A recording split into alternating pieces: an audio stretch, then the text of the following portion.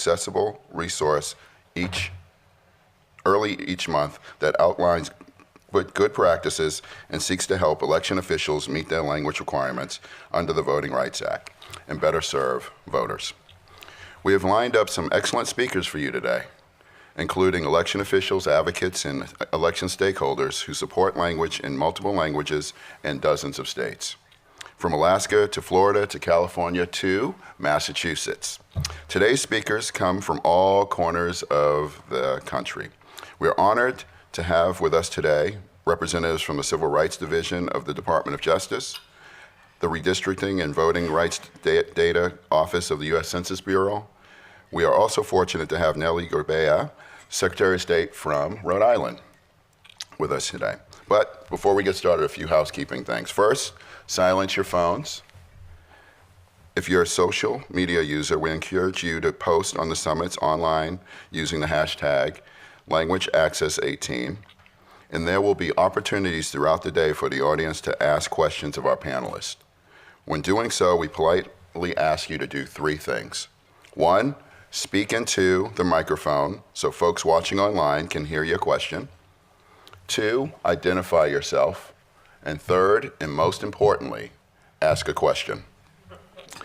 If you need any assistance throughout the day, please find a staff member from the EAC, Democracy Fund Voice, or Pastor Center, and we'll all be happy to help you.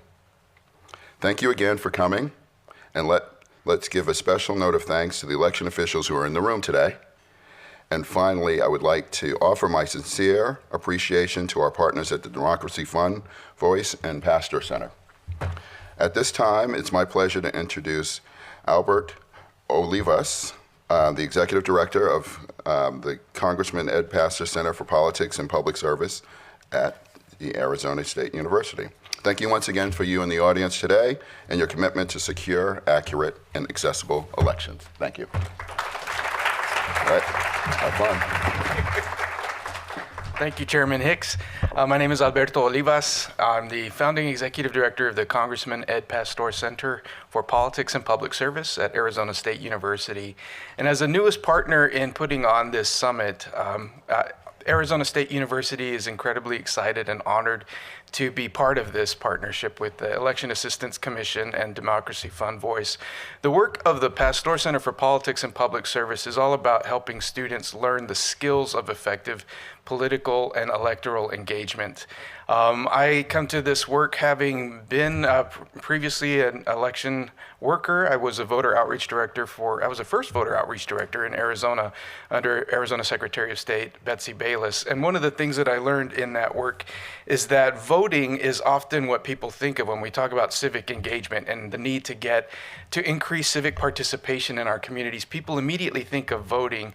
And one of the things I learned is that voting is really the end result of an engaged citizen. That voting doesn't just happen magically because you have citizenship status, that it is a result of being informed and feeling connected to your community and feeling and understanding what's at stake with the election outcomes. So voting is what happens when we've done a good job at helping people understand their rights and their roles as citizens, but it is also the front door to citizenship. Especially when we're thinking about our newest citizens, it's critical that we get it right for our newest citizens, those turning 18 and voting for the first time, those who have gone through the naturalization process and now newly have the right to vote. It is so important that their first experience with our election system goes well, because we know that if it doesn't go well, we significantly impinged on their likelihood of continuing to vote or voting in the future. So how do we do that? This is what today's summit is all about, or all of the best practices, all of the strategies, all of the values and priorities that need to go into designing the work of providing support and language access for those newest citizens.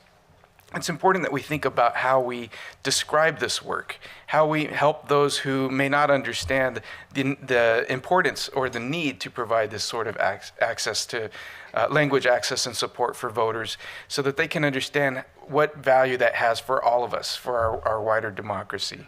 One of the things that I found, however, is that people engaged in this work, I think, find a joy and a fulfillment in doing this. We need to talk in fully human terms of why it matters and what the result is of engaging communities that have not felt engaged before, of reaching out to communities that for different reasons have felt left out of our systems. So that's why today matters, and we're so pleased to see so many of you here today and so many of you watching online. We have a lot to learn from each other and a lot to share with each other, and we're excited to be a part of this. So thank you to Election Assistance Commission and Democracy Fund Voice for allowing Arizona State to be a partner with you in bringing today's event to fruition. Thank you very much.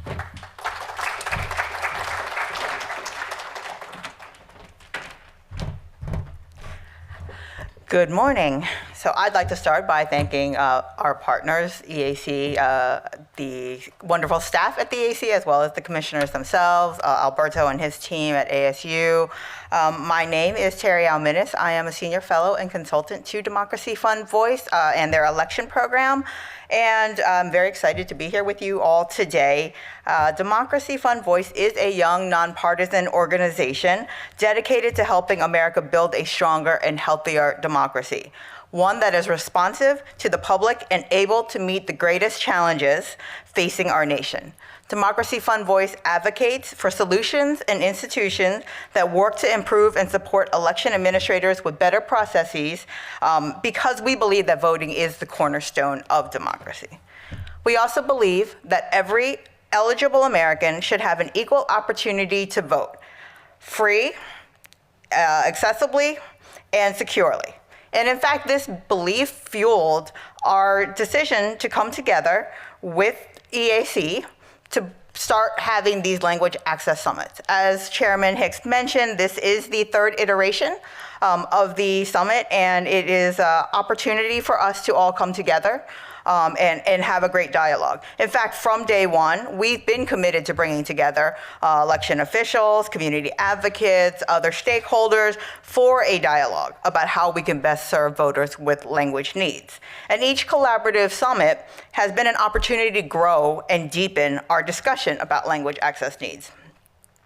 One of the best moments from our first summit was actually from the former president and executive director of Asian Americans Advancing Justice, AAJC, Mee Mua, who shared her family's refugee story to the U.S. I encourage you to go back and check out her summit talk if you have some time. It's personal stories like hers that really kind of give the rich texture to the work that we do in trying to assist voters with language needs. These events also can inspire other local events. We heard about the very successful language summit that happened in Alaska earlier this year. And we recognize that this is an organic process, right? That how we best serve language minority communities is not a one-size-fits-all for everybody. And that's why it's so important for us to have these dialogues and why we're committed to continuing these summits in partnership with the AAC as well as other partners like ASU, like all of you out in the audience and our election officials. I'll close my remarks with this thought. As someone who's been doing this work for almost 2 decades, these summits are particularly special to me. Prior to these summits, it often felt like there wasn't much attention paid to issues for language minority voters, right? And in fact, even if there were some discussion, there wasn't a lot of care. You know, it's sort of an afterthought or a throwaway, or we'll get to it when we can. So it's been very critical to me that we have this space to have this conversation, right? Previously, if there was any discussion about language access needs and language assistance, it was sort of framed in the negative and sort of what wasn't being done right. And while I think it's always important to lift up areas where improvements can be made, I also think it's equally important to lift up where things are going right and where things could potentially be replicated in others. And that's why I think that this summit is so critical, right? We've really built a community of people who all share the same goal of ensuring access for all voters with a particular focus for those with language needs. And being here together, allows us to really try to break down the barriers, discover innovative ways to best serve language minority voters, and really build a better tomorrow for all. And with that, I think I will ask my panelists to join. See, I don't have to get mic'd up twice, so this is a nice treat for me. But please join us for the first panel.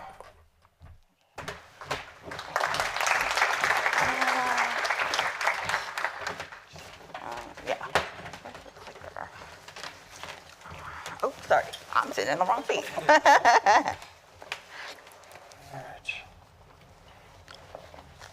Okay. So, I have to switch my electronics because my one just failed. So we are starting today's conversation with a discussion about sort of an overview of Section 203 and language access needs, sort of what it means to be covered, how can that play out locally, as well as sort of some overarching thoughts and tips about merging needs, as well as where we can potentially address these needs. So we will, give me one quick second, sorry.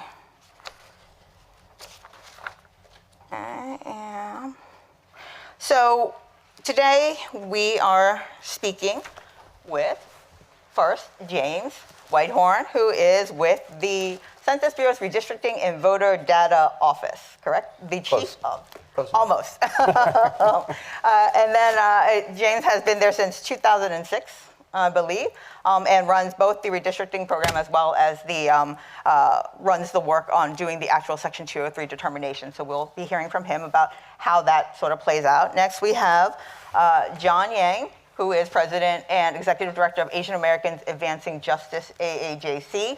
And he will talk us through some of the demographic landscape of the language minority communities and sort of different ways to look at the needs in the community so that we're making sure we're actually addressing, those who have the most vulnerabilities and the most needs. Next, we'll hear from Julie Barker, who is with Clark County Election Office. And she will walk us through, and in fact is through her many roles. I believe your bio says that you've been there since 1994. Correct, yes.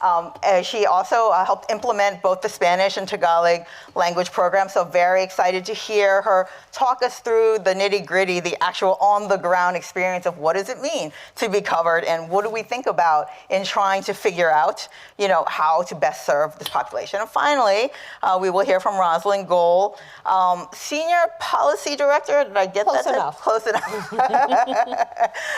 So with the National Association of Latino Elected and Appointed Officials Education Fund, and she will talk us through some of the emerging trends in language needs and language access and some ways that we can try to address those needs. And with that, and then after our panelists speak, we will open up for a Q&A from the audience and look forward to kicking off this discussion for, trying to frame, I guess, the discussion for the entire day and sort of how we can move the ball forward in making sure that all voters are getting the access they need.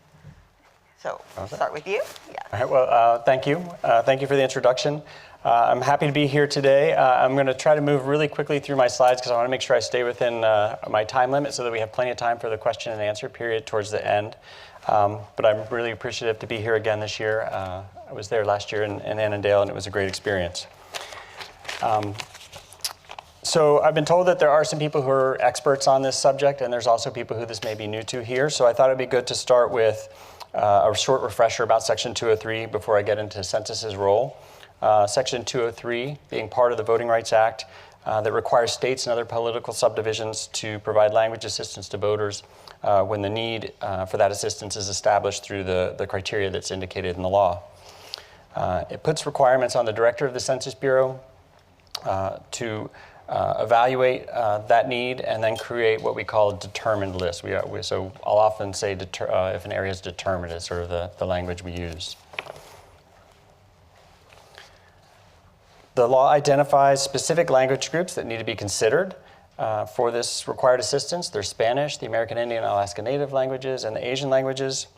However, the Bureau has to look at the single language minority when doing our evaluation. So then that becomes Spanish, the component languages of the American Indian, Alaska Native languages, and the component languages of the Asian groups.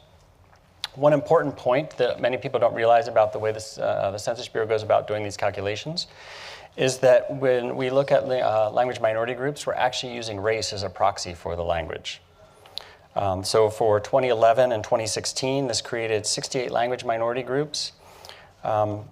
And it's important to note that that could change. I haven't heard anything that's going to change, but that could change for 2020 should that list of detailed language groups or detailed race groups change for the 2020 census. It's also important to note that sometimes this creates things that are slightly strange because we purposely use the list as it is when we create the determinations. And because of that, we end up with things like sometimes you'll have a category such as some other Asian, not very descriptive. So we will then reach out. It doesn't happen often, but when it does, we work with the jurisdiction to then go back and look at some of the data we have behind the scenes to try to help them understand who actually is causing that to trigger.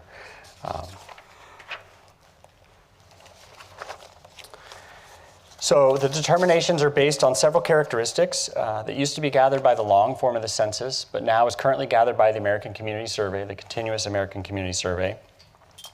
There's the language minority group category I just talked about. There's the ability to speak English. We have to evaluate limited English proficiency, and that's done through part of a question that asks how well someone speaks English, and they can say very well, not well, or not at all. Anyone who says less than very well is considered part of the group that gets evaluated. It's also important to look at what they call the illiteracy rate. In Census Bureau terminology, that's anyone who has less than a 5th grade education. And then this is all conducted on the subset of voting age citizens. Then this evaluation is done on the state level. It's done on the county level for most states. There's a handful of states where it's actually done on the town or township level. We call that a county subdivision. And that's because that's where the functioning level of government is. There's also a special consideration for American Indian, Alaska Native areas, but I'm going to get to that in another slide. So for just a quick historic background, the determinations were published in 1977 for the first time. This was based on the addition of Section 203 to the Voting Rights Act in 1975. They came from the 1970 census data, and there was no English language proficiency criteria at that time, but there was also no English language proficiency criteria or question in the census at that time. So then the next round was published in 1984. That did have the English language proficiency criteria added through amendments to 1982 to the law, often referred to as the Nichols Amendment from the senator from Oklahoma. And then in 1992, we published the determinations again. This area we had an addition of a 10,000 population threshold and the American Indian Alaska Native trigger. That's the criteria that we used then and we continue to use today. The next big change was in 2006 with the reauthorization of the Voting Rights Act. They added the change from the long form to the American Community Survey, and they asked us to do these determinations every 5 years. So I won't go into the calculation too much just for time, but it's basically you evaluate for a 5% or 10,000 trigger and the illiteracy rate combination. And you do that for all the states and the counties and townships that I mentioned. But then there's this second criteria, which is we evaluate the American Indian Alaska Native areas. If they trigger the formula, the reservation or area doesn't become triggered. Any of the intersecting counties or townships that intersect that area become triggered. So they become determined and have to provide that language support.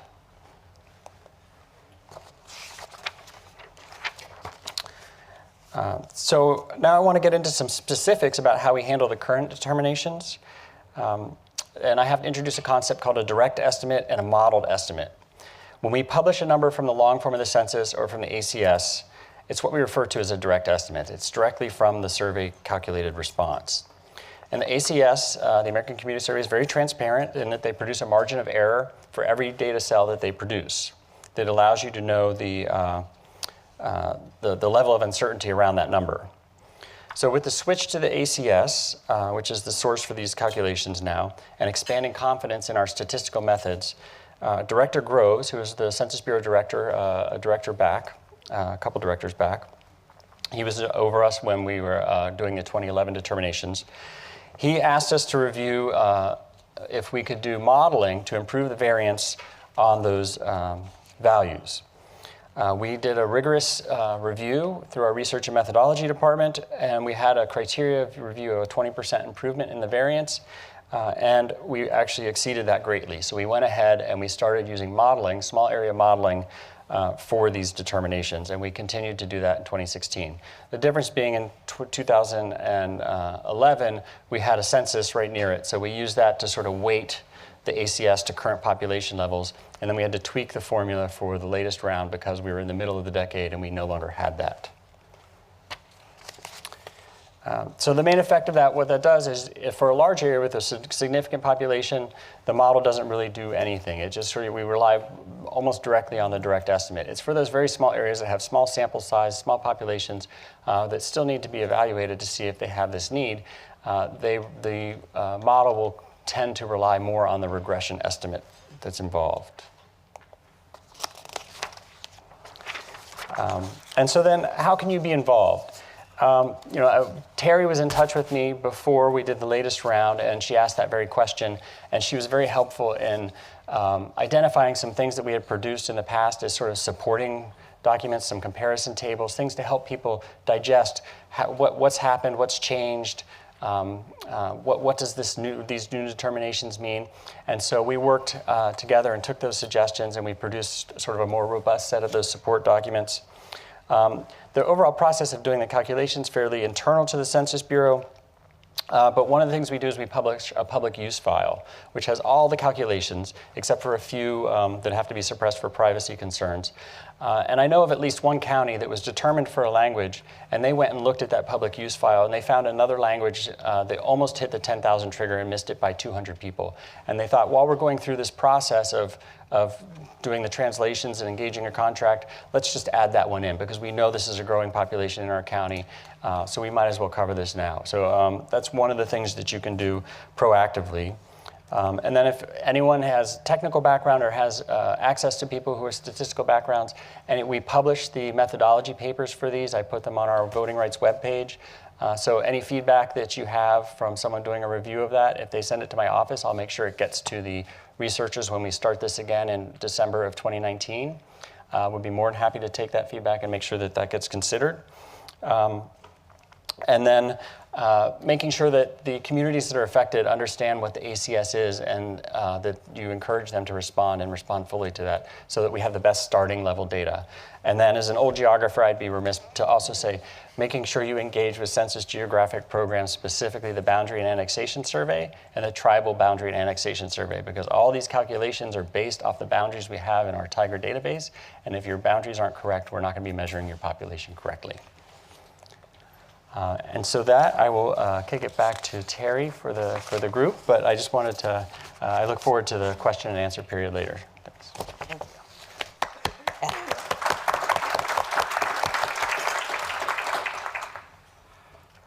Okay, very good.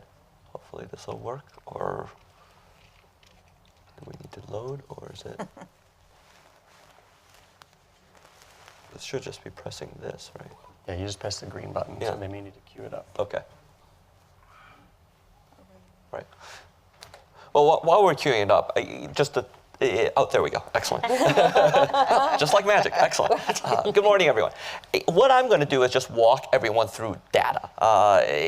One of the things I just love doing is just talking about what the data looks like. Mm-hmm. And so we're going to give you an overview of what the data looks like right now for a limited English population, and sort of where the language needs are. And then we'll talk about some of the opportunities, some of the challenges, so that gives you a framework for the rest of the day in terms of how you go about doing your work. Certainly what James talked about, this is a great start in terms of understanding all of this. So with respect to what the data looks like, clearly there is a growing need. In terms of the limited English proficiency population, it is growing. If you look at compared to 2010, we've grown by about 6 million at least. I always say at least because obviously when you're talking about counting these types of populations, it is very, very difficult. As Chairman Hicks alluded to at the beginning of his presentation, this translates into about 1 in 5 Americans that have limited English proficiency needs. With respect to the definition of limited English proficiency, I think this, Chairman Hicks also set that out, but I think it's important to emphasize. And that is that it's speaking English less than very well. and that they speak an English language other than English at home. Why this is important is because oftentimes I get asked the question, well, if people say that they speak English well, isn't that good enough? But the reality is, and all of you probably understand this, is someone that's asked on a survey, how well do you speak English, especially if they are an immigrant, they're naturally going to overestimate or overcompensate and say, oh no, I speak it very well. I mean, that's just and I know this from my own personal experience growing up as an immigrant. It's just a defense mechanism that you have. And so this definition makes a lot of sense in that context, that if you are answering other than less than very well, then there is going to be a deficiency. And this is even something that's been tested by the Census Bureau in terms of how well people test when they're checking off very well versus less than well. So certainly anyone that speaks English less than very well is someone that has language assistance needs when it comes to voting.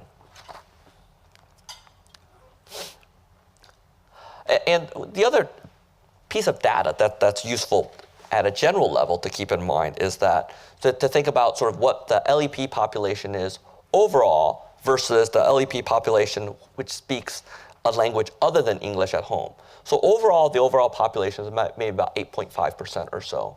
But then when you break it down into people that speak English less than very well and speak a language other than English at home, that increases to about 40%, a little bit over 40%. And so what that means, again, it's another way of emphasizing that the needs are quite great, and it's something that we need to consider as we're going through these exercises. This has already been covered in terms of what Section 203 covers with respect to different populations. So it covers Latinos, Asian Americans, American Indians, and Alaska Natives. And this is because Congress has continually found that these groups have faced significant barriers when it comes to voting. Another thing that sort of oftentimes I get asked in our line of work is, well, shouldn't a person be able to speak English in order to vote? And that's something that frustrates me, because number one is we are talking about people generally that speak English, but number two is just as someone is not less of a citizen because they have a handicap and need some sort of aid at the ballot box because of a handicap, it is the same with respect to a person that speaks English less than well. They're not less of a citizen simply because of that reason. So in terms of what some of this data looks like, with respect to the CVAP population. As you can see, it is, oops, did I, hold on. Or do I have to go, oh yeah, okay. Got it, okay. With respect to the different populations that we're talking about, it's somewhere in the neighborhood of 4.7 million for Asian Americans, 350,000 for American Indians, Alaska Natives, 16.6 million for Latinos. So what that translates into, at least for the Asian population, is again, it's about 1 in 4, 1 in 5 that have language needs.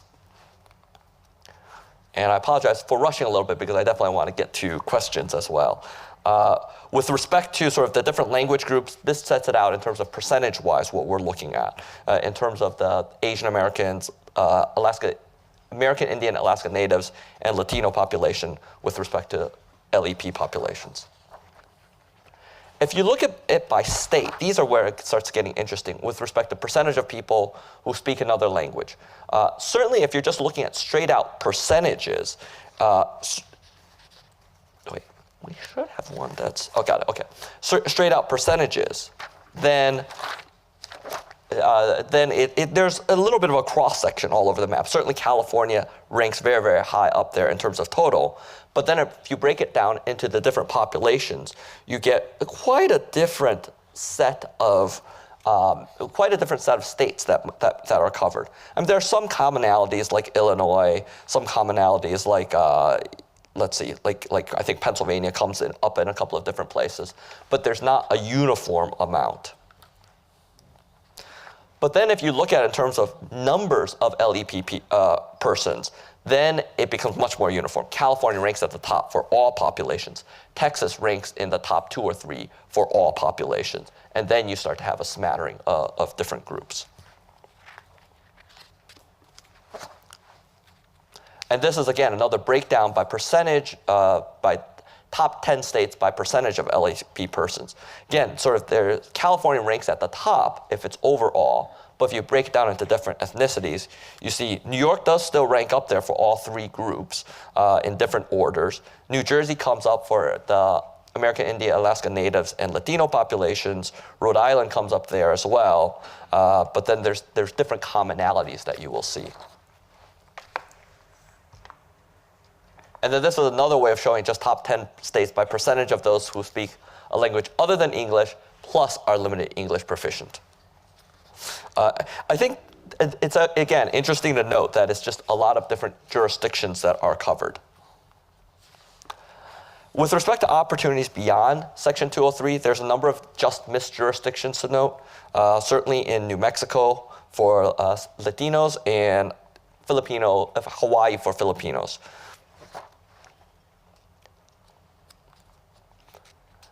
And then with respect to the numerical threshold, again, there's there's quite a number of different jurisdictions that are covered.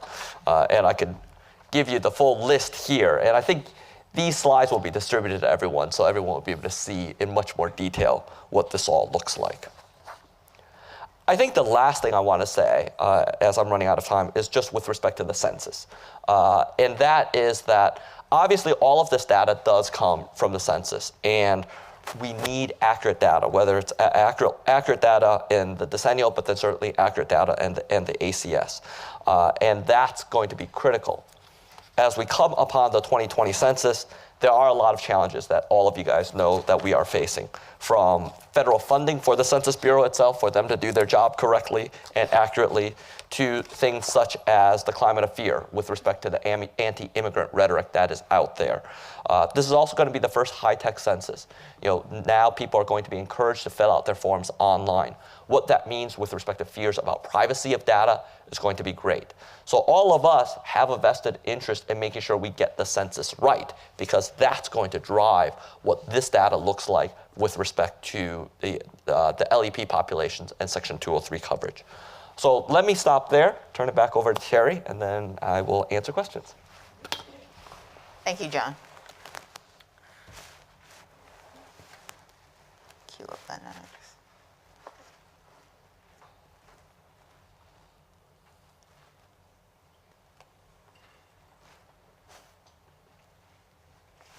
Good morning. I will be discussing exactly what Clark County does in regard to facilitating voting by LEP voters. I'll give you some background first on Clark County and what we have been doing as far as outreach, voting equipment, voting sites, poll workers, translation, and our printed materials.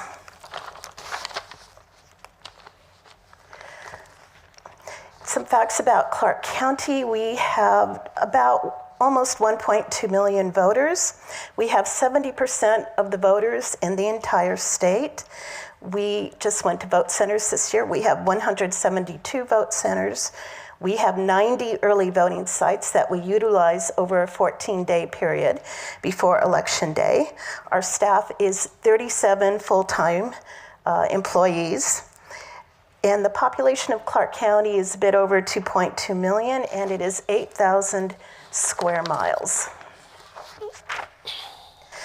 So we first had to start providing materials in Spanish in 2002. And at that point, we provided everything in both Spanish and English, such as sample ballots.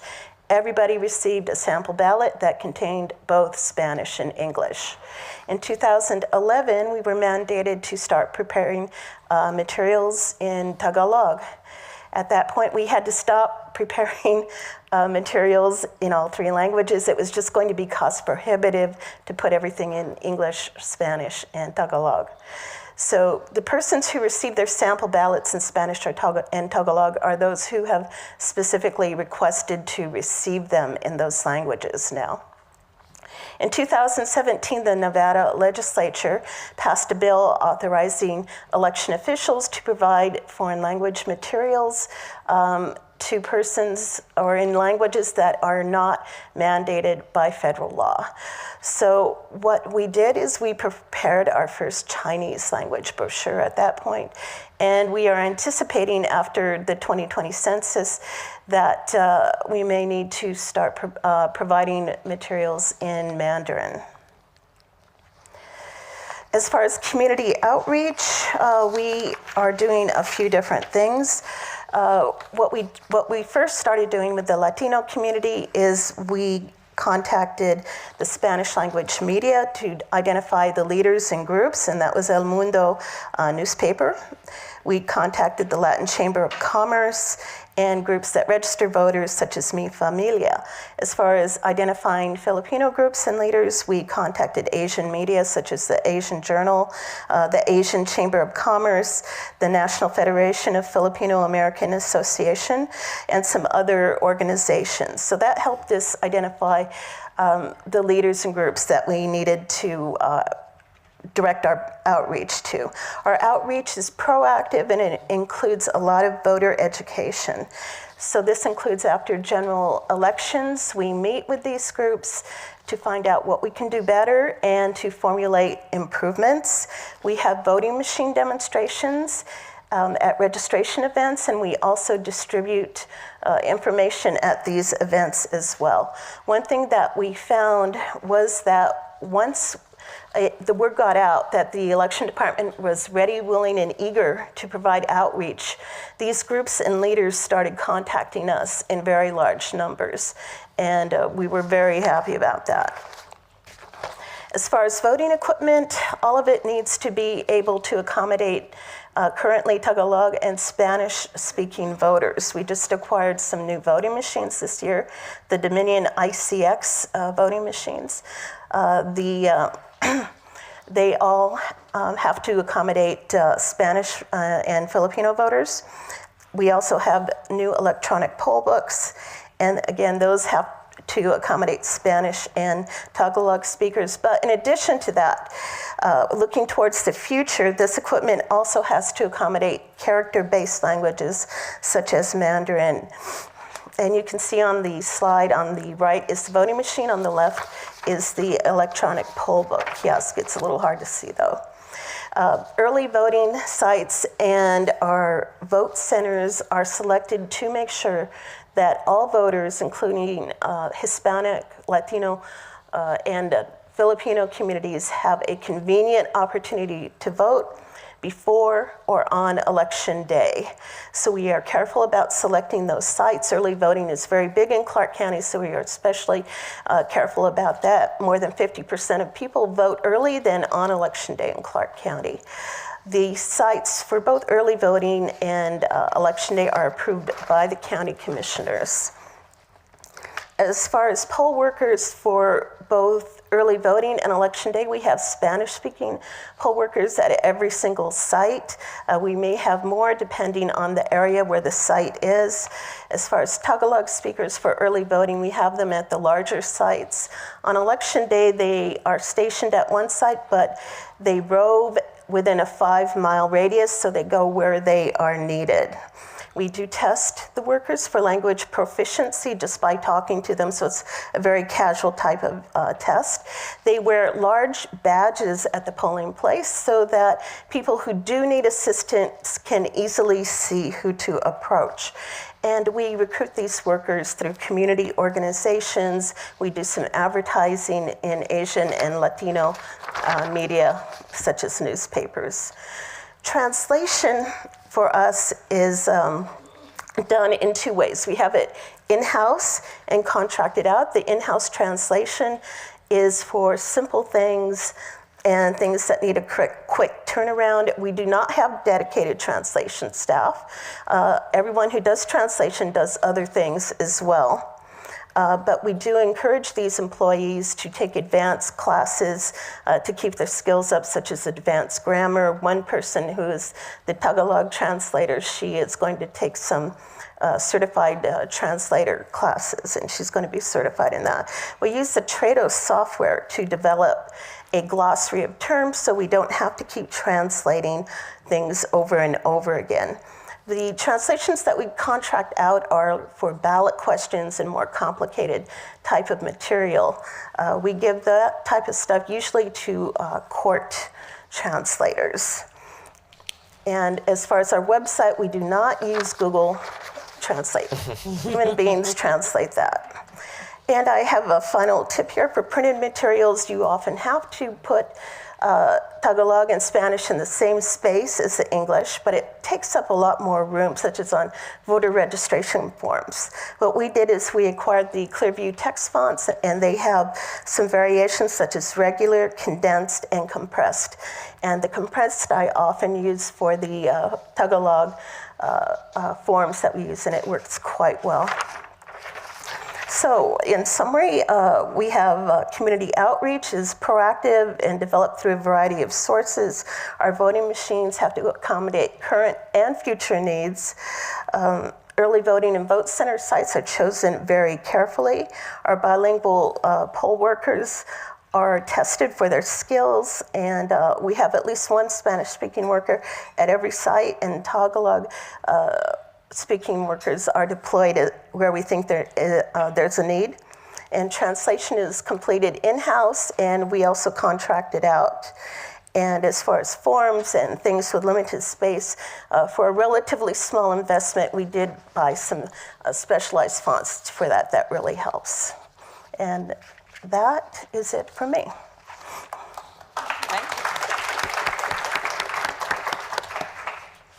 So Rosalind is our last speaker, so start thinking about your questions. You can ask the panelists up here.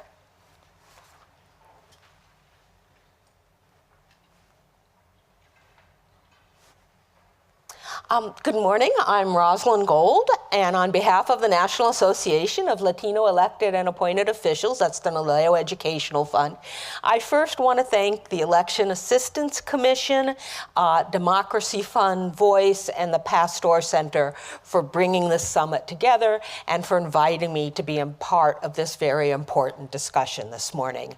Our mission at the NALEO Educational Fund is to facilitate full Latino participation in the American political process. So language access for Latinos and other minority language voters is really critical to us achieving our mission.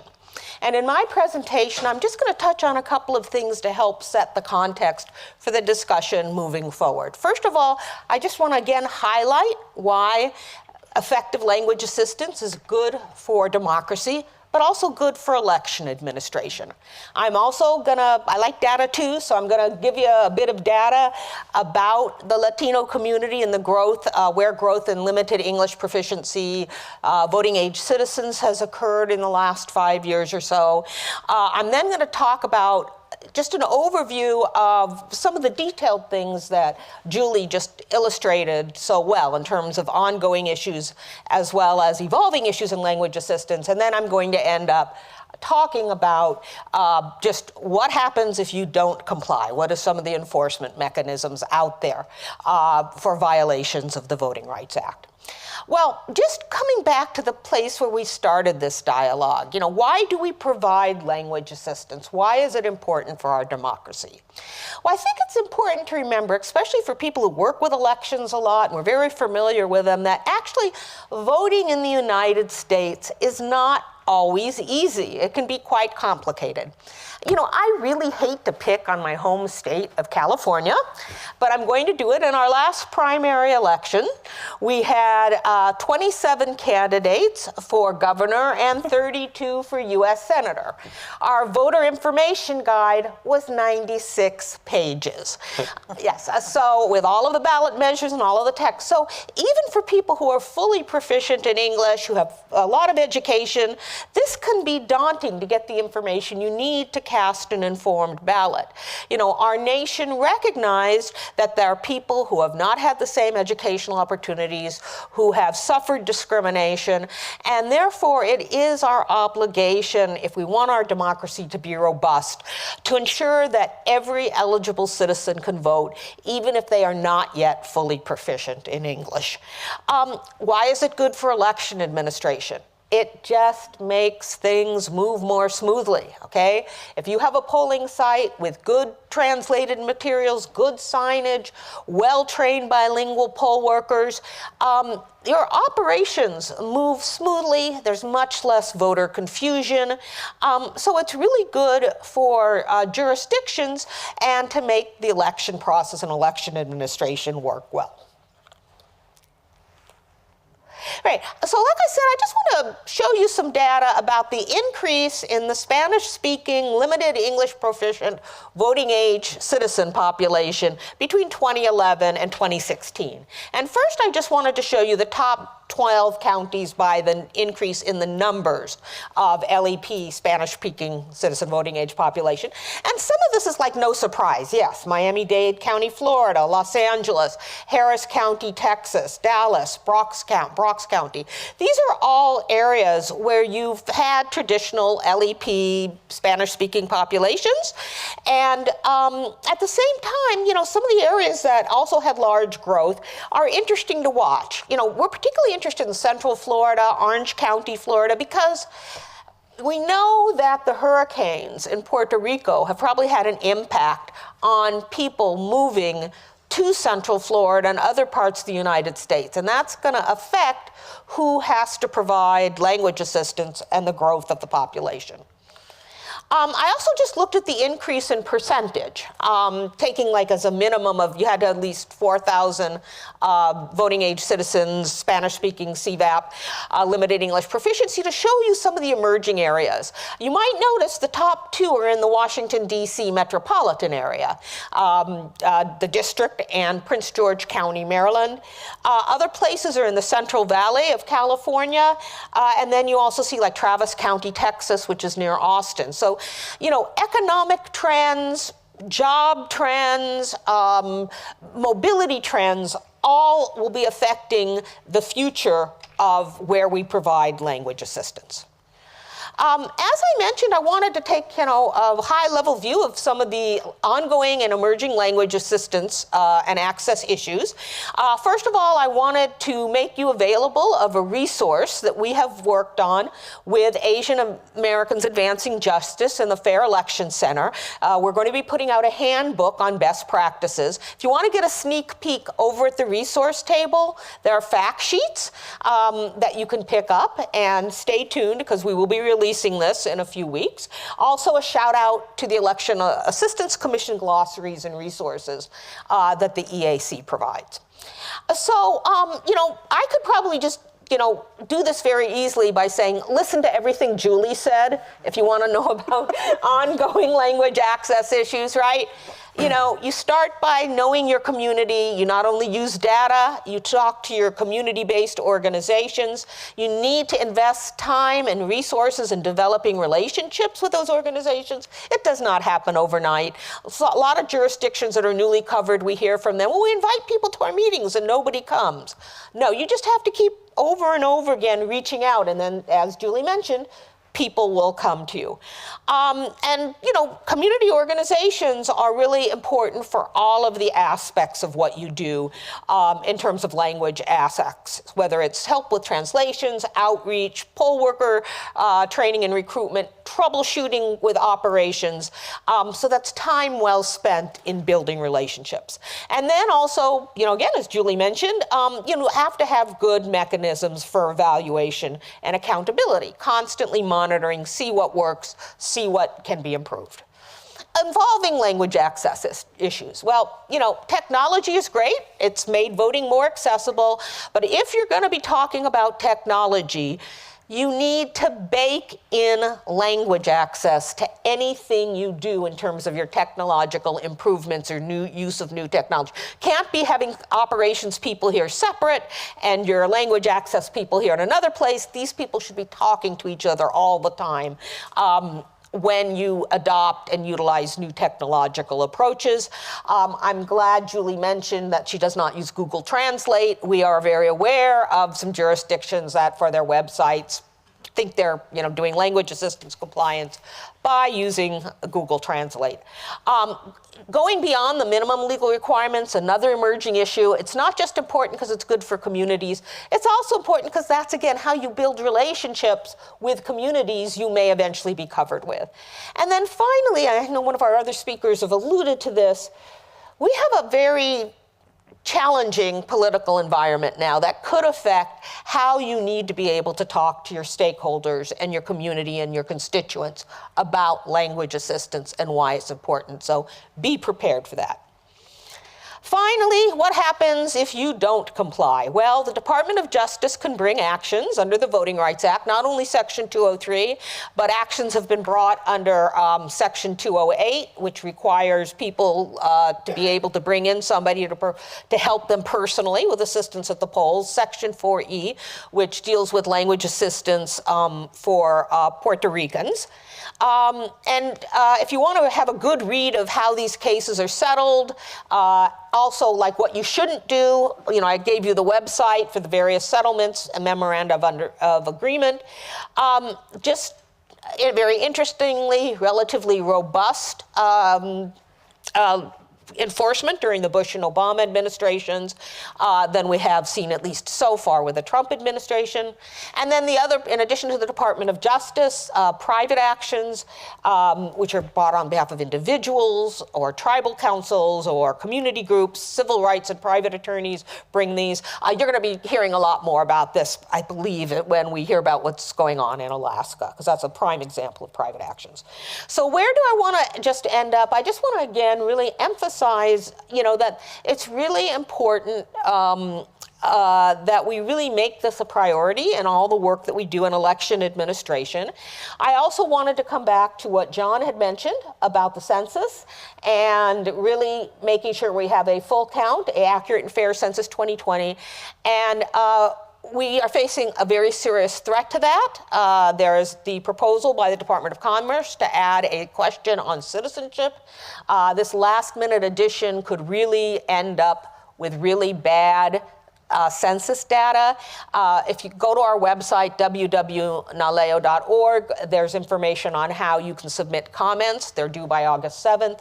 Please, please, if you haven't done so, submit comments opposing the addition of the citizenship question. We need good data to make language access work. So we really would like to join you in the effort to make that happen. Thank you. All right, so I will open it up for questions in the audience. If we have none, I'm more than happy to start questioning folks. Oh, right. Okay, while you all, please. Good morning. So I had a question about the census. When we had the first mid-decade census, it kind of surprised people, not because it was coming out, but some of the determinations. So there were many jurisdictions that anticipated coverage and didn't receive it. And then there were other jurisdictions. I was in Arizona at the time, and we had a real kind of shakeup of the coverage in some of our native countries. So I'm curious, you had mentioned that there was some tweaks done after the last census. And I'm wondering with the 2020, if you anticipate there being some changes to that algorithm moving into 2025. And I'm hoping that the answer is yes. Yes, so every time we start the Section 203 determination process, because it's such a big gap between when we do it each time, and it was for the first time we had a mid-decade release of those determinations this time for the first time because of that change to the ACS, which provided more current data, which made it actually possible to do that. We actually institute a research project through our Research and Methodology Directorate at the Census Bureau. It's sponsored by my office as program managers, but it's actually chaired by the Associate Director for Research and Methodology, and he brings in his best and brightest, and they go through the process of trying to determine what is the best way with the limited data that we have, because what we're basically doing is measuring, in a lot of cases, especially when you're talking about the American Indian and Alaska Native populations, you're measuring very small populations in very small areas, which when you're doing a sample survey, obviously can create a disconnect, a discord there. So they'll look at that starting in December of 2019 to evaluate the methodology, to see what's appropriate, to see if there are things that that need to be tweaked to make sure that the methodology works appropriately. We do try to do this in the most fair and equitable way, in the sense of we never actually run it on current data when we're developing this. We always use old data because we don't want to actually ever have the appearance of sort of putting our thumb on the scale for anything. But yes, we will revisit that, both for 2020, the ones that will come out in 2021, and again, the next cycle.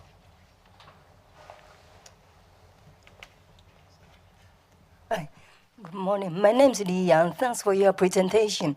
I'm a PhD in economics by training, but I'm interested in a lot of social issues. I actually participate running for public office since 1994, including in Maryland, from local to federal, local mayor, and Maryland State Senate, and Maryland's comptroller, and U.S. Congress, U.S. Senate. So I practically know about the process. So I think it's very important that people vote. The problem is people say, why do I vote? The system will not change. So I think it's important to help them solve the problem. So they will say this makes some difference. And the second is it's not just a voter to vote, but also the system, the election office. Let's say if they want to vote for somebody, but they change the voting, their vote. Like Maryland, they have a distinguished primary election and general election, but they cannot cross the parties. So if you don't have sign up as a Democrat, you cannot vote for Democrat candidates. And if you want to vote for Republican, but if you are registered, if you receive a ballot, it's not for Republican. So you cannot change your party, and you cannot vote for the person you want. And second is, and then the next is voter status. The system goes this way: if they don't want you to be a candidate, they can remove you away from this area. Or if you are a voter, they can remove your area, or you will be incarcerated. Everything is very complicated. So if you are the voters, you must make them aware of the problem, and maybe should have somebody to contact with. I have been affiliated with many civil organizations, but it's very difficult to make this facilitate their interest to vote. So I just hope we can make this facilitate their interest to vote and to be a candidate. And the final thing is you must have a candidate information available to them, and make them aware. They see the candidate face and the voice. The problem is system away. The candidate not allow them to speak, not allow them to vote. So I hope we can take care of all this problem, and I hope we can make a success, make something different for our societies. Thank you. Thank you so much for your comments. I think really the first point you make is really critical when we think about language access and full participation in our democracy. Language access is critical, but it's not the only thing that we need for groups that are not yet fully participating. Based on our work with the Latino community, we know we have a very simple formula. It says information plus invitation equals participation. Now, language access is really that important part of that information, right? People need to understand the electoral process. They need to understand how to navigate it. They need to feel that if they go to vote, that they're going to have a welcoming, accessible environment. But there also has to be outreach, educating people, talking to people about why casting a vote is so important for the issues that affect their families, issues that affect their neighborhoods, issues that affect their communities. Election officials do that outreach, but so also do, there's lots of nonprofit voter engagement work that's done by organizations like us, like Asian Americans Advancing Justice has a very strong nonpartisan voter engagement. And it's really about connecting with the community and saying, hey, here's the issues that affect you. Here's why casting a ballot is important. So like I said, it's information plus invitation gets participation. Good morning. This question is for Julie.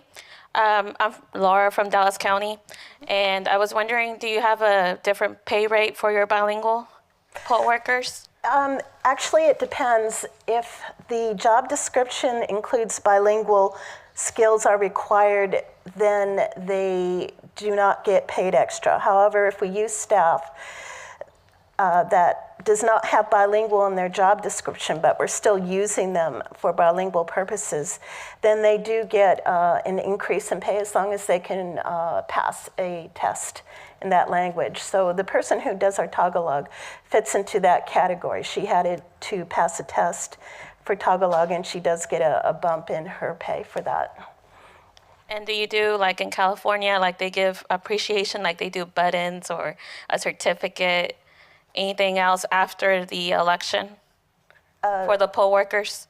Oh, for the For encouragement, yes. California uses the buttons, or some other counties use for the certificate. bilingual poll workers, you mean? Yes, or in Dallas we have the high school program, which we give out the certificates and just to appreciate them. Well, we send out certificates of appreciation to all poll workers, not just bilingual. Personally, I think maybe we should do a little bit more for our bilingual poll workers. They are paid the same as everybody else. And although during early voting, the hours can vary, and I actually do run an early voting site, so I'm very familiar how polling places work, and I give my bilingual workers more hours, so they are paid more, and I need them more. And I just want to comment on the best practice of thinking about high school or college students as poll workers. It's not only do you have that good energy, you have people who can be very familiar with technology, but being a poll worker really is a first step to voting and participating. And so that's just one thing to think seriously about when you're looking at how you want to staff your polling sites. And I know we've heard from former, in previous summits from other elections officials, where they've talked about the pay rate being the same, but perhaps they have to do extra training so that they might get additional funding because they have to do that extra training as the bilingual poll workers. Also in California, they use residents for bilinguals, Right. Poll workers, and that's something that we would like to see in Texas. But do you see the difference in only hiring the citizenships or residents? Does anybody have an opinion? Yeah. We are finding in California, if you have legal permanent residency, you can be a poll worker. And so again, you don't have to be a U.S. citizen. It's sufficient to have legal permanent residency. We are still in the process of educating election officials about changing the materials and how they recruit people, changing the application forms. But we're seeing some slow progress in that area, and it really does help, especially when you have emerging language communities. And California also has its own set of language access requirements. So that law has helped in that respect as well. In Nevada, poll workers need to be registered voters, therefore U.S. citizens. So at this point in time, we are not able to use people who are not citizens at the polling places. Hi, I'd like to thank everyone for their presentations. But one thing that I noticed was Ms. Barker said that for the minority languages, you use opt-in, an affirmative opt-in for people to get the materials. And in a number of counties, that was one of the red flags that brought us to bring lawsuits, that very few people opted in. And I'd like to know how important you think that your outreach efforts have been to get the numbers up where they should be so they're more comparable to the census numbers for how many people actually need the materials? I think the outreach efforts have been very important with that, because when we do go out to community events, we also register voters. We also go to citizenship ceremonies to register voters as well. So yeah, it has helped the outreach considerably. Did that answer your question? Yes. Do you happen to know the numbers? The numbers. Or the ratios for the people who opt in for the materials versus the census data? Yes, I do. I checked that out before I came out here. The way we determine if somebody wants language materials is two ways. They contact us and let us know, or on the registration forms, there's a box to check off for language preference. So for Spanish language, we have about 12,500 people who have indicated a preference for Spanish. For Tagalog, it's about 650. Thank you. I'm going to read a question on behalf of Rob Mason, stating experience his deaf mother had. She didn't know how to use the latest touch-based voting machine and asked a polling place employee to show her how to use the machine. The supervisor, captain of the polling place, came and did something on the machine and told his mother to go home, and that was it. His mother protested, "I haven't voted yet," but the supervisor told her to go home. And he, the son, suggested that she should file a formal complaint with the local and state board of elections. I'm not sure if that happened, but that was back in 2004, and it seems that the supervisor actually voted for her. This was in Point Pleasant, West Virginia. So he's giving this as an example of experience that many deaf people have with confusing processes at polling places, poll workers that are either unequipped or unwilling to provide in-depth assistance for disabled voters. So I suppose this is a question for any panelist to respond to with regards to what needs to change to ensure that disabled voters have full access and assistance necessary at the polling place. I can comment on that. I have dealt with deaf voters in Clark County. We specifically train our poll workers on how to process disabled voters.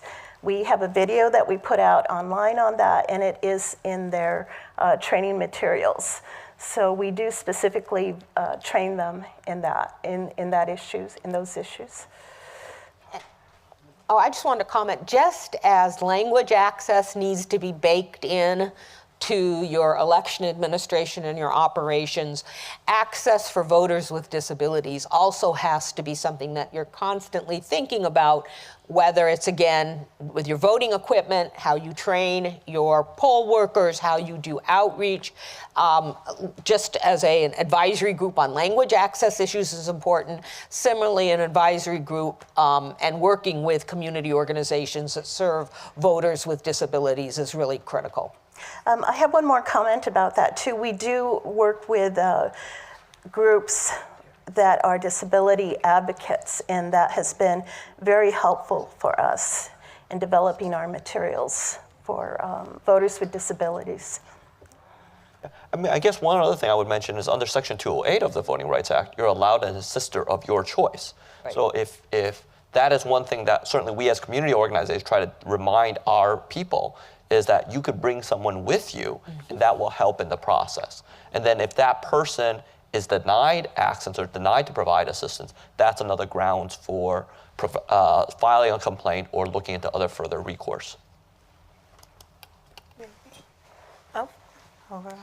Hi, good morning. My name is Tarika, and I'm an attorney advisor for the DC Board of Elections, as well as the Language Access Coordinator. And in regards to the person who had the question about disabilities and how we assist voters with disabilities, one thing that we do here in DC is we also recruit poll workers from the disability rights community.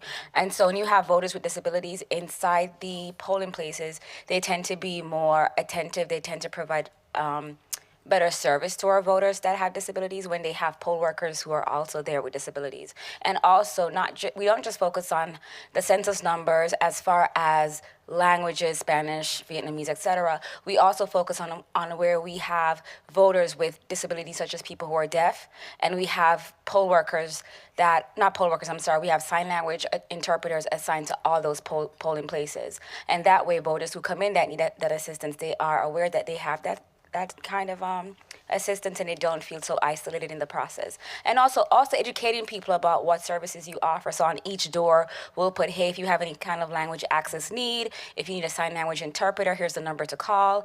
And even if you're in a part of the city where we don't have a high number of folks that need sign language interpreters, we can transport someone to your site. So I just think I'm so happy that you guys also kind of mesh the two, because it's essential that we also provide assistance for voters with disabilities, because they also have a lot of need, like voters that also need different languages. So, Julie, let me ask you to follow up on that. How exactly is, I guess, language assistance incorporated into the poll worker training? I know one recommendation that we often hear is that language assistance should be something that's sort of, as to borrow Rosalind's term, baked in, right? So that you're training all of your poll workers, right, on language assistance, not just the bilingual poll workers, so that people understand how to properly assist voters with needs, whether that is language, whether that is, from a disability rights standpoint. How do you all go about doing that? Well, what we do is we train the poll workers to know that there is going to be a Spanish-speaking poll worker who will assist people who need it, as well as a Tagalog speakers. So, and these people have very large badges, so they're easily identifiable. But poll workers know that they have to direct voters to that person if they see the person is having problems. If the voter may not say outright that they need help, but you can tell. And so they need to be looking for that. So that's basically what we do. Great. Adam? Hi, Adam Ambrogi, Democracy Fund Voice.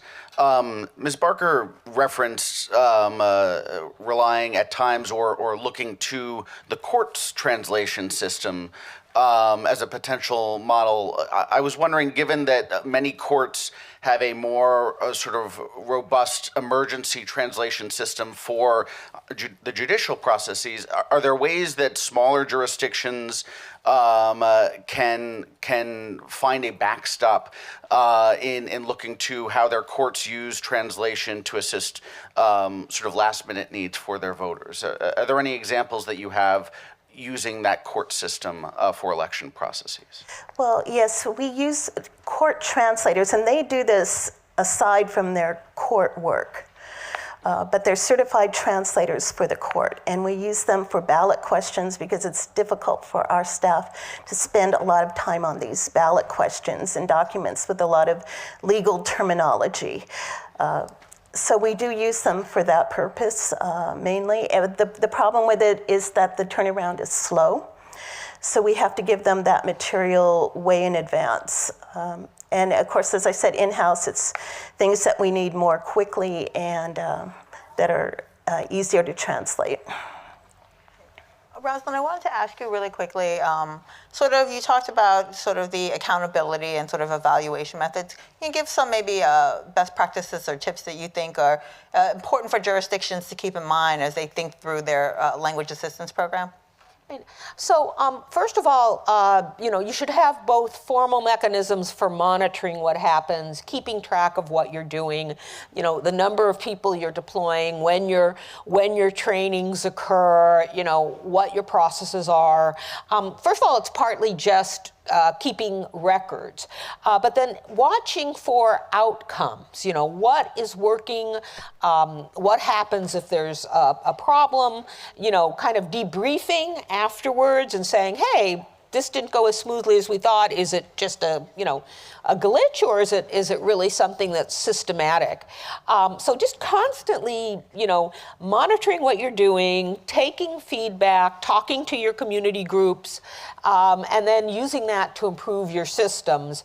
You just have that constant synergy of getting that information and using it, and then getting more information and using it. Great. Thank you. All right, so we're going to close out the session with a question to John and James, and thinking about looking towards 2021 and just looking to the future of language needs. What are things that people should be thinking about as we continue the conversation today about how we can go beyond 203, or different ways that we can try to make sure that that all voters are indeed served? Actually, I would probably just sum up some of the things that have been mentioned in this panel. Number one is building out these partnerships, because I think you guys are absolutely right. It takes time and it takes repeated efforts, especially if you're working with some of these small nonprofits that are going to be critical to the work. They have a lot of turnover, they have capacity problems. And so if you just call one meeting and no one shows up, you're absolutely right. That doesn't mean there's no interest. It just means that the one person that has that capacity wasn't able to make it that day. I mean, that's the reality of it. So it does require that repeated effort. Absolutely, looking at those just missed jurisdictions is a great starting point in terms of figuring out where your needs are going to be. And frankly, I think a lot of you know what your needs are going to be, even independent of that data. Because if you're out in the community, as your jobs will require you to be, you will have a feel for that, and really talking to the community members, going to the community cultural fairs, and figuring that out, and then figuring out how to do that in that culturally competent way. Because I think, it's interesting, as I listened to Nevada sort of talking about whether it's in sort of a traditional Chinese characters or simplified Chinese characters. I mean, that's an important question for the Chinese community, because there's an increasing divide there. So definitely sort of those are the types of things you can be doing now as you build out towards 2020, 2021.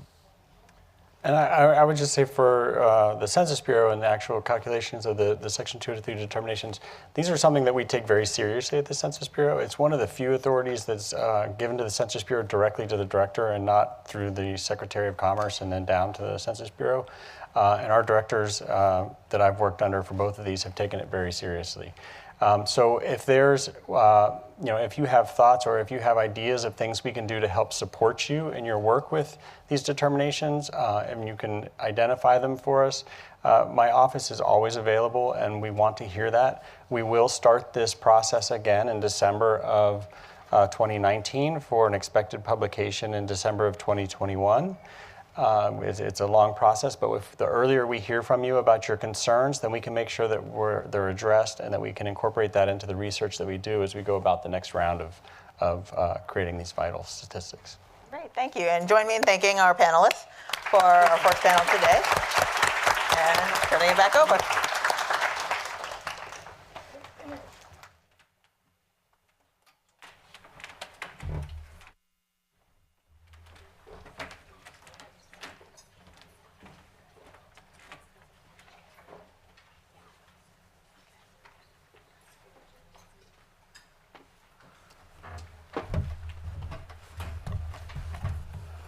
Good morning. My name is Christy McCormick, and I'm the Vice Chair of the U.S. Election Assistance Commission. It is my honor this morning to introduce Acting Assistant Attorney General John Gore. John leads the Department of Justice's Civil Rights Division, which enforces federal anti-discrimination statutes and civil provisions of federal voting laws, including the Voting Rights Act, which of course we've been discussing at length today. Before joining the department in 2017, John was a partner in the Issues and Appeals practice at Jones Day in Washington, D.C. John's practice spanned all phases of appellate and trial litigation and a broad range of substantive areas, including voting rights, administrative law, antitrust, and products liability. Prior to entering private practice, John clerked for the Honorable Bruce M. Celia on the United States Court of Appeals for the First Circuit. I'm happy to see several of my voting section colleagues from DOJ here today, past and present. We all have spent a lot of time working on language cases. Maybe we've even sued some of you who are here today. So we're eager to hear how the division is approaching its work now in the area of language assistance. So join me in welcoming John Gore.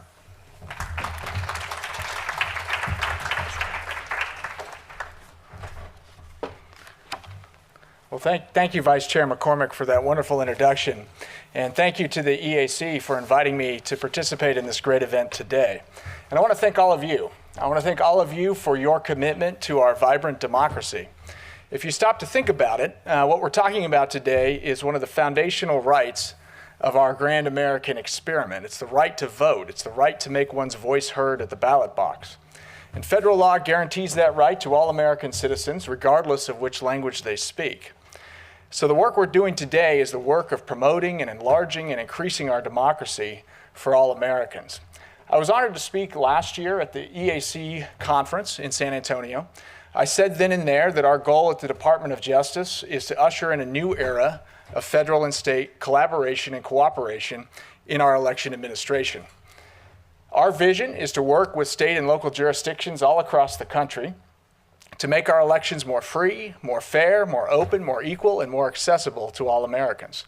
And we're pursuing that vision in the important and crucial area of language access. The Civil Rights Division, as Vice Chair McCormick said, is charged with enforcing the civil provisions of the federal voting laws. And that includes 3 provisions that relate to language. The first is Section 203 of the Voting Rights Act, which requires jurisdictions to conduct elections in languages other than English where they have a sufficiently large concentration of language minority voters. The second is Section 208, which allows voters with a disability or an inability to read or write to get assistance at the polling place, subject to certain exceptions. And the third is Section 4E of the Voting Rights Act, which protects the voting rights of Spanish-speaking voters from Puerto Rico.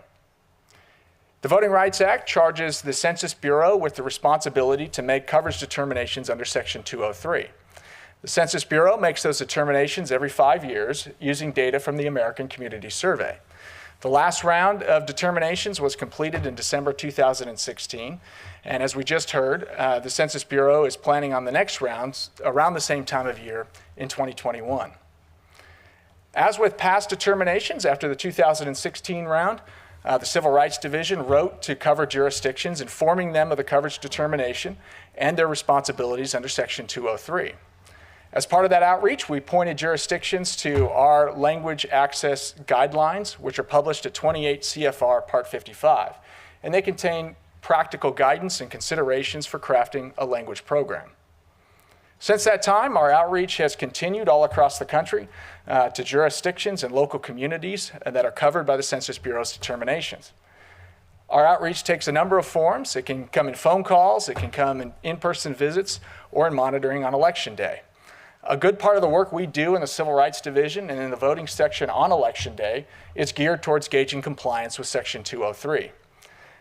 In 2017 and 2018, the division conducted election monitoring at more than 24 jurisdictions all across the country, and we anticipate more monitoring through the fall. Our goal in all of this is to be helpful to the state and local jurisdictions and to be helpful to the local communities that need language access. So we've been all across the country for years and years now. We've seen a thing or two, so maybe we know a thing or two. And we have compiled a list of suggestions of best practices for jurisdictions and local communities that are crafting their language program. And I want to share a few of those with you today. First, we found that the jurisdictions with the best language program are the jurisdictions that do the best job of engaging the local communities covered by the coverage determination. Those communities have an obvious stake in the success of the language program, and they can bring a lot of resources and support to bear in making this program successful. They can identify bilingual poll workers. They can help translate written materials into the language. They can identify polling places where language assistance is most needed. And they can publicize the program throughout the community. Second, the jurisdictions that have the best language programs are the jurisdictions that are most effective and do the best job in targeting their resources to the polling places where language assistance is needed. The Department of Justice has long endorsed targeting as a method to comply with Section 203 and to meet language access requirements. And the whole idea of targeting is obvious. It's simply an efficient allocation of resources, whether they're poll workers or materials, to the polling places where language assistance is most needed. There's a lot of data out there that can help jurisdictions and local communities target their programs. We encourage jurisdictions to use census data from the decennial census and from the American Community Survey, and where appropriate, to use surname analysis so they can identify the polling places where language materials are needed.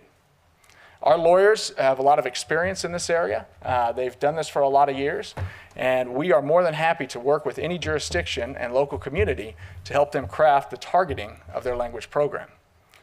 And third, the jurisdictions that do the best job in the language programs are those that train all of their poll workers, not just the bilingual ones, to understand the language program and the assistance and access that's available to all voters. And we also like to see jurisdictions advertising and publicizing the language program at the polling place. They can do that through posters or name tags that let people know what resources are available and who they should ask if they need assistance. So we understand there are a lot of challenges in complying with Section 203. We understand that language programs can be difficult, and sometimes the communities are, it takes work to engage with those communities and understand their needs. And in recent years, many jurisdictions have started adopting innovations in their election systems, which make voting a lot easier and more convenient for those of us who are voters, but can sometimes complicate the Section 203 picture. For example, many jurisdictions are expanding early voting and absentee voting, which means that jurisdictions have to make these resources available for a longer period of time. Many jurisdictions are switching to voting by mail, or moving from traditional polling places and precincts to voting centers. And we understand and acknowledge that that can make the language program a little bit more difficult to administer. So our message today is a very simple one. We want to work with you. We're here to help. We are here to answer questions and provide assistance, and to work together with jurisdictions and local communities to craft language programs and make our elections as open and as accessible as they can possibly be. Ultimately, that's up to the local jurisdictions and the needs in those communities. But we're here to help. So please don't hesitate to reach out to us, ask questions, and request assistance. And we'll do everything we can to help you in crafting your language program and in strengthening your local elections. So with that, I think I have a few more minutes if anyone has questions. Go ahead.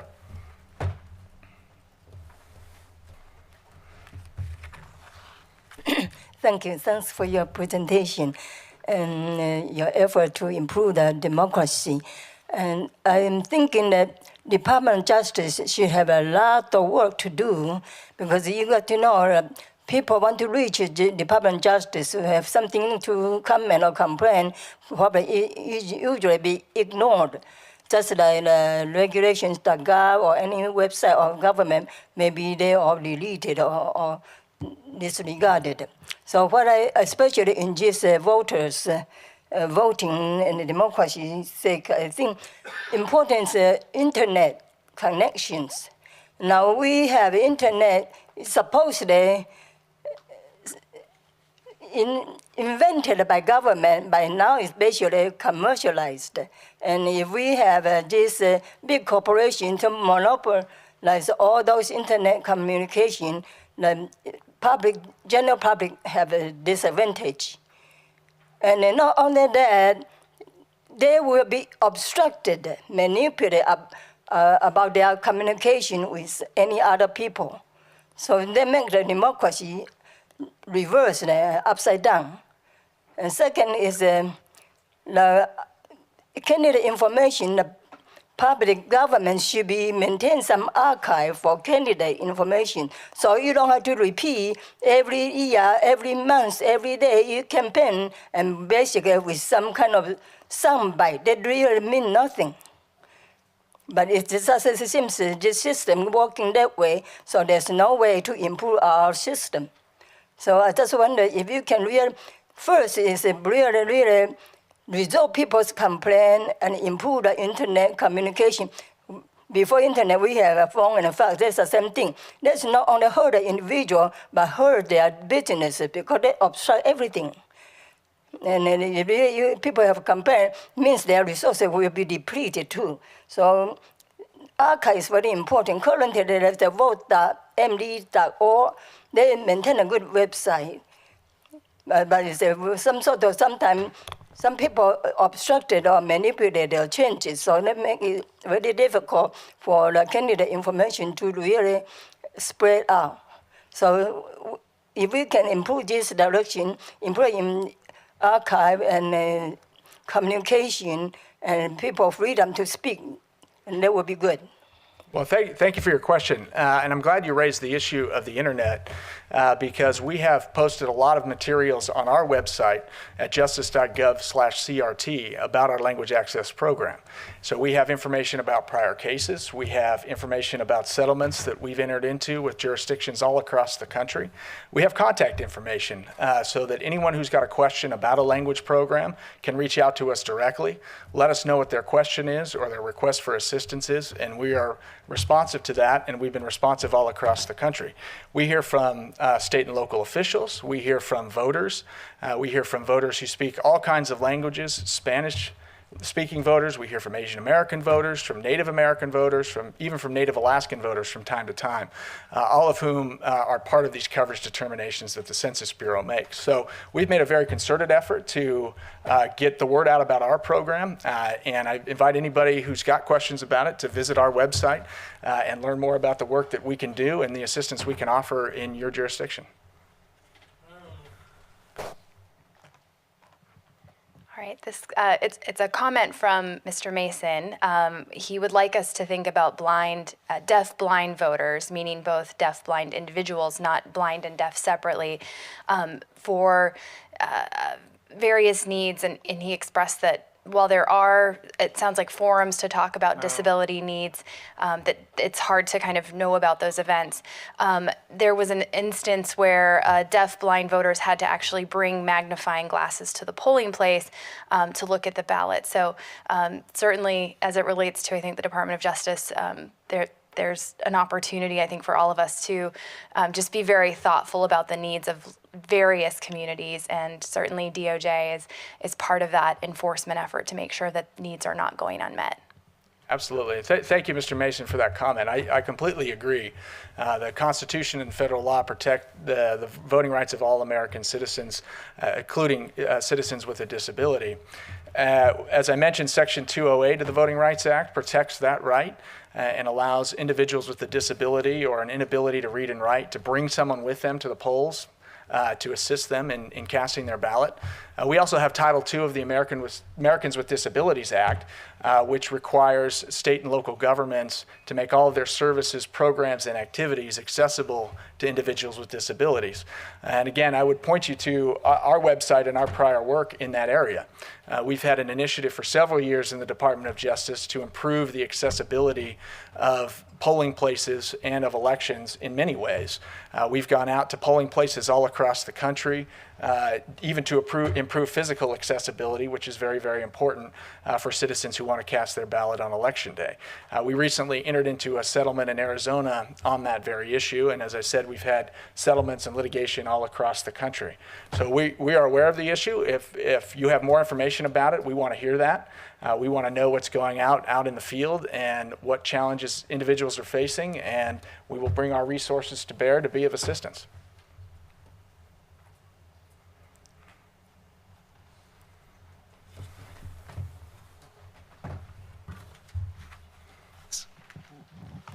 Good morning. Jim Tucker. I'm pro bono voting rights counsel for the Native American Rights Fund, also a DOJ alum.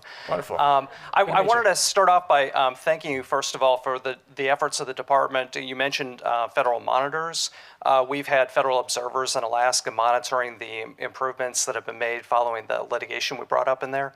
And I was wondering if you could possibly speak on efforts going forward that the department intends to undertake to increase the Section 3 coverage for federal observers, so that rather than using just federal monitors, you're actually able to use the folks at the Office of Personnel and Management to go out and monitor elections. Because again, it's very critical in terms of both enforcement and monitoring improvements for language assistance. So I appreciate the question. I'm glad you raised it. I think, as you're aware, after Shelby County, it's been the position of the department that the provision that was struck down in Shelby County also affects our ability to send federal observers. And so since that decision, we have been using the federal monitoring program, and we're going to continue to use that program. We are heavily invested in it. We believe it's a strong and important program, both for language access purposes and for other purposes. As you're well aware, I would think we've been to Alaska. The only thing that would make the trip to Alaska better for the division is if I got an invitation, because I'd love to go up to Alaska and observe conditions there. But we are aware of that issue, and we're certainly committed to continuing the election monitoring all across the country. Yes, sir. The basic requirement of Section 3, to get Section 3 relief, is that a lawsuit be brought and you get a court order authorizing Section 3 relief. And in the last 10 years, there's been a huge drop-off in the department's enforcement of Section 203. And there hasn't been a single suit since 2012. And I'm wondering what the department's going to be doing, or what you're doing, to make sure that the department activates or reactivates the enforcement program. Sure. Well, thank you for your question. What's most important is that jurisdictions actually comply with Section 203. And if we can help jurisdictions comply with Section 203 without having to file a lawsuit, everybody's better off. It's the most efficient means to get to compliance. It's most efficient for the jurisdiction, and it's most efficient for us. And we found that jurisdictions all across the country are willing to work with us. They're willing to take our assistance and take our suggestions and craft the language program that's going to work best for them in their jurisdiction. We've also had settlements that deal with Section 203 issues all across the country. So we will certainly bring enforcement actions where enforcement actions are warranted. That remains the commitment of the Department of Justice. That remains our charge from the Congress under Section 203. But we found a lot of success and a lot of willingness to work with us in jurisdictions all across the country.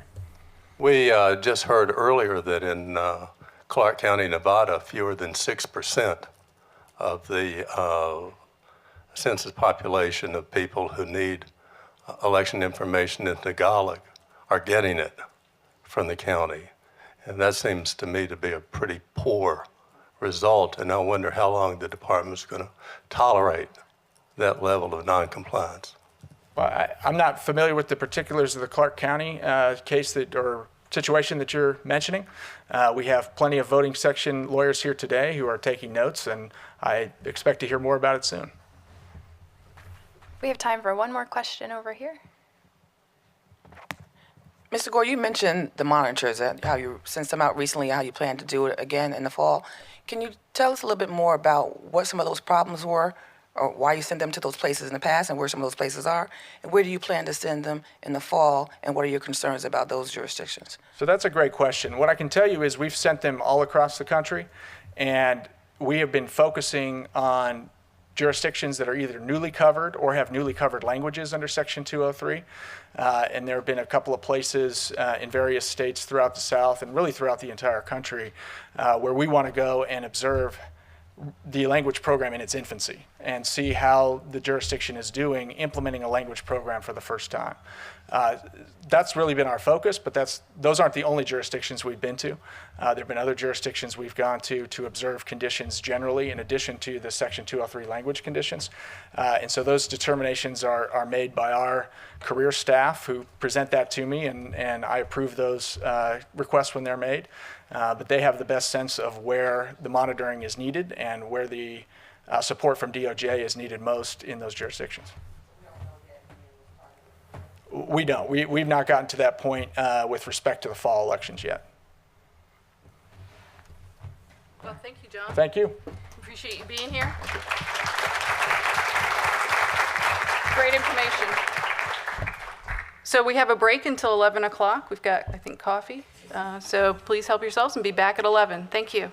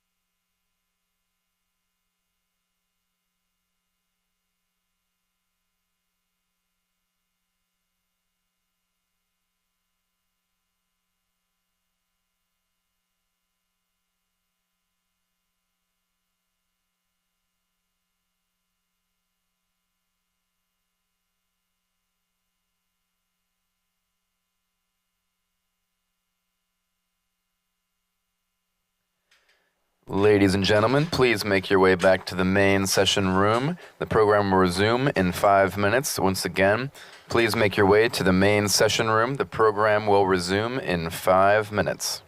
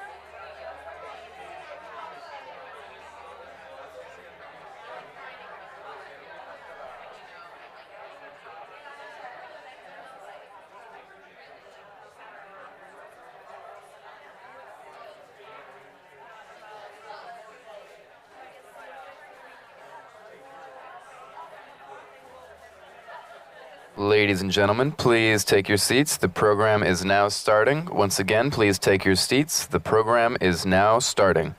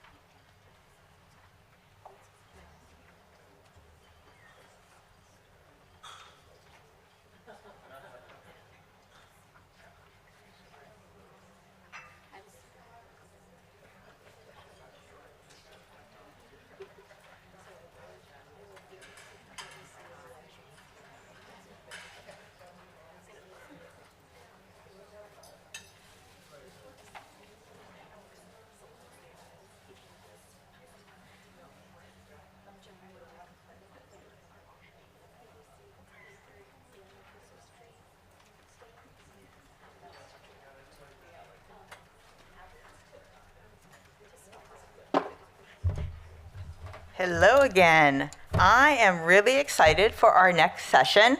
Our summit talks are an opportunity for us to dig a little deeper into specific issues around language access. I already referenced one that we did for our first summit that focused around refugee story of coming to America and sort of the implications and why we need language access. Today, I'm actually pleased to introduce our summit talk speaker, Michelle Bishop. She is the voting rights specialist at the National Disability Rights Network. She has provided public testimony to the EAC, the U.S. Commission on Civil Rights, and was a founding member of the Research Alliance on Accessible Voting. I am also proud to call her a friend and a fantastic colleague in our fight to make voting accessible for all. So I would like to turn it over to Michelle at this point.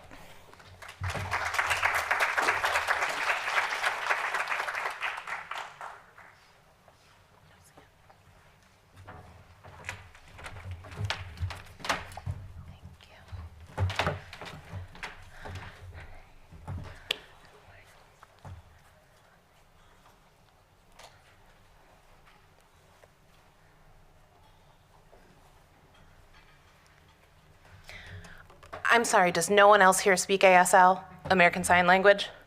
No? Okay. That's mostly a relief because actually neither do I. So I'll go ahead and do this in English. If you're also wondering why on earth this session is called Thank You, You're Bad, Sea Turtle, I'm gonna ask you to bear with me. It's all gonna make sense by the end, okay? All right. For right now, I'd like you to just hold on to that feeling of discomfort that you felt when I got up here and I first started speaking at you in sign language. I could see it on a lot of your faces. That moment when you were thinking, oh no, is she going to sign at me for a full 15 minutes and I have no idea what she's saying? Now I want you to imagine that you were walking to a polling place and I was the poll worker giving you the instructions you needed to be able to cast your ballot. And hold on to that feeling of dread and horror. That's how it feels for voters who are deaf and hard of hearing when they walk into a lot of America's polling places. And I bet for a lot of you who are advocates, who are speakers of other languages yourselves, that should feel familiar, right? We know exactly what that's like. But let's take a moment to talk specifically about people who are deaf and hard of hearing and deaf culture and how exactly we got to this point in the first place. Maybe some common misconceptions we have about people who are deaf and hard of hearing. This is actually Marlee Matlin, right? She's probably the most famous deaf person in America. She's a best-selling author. She's an Academy Award-winning actress, and she's incredibly talented. But when we think about deaf people in America, we tend to think about Marlee. And as cool as she is, that can be a little bit problematic because a lot of times in the context in which we see Marlee, she is a lone deaf person working to thrive in a hearing world, an English-speaking world. Marlee can read your lips pretty darn well, and she knows what you're saying, and she can even speak back to you in your language. She can speak English back to you. And so communication is working for her pretty well, especially when we see her in films and TV shows where she is the only deaf person that exists in that universe. This isn't the reality of what it's like to be deaf or hard of hearing in America. So let's break that down a little bit. Let's talk about what it actually looks like. Let's start with that concept of what that communication looks like. Only about 30% of speech can actually be read on the lips. This means that the very best lip readers are only catching 1/3 of what you're saying, and they're trying to use context clues to fill in the rest. 1/3. Let's take an example of that. Here is a little cut off, but you get the idea, right? This is a little speech I might have given this morning. This is a little speech I might have actually started very poorly signing at you this morning. Oh, thank you to whoever adjusted that slide. I'll give you a moment to look at it. This is what that same speech looks like if you were in this audience and you're deaf and you're lip reading while I'm speaking. This is what it looks like to catch only every 1 in 3 words. It's hardly enough to figure out what that really simple paragraph says. But when we're talking about the instructions for checking in and showing your proper ID and casting your ballot, it would be virtually impossible to figure out what the poll worker is trying to tell you. That is the reality of what oral English communication is like for people who are deaf and hard of hearing. Now let's talk about written English. So there are some statistics out there that tell us that 50% of deaf students graduate from secondary school with a 4th grade reading level or less. That statistic's a little bit debatable, and arguably that means that half of deaf people are more proficient in written English. So it's not horrible news. It's also not terribly hard behind hearing people either.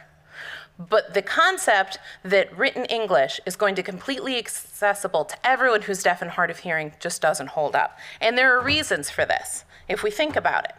A lot of people today who are deaf start learning to sign from birth and are introduced to English later on in life. A lot of people who are deaf also attend segregated schools. If you don't know what a school for the deaf is, you could actually look one up right now on your phone. Maybe not right now, maybe during someone else's presentation, but you could look it up today on your phone and learn about this whole other world that you might not even know about. But there's really something greater at work here. And this is really this is the heart of what we're getting to today. And that's that ASL is not English. It is not an adapted version of English. It's not a signed version of English. ASL is its own completely separate language. Although we share a common alphabet, ASL does not exist in a spoken or a written form like English. It exists through hand signs. It also has totally different syntax. There's completely different sentence structure. The way we put words together to build a phrase does not necessarily mirror English. ASL is its own language. And that brings us to the one thing you should remember today. And that's that all this time, we have barrier issues because we have been putting deaf people in the wrong box. We think of people who are deaf and hard of hearing as people with disabilities. But a great number of deaf people do not consider themselves disabled. They consider themselves speakers of another language. They're fluent in ASL. So when we talk about access to the vote, this is where I want us to start to shift our paradigm a little bit. Access to the vote for people who are deaf isn't necessarily a disability issue. We don't need a ramp. This is a language access issue. The greatest barrier for people who are deaf in a polling place is not that they can't hear, it's that you don't speak ASL. This is a language issue, and that's why we're talking about it at a Language Access Summit. So now that we've talked about this new paradigm, let's talk about some of the things that we're doing at polling places, some of which you got a sneak preview of during other sessions, that maybe aren't necessarily working as well as we'd hoped. When you first go into your polling place, the very first interaction you have with that election is all those posters we put up, right? There's signs everywhere, and they tell you where to go and where to check in and what type of ID you need to have and what you're going to do next. And a lot of them are big and they're chock full of text, and some really great posters are totally written in legalese because they're very complex concepts. For people with a literacy rate at fourth grade or below, for people for whom English is not their primary language, we might as well be posting this in a lot of America's polling places. A lot of these materials are not accessible for people for whom English is not their first language. Now, granted, if your first language is a written language and there's a poster right next to it that has your language, maybe that's a different issue, but that doesn't capture all language. Then you get up there to go check in and you talk to the poll worker, and I cannot stress enough that yelling at a deaf person does not make them undeaf. They can't hear you. And it makes it harder to lip read because you're doing this bizarre movement with your mouth that no one really does. No, seriously, we have to stop yelling at deaf people. Not only does it not work, but it's considered culturally offensive in many cases. Which brings me to one of the preferred solutions out there. Now, I will say, pen and paper works in many cases. There are a lot of people who are deaf and hard of hearing who are completely proficient in written English, who prefer this mode of communication. It's low cost and it's easy. I'm not going to knock it. But it's not going to work for everyone. And that's something that I think we're just going to have to accept, especially when we talk about polling places with really long lines and nervous poll workers who are trying to convey really complex information while scribbling it down. And who says their handwriting is that great anyway? I will say, if you're going to do this, one of the things that I think works a little better that I do all the time as someone who's not fluent in ASL is to use the speech to text on my smartphone. You all know you have one. And then show this speech that was typed onto the phone from my voice on the screen of my phone. It's just so much quicker. But that's a complete aside because we're about to get to my absolute favorite form of accommodation for people who are deaf and hard of hearing. Election day job aids for poll workers, because we for some reason believe that we can give a one-pager with a few basic signs to a poll worker with limited training and they will somehow be proficient enough in ASL to communicate with a deaf person who is fluent in ASL. This is not a real thing, and it's not going to happen. And I can't imagine that we're doing this in any other language. I'm actually looking at Terry now because if we are, I'm a little bit horrified. No, she's nodding her head. We are not doing this for any other languages because we know it's just not going to work. You're not going to teach someone an entirely new language in a few minutes. So, okay, at this point, admittedly, you're probably thinking, Michelle is going to tell us that we have to have a sign language interpreter stationed in every polling place in America. I'm going to say first, that would be amazing, and I wish we had that. If you can do that, go for it. I'm also going to say, I realize how difficult that is. It's quite costly. Now, that part doesn't bother me because I do this for a living, but there's also a known shortage of sign language interpreters, certified real sign language interpreters in many parts of the country, which is probably also very familiar for you who work with other languages as well. There's such a known shortage of sign language interpreters that there's an entire fraud industry that has developed around this. I'm going to show you the best example. If anyone remembers the memorial service that was held for Nelson Mandela after he passed in 2013, you might remember this man. Not President Obama. I assume you all remember President Obama. But the man who's front and center on this slide, who put on credentials, was presumably going to be paid quite well, stood next to multiple world leaders, and was broadcast on international television faking sign language because he's not a real interpreter. Not only did he do it, but he was televised internationally. That's him standing next to the President of the United States doing this. That's horrifying, if you remember this, and a lot of you nodded at me, so I think you do. But I want to say that that's not an isolated incident. This happens every day, and it happens in the United States. There are known cases of fraudulent sign language interpreters at police press conferences, at emergency communications during natural disasters, where information that's necessary to survive is being conveyed, and hospitals every day. We're translating information between patients and their doctors that's critical and life-saving. This is a known problem. Now, I realize that this is sounding a little bleak, but I've got a few solutions and then an even better idea that I want you to take with you when you leave today. So let's go in that direction. Let's leave this man behind. So access starts well before Election Day. Increasingly, we're providing information online. There's sample ballots, everything you need to know, checking your registration. And I saw Center for Civic Design here today. Good design, good web page design goes a long way, as well as using plain language, sparse language, supplementing with visuals, diagrams. Even just if you are hiring sign language interpreters, why not get them to sign some videos that could be uploaded on that website as well to also present this information in yet another language. So thinking ahead for good design, good use of language. Let's take it back to Election Day when you first walk into that polling place. All those posters and written materials that are up everywhere telling you what you need to know. This is a No Way in Elections example, but this is not too bad of a sign. It uses clear design, sparse and simple language. It uses visuals. This is the type of thing, and this is probably a pretty familiar one, right? This is probably one we've all seen. Is it the best? I would leave that to Whitney, who's here for Center for Civic Design, to tell us if this could be done a little better. But this is the way we can be thinking about how we're presenting written materials, not just in multiple written languages, but in a format that makes the material easier to digest for all speakers of other languages. Okay, I will say I do think interpreters are ideal. To the extent in which you can, we heard from DC, post them in polling places where you know they're going to be needed, have on-call or roving interpreters. I think that's amazing. Technology is also starting to help us with solving some of the issues around the interpreter shortage. And I have one that I can show you here. It's called video remote interpreting. Now, this is becoming pretty common in a lot of business settings as well as in hospitals.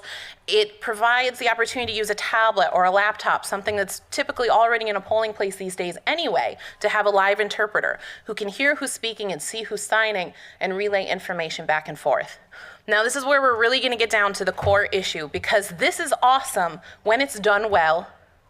But we already know a lot of hospitals are not doing this well. You get panicked nurses who aren't trained how to use it and they don't know what they're doing, which should sound familiar because it sounds exactly like a poll worker who was never taught how to use the touchscreen voting machine, and then a person with a disability rolls in and they don't know what to do. So it is on us to take whatever solutions are available to us and to implement them well, to use them well. So if you remember one thing I say today, and only one thing, it should be this. Seriously, just ask deaf people. Talk to voters who are deaf and hard of hearing. Ask them what barriers they're facing. Ask them what solutions they need. Elections, we know, are local and they're complex, and so are the barriers that different types of voters are facing. Find voters who are deaf and hard of hearing in those jurisdictions, ask them what they need, implement real baked-in solutions from how we look at the way we run elections from start to finish. After all, you're getting this presentation today from a hearing person. I'm not even fluent in ASL. I am actually notoriously bad at ASL. I can say roughly 3 things in sign language, and that would be thank you, you're bad, and Australian for sea turtle. This isn't even ASL, this is Auslan, this is Australian Sign Language. That's it. I also could say roughly 3 to 4 cuss words that I will not say in any language on this stage, nobody panic. I know this is being webcast. I am not the authority on this issue. I am not the go-to person for you on this issue.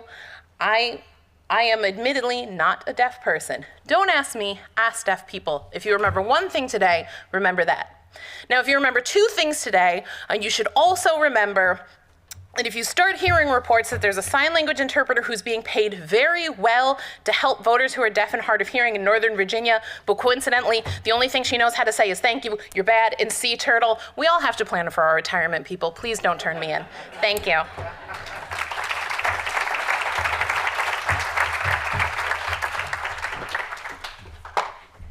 Thank you, Michelle. Let's give her one more round of applause for bringing such an important issue to our attention. And I will now turn it over to Commissioner McCormick and her fabulous panel. Thank you.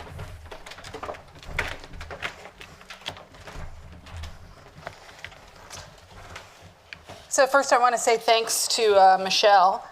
We at the EAC are fortunate to partner with Michelle on a number of efforts to support accessibility at the polls. This was an interesting and thoughtful reflection on some of the obstacles that those in the disability community have when participating in the elections process. Now we're going to our next panel, and this panel will focus on cost-effective practices for providing language assistance. As many of you know, this is an expensive proposition to do what we have to do in language assistance. So hopefully we can tackle some of those questions about how to make language accessibility a little bit more cost-effective. Our earlier session sought to give a general overview of language accessibilities in elections and the Section 203 designation. And now we're going to transition to a more targeted, specific ways in which election officials are working to serve their language minority voters and meet their language assistance requirements under the Voting Rights Act. And just a little history about this summit. It's now the third year.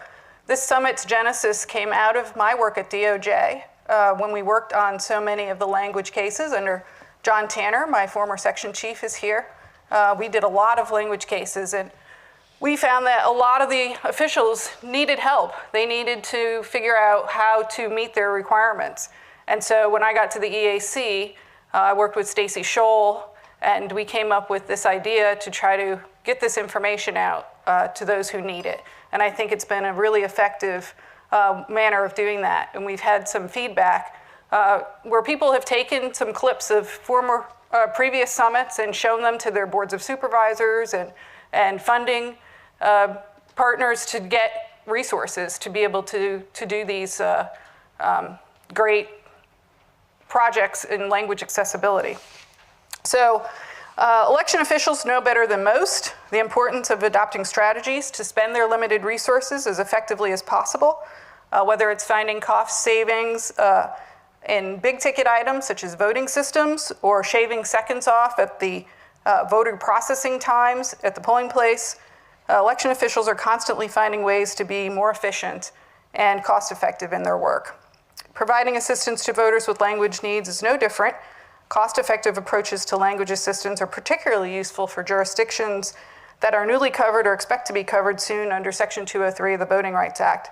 Indeed, newly covered jurisdictions often must meet these requirements with no additional funds from their state or local budget authorities.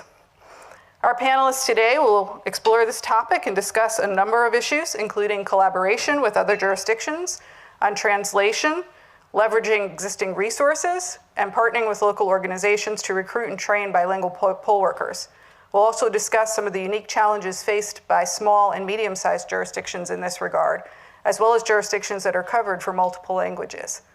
With me on stage today are three esteemed state and local election officials from Massachusetts, Rhode Island, and Texas, and one of the nation's foremost experts on language accessibility. So I'll start to my right, and I'll just give a brief bio, and then we'll start off on their presentations, and then we'll go to questions. Sonia Aston is the Administrator of Elections for the Clerk's Office in Harris County, Texas, where she has served for the past 7 years. Harris County, Texas is the second largest election entity in the nation with more than 2.25 million registered voters, and that's climbing. Sonia is a native Texan, but in her words, she has escaped a few times to Connecticut, California, and Alaska. And I'm sure it's a lot cooler here. What, 25 or 30 degrees today? Significantly. From the temperatures in Texas. Next to me on my right is your left. Kathy Placencia is the Administrator of Elections for the City of Providence, Rhode Island. She has served in this role for 14 years and previously worked in the Rhode Island Secretary of State's office. Kathy is also the chairperson of the Elections Committee for the Rhode Island City and Towns Clerks Association. Thank you for coming, Kathy. And on my left, your right, Michelle Tassinari is the Director and Legal Counsel in the Secretary of Commonwealth's Elections Division. She has worked in the Secretary's office since 1998, Massachusetts, I forgot to say, becoming legal counsel in 2000 and director in 2005. She has served on the EAC Standards Board and is the treasurer of the National Association of State Election Directors.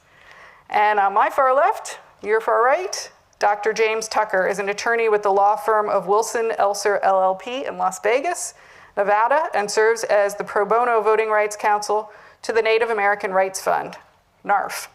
Dr. Tucker is a member of the National Advisory Committee, which provides input on race, ethnic, and other communities for improved census operations, survey, and data collection methods.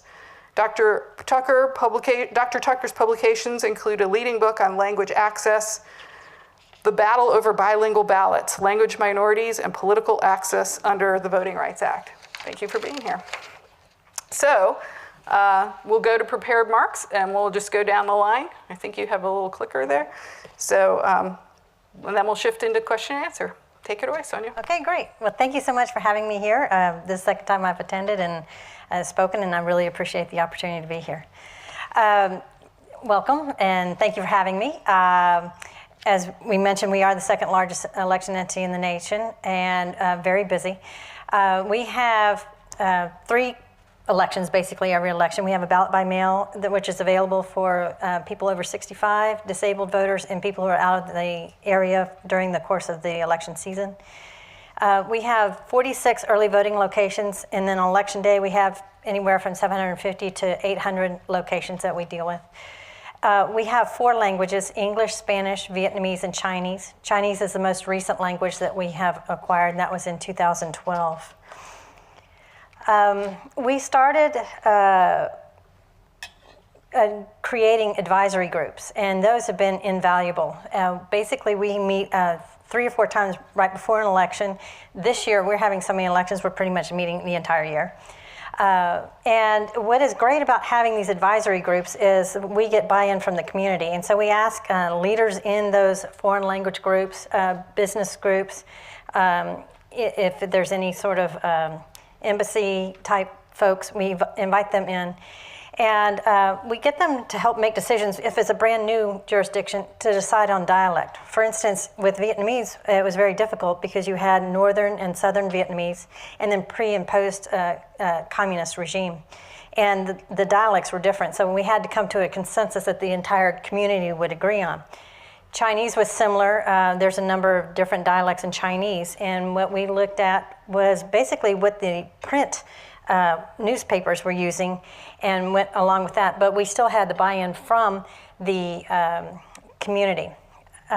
Also, when you're getting started, they're a great resource for helping with free translations, and they can actually set up meetings with communities and get people involved to understand what's going on and kind of spread the word about the election. And once you get them participating, it really helps getting the community involved. Also, we need them to help us recruit people to attend, to participate in the election and be part of our poll worker program, and also help us with hiring folks. We also work with the foreign language media. One great way is the media will have a building or area where they have conference rooms. Well, if you have your advisory group meetings at their location, you're getting the media involved, and so they are participating more in the decision-making process. They're hosting the situation. We have also been real lucky with our Spanish group. in that they will donate PSAs all the time regarding the upcoming elections to get people involved. And we have a very successful phone bank where we're recruiting poll workers.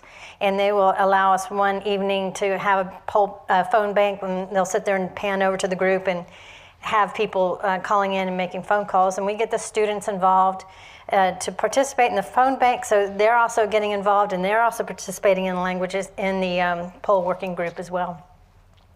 We also have a very good relationship with the Billboard company in Houston, and we get donations, and we will put up posters about early voting, and a portion of those will be in Spanish and Vietnamese and Chinese as well, which actually accents the fact that we are actively engaged in providing the materials in these foreign languages. We have a lot of in-house activities that we do as well. We have a glossary that we use all the time. We also, when we have other entities joining our election, we provide that to them so they can actually use the same language that we are.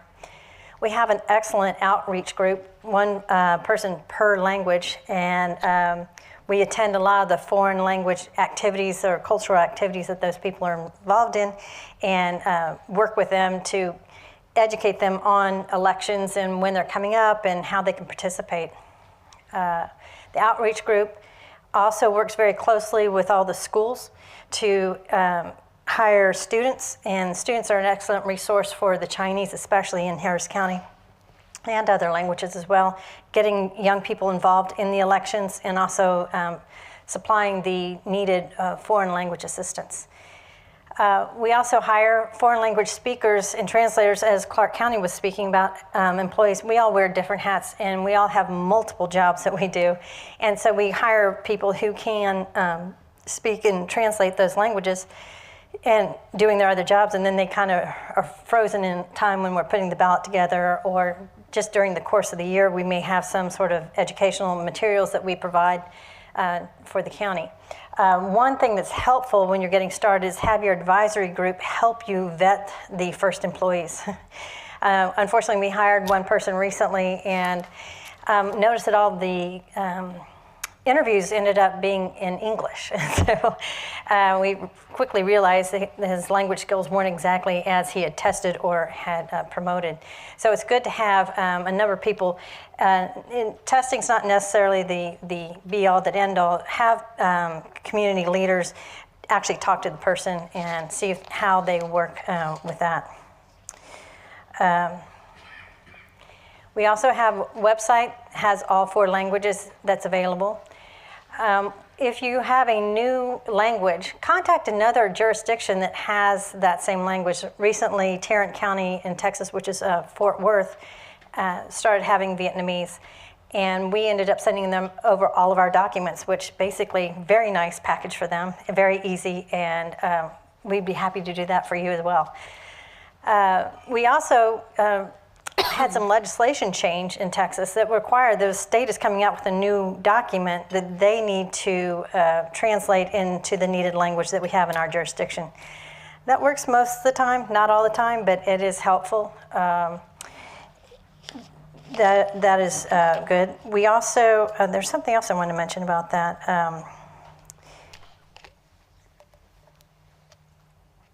I guess I can't remember what that is. And we also have a phone room that we have that's temporary employees, and we have somebody from the foreign language, all the different languages available that can answer the phones once our election season starts, so that's very beneficial. Also, our Chinese translator has recommended that you use www.bing.com/translator is helpful, not the be-all that end-all. Also, I want to mention we do have a vendor that we use when we have large documents that we need translated. For instance, we had an order recently that needs to be translated, and it's good to do that, but you do need to go over have your in-house people look at those documents, because what they ended up doing is parsing those documents out, so you may not have the same translator translating the entire document, so you want to review it for consistency's sake. But that's basically all my comments right now, but I'll be happy to answer questions later on. Thank you, Sonia. And now we go to Kathy. Hello. Hello. So I am Kathy Placencia. I'm the Administrator of Elections for the City of Providence. Providence is the capital city in the state of Rhode Island. We are one of 3 jurisdictions covered under Section 203 of the Voting Rights Act. Providence currently has a little over 123,000 registered voters. We have 80 precincts and use 67 polling places. We do provide bilingual election-related services in English and Spanish. This is important because we advocate for our voters. We promote voter registration, provide language access for our community. Voting is your voice. Voters should feel empowered. They should feel comfortable and confident with the voting process. Some of our responsibilities include the recruitment of polling officials, securing polling places. We do go out with a representative from the Board of Elections and the Governor's Commission on handicap accessibility to inspect some of our polling places. We lobby for election laws, elections administrations, and our voters. We do have voter registration drives. We provide voter information, and we do drives throughout the city. And when we do our voter registration drives, we also go out and recruit polling officials as well. Polling officials are required at all of our polling places. So we do have one bilingual polling official at our polling places. We do have additional bilingual polling officials at our other locations based on the community demographics. We do social media recruitment, Facebook. Anyone in my staff would probably post the need for polling officials on their Facebook or emails. And we also do contact high schools. We do contact some of the counselors so that they can give us polling officials, any of the high school students. And because those students are required to give us permission slips from their parents, in some cases we do recruit their parents as well. So we do get the mother, and child at the same polling place, which is great. And they get paid for their civic participation, which is also a plus. We do translation services. We translate in a way so that there is no room for error. You want to translate based on your community. You want to make it so it's understandable for them. We do use the EAC glossary, thank you. But we also reach out to other communities. We reach out to other jurisdictions that may use the same language. So that's very helpful. We also utilize the Secretary of State's office. We collaborate with them, and that's helpful as well. We do use the internet, but not for Google. We use it for contacting, looking at information in other states that might have the Spanish language, so that we make sure that we're translating properly.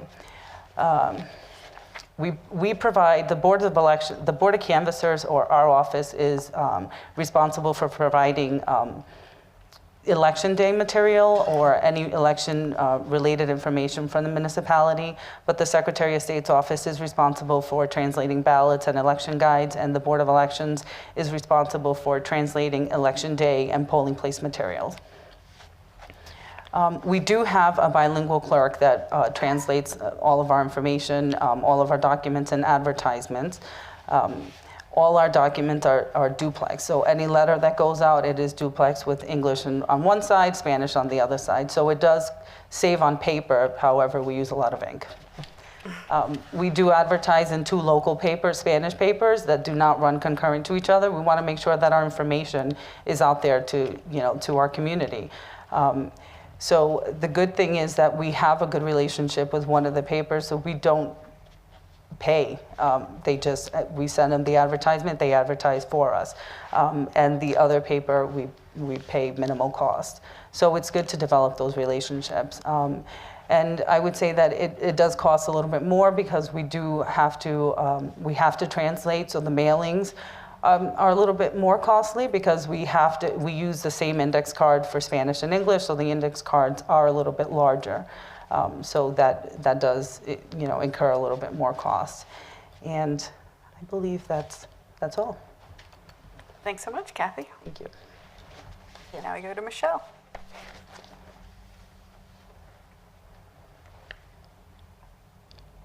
So in Massachusetts, we have over 4 million registered voters, and unlike most of the states, We don't have a county system. We do things by city and town. There are 351 local election officials that we provide assistance to. We do have some covered jurisdictions, and they have been covered. Some of them have been covered for a long time in Spanish, and then we've had recent additions as Chinese, and the most recent one was Khmer. So in the city of Boston, they are covered under Section 203 for Spanish. They have Chinese and Vietnamese ballots as well, but those are covered pursuant to special legislation. And then Chelsea, Holyoke, Lawrence, Lynn, Revere, Southbridge, Springfield, and Worcester are all covered under Spanish. Lowell is covered under both Spanish and Khmer, and this will be the first state election in which they will have both on the ballot. And then Malden and the city of Quincy are covered for Chinese. What's interesting is that we provide, for those cities, they actually have their elections in odd-numbered years for their municipal elections. So they used for the last elections in 2017, for their municipal elections, they had their own translated materials. And then for the midterm elections, we provide all of that information. So we do all of the voter registration materials for the entire state. So we do the forms, and we do provide them and have been providing them in languages other than 203 languages since at least 1994 with the National Voter Registration Act. We also have an online voter registration system, and that is available in English, Spanish, Chinese, and Khmer. And those are, we've recently kind of restructured it to make it easier if we need to change translations, so that it's an easy swap out. So our tech team has been excellent in the development of that, so that we are not relying on Google Translate or anything like that. And so in Massachusetts, one of the issues that, as I mentioned, for our state elections is the Secretary of State's office prints and prepares all of the ballots for the state primaries and state elections. And all of those ballots are paper. So there is, we print and distribute them, and then as well as supplies such as the absentee ballot applications and absentee ballot envelopes. So we develop those. We work with a vendor, we bid our contracts, and then we get all of those materials, and they're delivered to the cities and towns. So in that process, we are the ones responsible for all of the translations for the state election. So we've been doing it for a long time for at least Spanish. So at least translating the Spanish, we have a glossary of terms that we've consistently used. For our state primaries, the candidates can use an 8-word statement of public office that they have, that they hold or have held. Those are the ones that prove a little more challenging because the statute provides that you can use 8 words, and then when you translate that, it's not 8 words. It could be significantly longer when you're trying to accurately describe what the office is if there is no equivalent translation for it. The other information that we do is we provide an information for voters booklet that is required by our state constitution, and that is something that has all of our statewide ballot questions. It is something that we release after the state primary, and it is distributed to every single household in Massachusetts. The Constitution says we provide it to registered voters. It's actually more cost effective to have it delivered to every household, and we do put a voter registration insert in it. It is distributed to every household in English, but on the front of the booklet, in the appropriate language, it does have to call to get the booklet available in the other language. So this includes the actual ballot question, a summary, a fair and concise summary, which is what appears on the ballot, the statements of an effective a yes and no vote, arguments for and against it, and fiscal impact statements, and then the full text of the proposed law. So in it's distributed to each household, it's available at each polling place, and then what we do is work with community organizations to figure out where we need to distribute it in other languages. So while it's advertised on the front of the booklet, the availability in the other languages, we reach out to community organizations to say that we've had a relationship with in the past to say, do you want some booklets? Could you distribute booklets for us? We also work with our cities and towns where they have group quarters to say, we think this is a group quarter where there are multiple people living. Is there a specific language need there that we should send the booklets to? So they're printed in English, Spanish, Chinese. We have a large print and a version in Khmer this year will be new. And then we have audio and Braille versions available as well. And those are, again, we distribute the audio version and the Braille version and the large print through our Commission for the Blind and our Braille book and talking book and library. So our translation process, as I said, we've kind of developed a translation process over the years. We have a consistent kind of library of translations that we have used. But we do start with a professional translation company for the large translations. And then as soon as that something comes back, we do provide it to the municipality and to community organizations to say, does this work for you? Is this being used in the right context? We do have a bilingual coordinator within our office, and she is able to review any of the Spanish that comes in and, again, work with Spanish organizations. But for the Chinese and the Khmer, which are definitely more challenging for anyone within our office, we do have staff in our office that have the language capabilities, but they will look at it, and we will also work with the community just to make sure that things are in the right context. And that's all. Again, we think it's a very cooperative working environment, but it does require the help of our local election officials and to identify groups within the community that can provide us with the assistance to make sure that what we are providing is not just a translation, but it's actually useful and helpful for the process. Thank you, Michelle.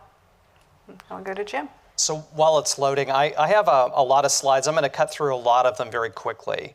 The first 10 slides are basically setting out legal standards, and I will tell you what you need to know from them. This is a cost and effectiveness panel, so the focus on the first couple of slides, or the first 10 slides are, let's just see, is it? Middle. Middle, okay. Green button. Green button, got it. It was too obvious. So this just gives you an overview of what I'm going to cover, but the main thing on legal standards on cost, I want you to take away two things. One is that all the statutory provisions that you're going to see, and this will all be available through the EAC website, so you can, pardon me if I go through them quickly, is there's no exception for cost in the statute. It says that jurisdictions that are covered are required to do it. The other thing I want you to take away from those slides are that you heard a mentioning of targeting.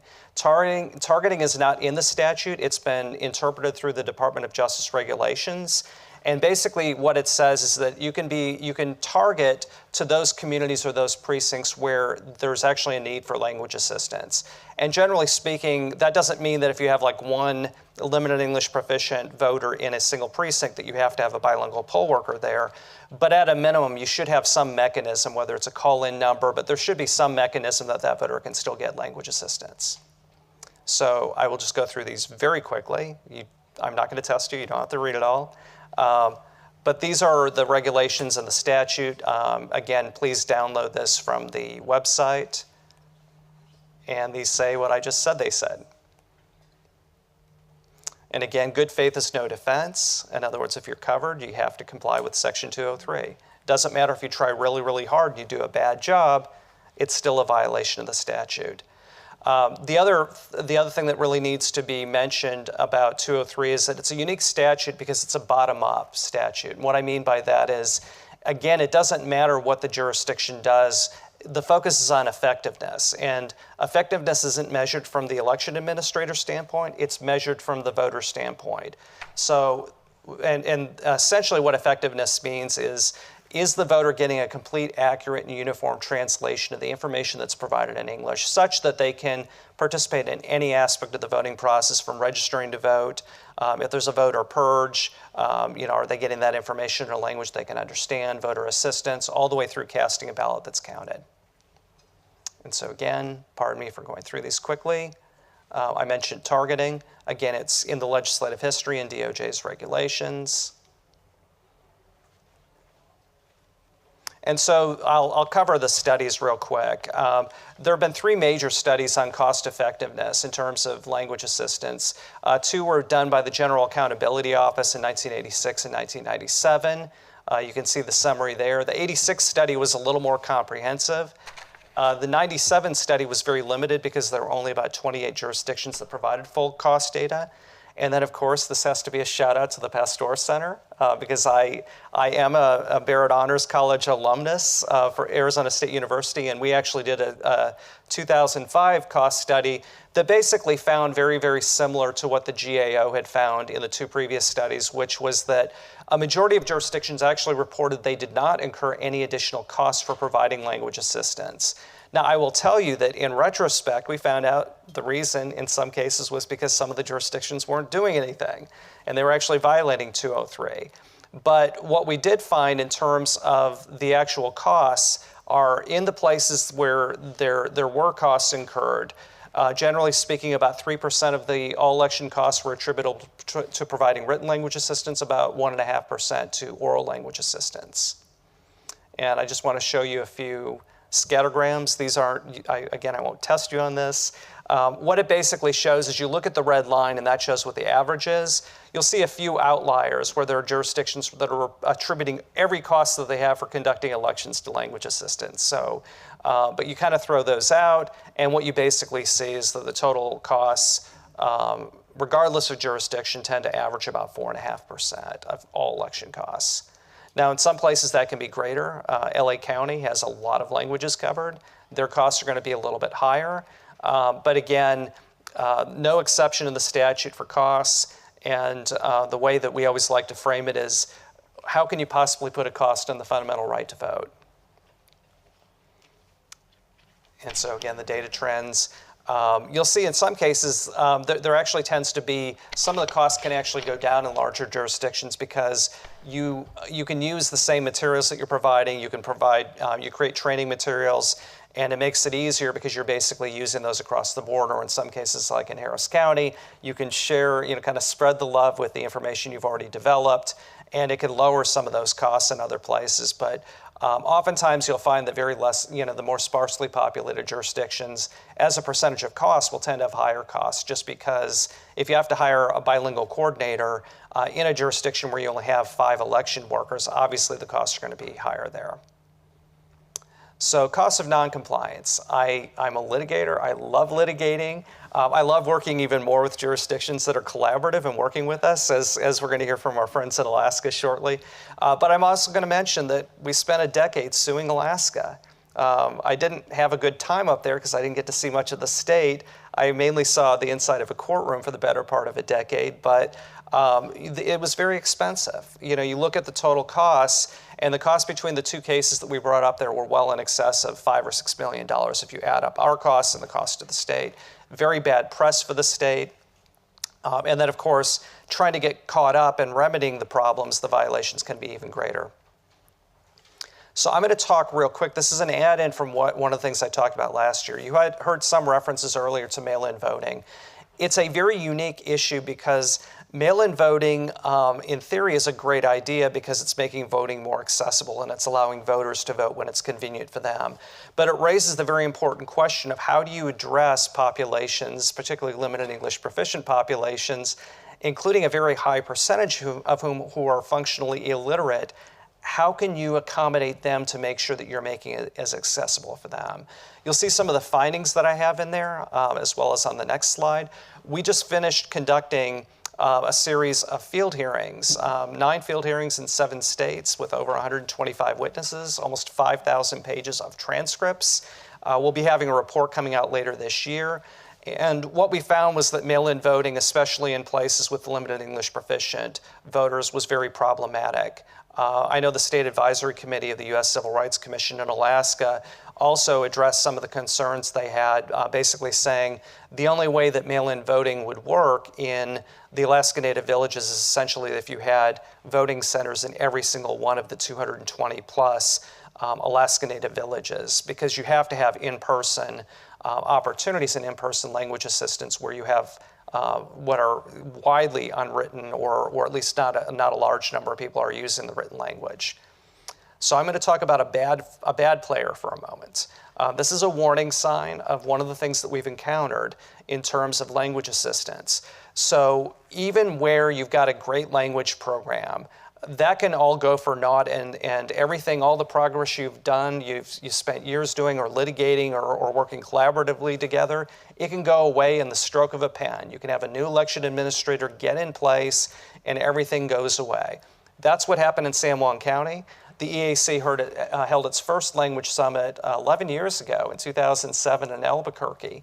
And San Juan County was actually a good actor then. They weren't in full compliance, but they were doing generally a pretty good job.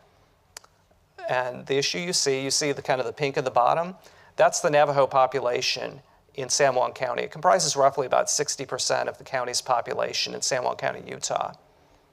What happened? The county commissioners, the 3 county commissioners, decided they wanted to disenfranchise Navajo voters. What better way to do that than to go to an all vote-by-mail system that's all in English? They eliminated all of the in-person polling places on tribal lands and managed to get them sued in the process by the Navajo Human Rights Commission and several individual voters who actually testified at our field hearings. And not surprisingly, they lost the litigation. The problem is that a lot of the trust that they built up with the Navajo Nation over many years was undone by doing this. Everything that they had done in the way of language assistance was undone. And again, I think it's going to take many years to get back to where they were back in 2007. I'm going to acknowledge the folks from Alaska, Indra and Dr. Walkie Charles, who you're going to hear from a little bit later. Dr. Charles was actually our expert in the Toyocook litigation. This is actually a success story, but a success story that remains, it's a story that remains to be told because we don't know where the path is going to lead. The concern that we have is that everything great that you're going to hear that Indra has done, and she's really made magnificent work building from the litigation that we brought. Our concern, again, is that if you get a new administration in, if you get someone who's not like Indra, who is working collaboratively with the Alaska Native community, all of that good work can be undone. With that, even though I've got several more slides, I'm just going to encourage you to go ahead and take a look at the slides at your leisure. Some of it kind of reemphasizes points that were made earlier, but it has just a list of some of the best practices that you can do in order to lower costs. But with that, I'll turn it back over to the Commissioner for questions. Thanks. Jim, what is the legal standard for how complete your language accessibility program has to be? How far do you have to go? So, I mean, one of the things in a perfect world, we used to say, well, is it a strict liability standard that it has to be verbatim? The answer is generally no. What we found in litigation, what we found in the courts, and I won't speak for our friends at the Justice Department, but I think that they would probably agree that if you have de minimis violations, which are minor violations, that it's not to say that it's okay, but it's not going to be a violation of the statute. What you tend to see in terms of places that are violating the law, it's usually clear-cut where you have a polling place where they have a significant number of limited English proficient voters, and there's no bilingual poll worker there. You have written languages where the translations are not being provided for all the voting materials that are written in English. One of the leading cases that was brought by the Justice Department about 25 plus years ago was out of metropolitan Miami-Dade County.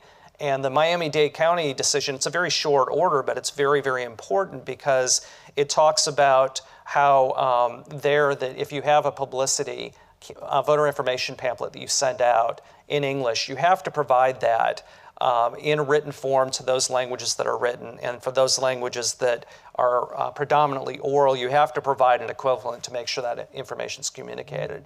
And the closer you approach that standard, the more likely it is you're in compliance. The more you go the other way, the more likely it is that you're going to be on the enforcement end of either a DOJ lawsuit or private action. Sonia, you mentioned in your slides that you have a lot of local jurisdiction, or you have local jurisdictions that call you jurisdiction to jurisdiction. So they're not calling the state, they're calling another local jurisdiction for help. What do you tell those jurisdictions when they call? Well, basically, we work with them. We have other jurisdictions that are on our ballot and then also outside other counties. And so we participate with them and offer them advice about getting the advisory groups. We also have, we train our all our judges how to assist voters. We have a special training for bilingual poll workers and the judges as well.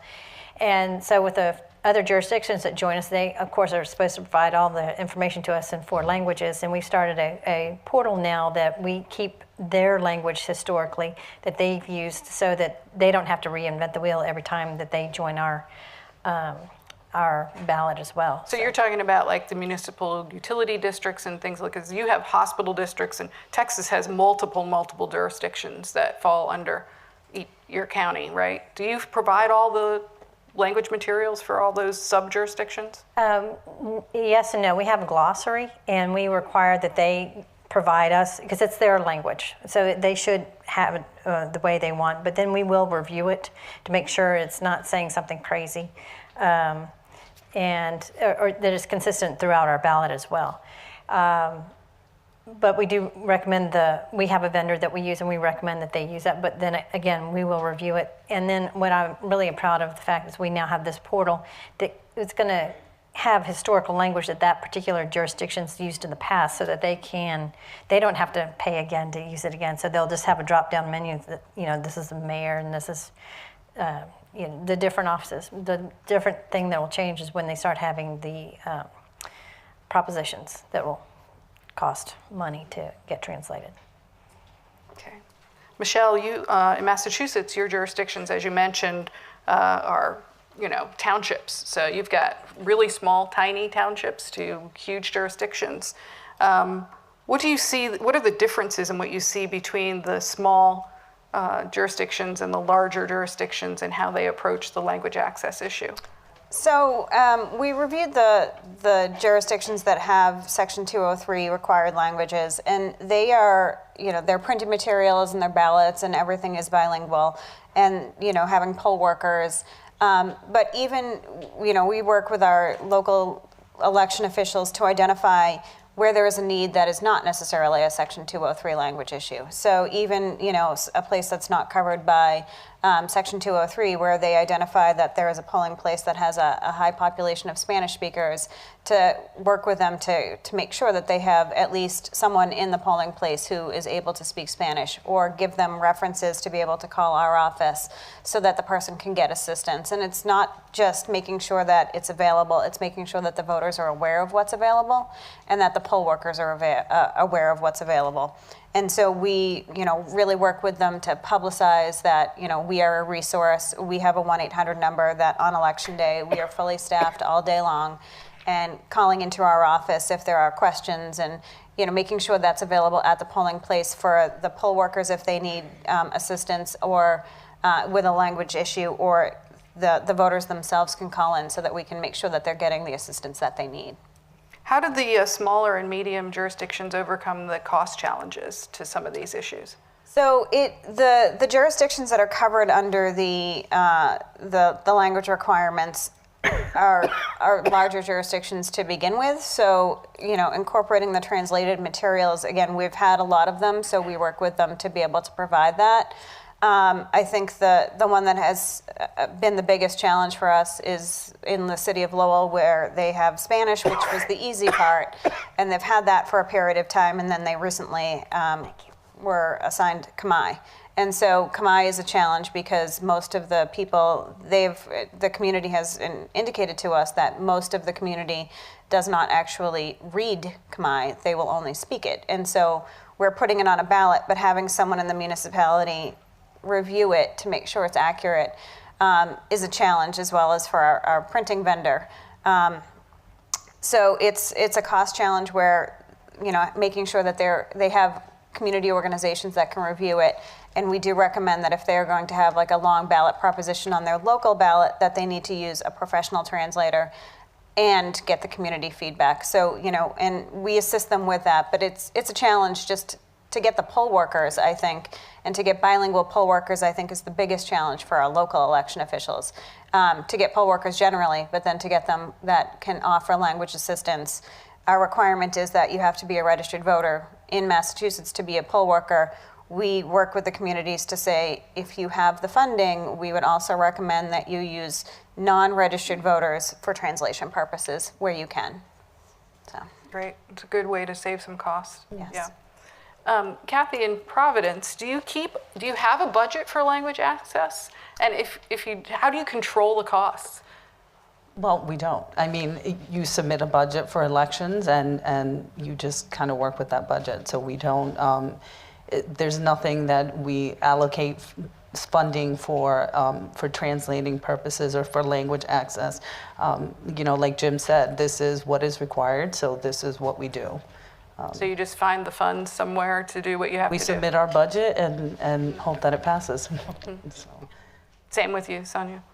Yes, we don't have a line item just for the foreign language because actually we incorporate those personnel into our everyday work because there's just so much going on all the time that we really need everyone doing multiple things. And we have someone in our outreach department and someone in our ballot by mail group and someone, then we have our phone room. So we try to divide them out because inevitably someone's going to be sick. And with our Chinese people, they still have relatives back in China that they've had to make emergency trips over. So we make sure that we're trying to be 3 deep in our office to have as many people to support. So what I'm hearing you say is that language access is in every line of the budget, really? Basically. Yes. Okay. So we'll just open it up for questions from the audience. Do folks in the audience have questions for this panel?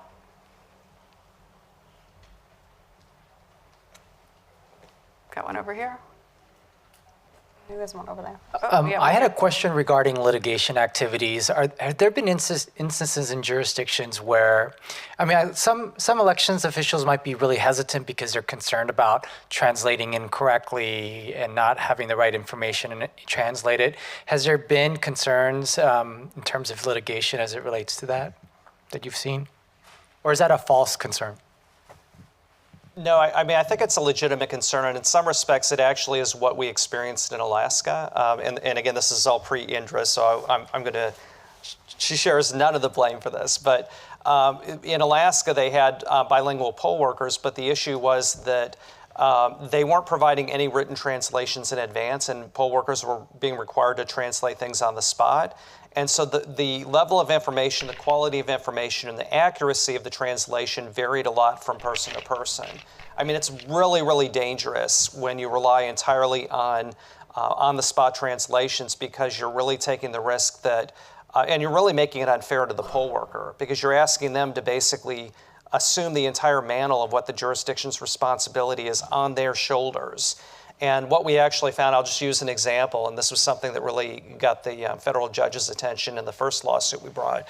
So there was a ballot question that was a natural gas proposition, talking about bringing natural gas from the Bering Sea down to Seward. And the way that it was translated, so what we did was we put a tape recorder in a room with 2 of their more skilled translators, one of whom had a master's degree, and said, take all the time you want. We understand this is an on-the-spot translation. Take as much time as you want and just translate this into Yupik.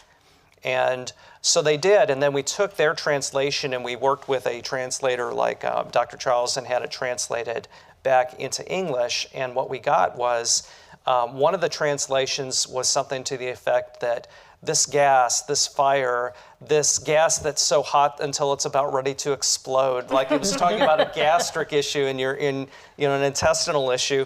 And we put the ballot measure in English up side by side with the translation, and Judge Burgess just looked at it and said, this is nonsense. I don't understand this. How can people possibly vote with this kind of translation?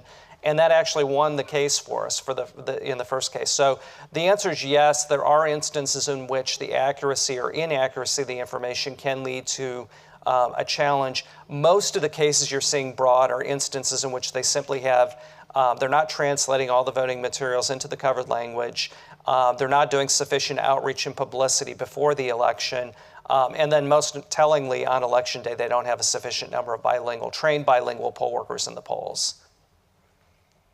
Michelle, you had an issue with translating candidates' names, didn't you, at some point? We did. In the city of Boston, with their original consent decree with the Department of Justice for Chinese and Vietnamese, for the Chinese, they were transliterating. The consent decree was with the city of Boston, not with the state, and we print ballots for the state election.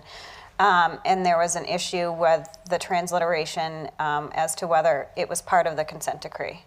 And we were in court with the City of Boston and the Department of Justice, at which the court concluded that the consent decree did not cover transliteration. I can say that the City of Boston now does have transliteration on their ballots, but it's pursuant to the special legislation that they got after the consent decree expired. So it does have a transliteration on the ballot for the Chinese names, and it does go through a process within the City of Boston. So it's not our office making the determinations as to the transliteration. They provide them to us. So Mitt Romney was like sticky rice or something, right? I'm not sure if it was Mitt Romney or Mayor Tom Menino. One of them was sticky rice in the transliteration that was brought to the attention of the court. Yeah. So we can get into some trouble with these things. Yes. Another question. We have one over here.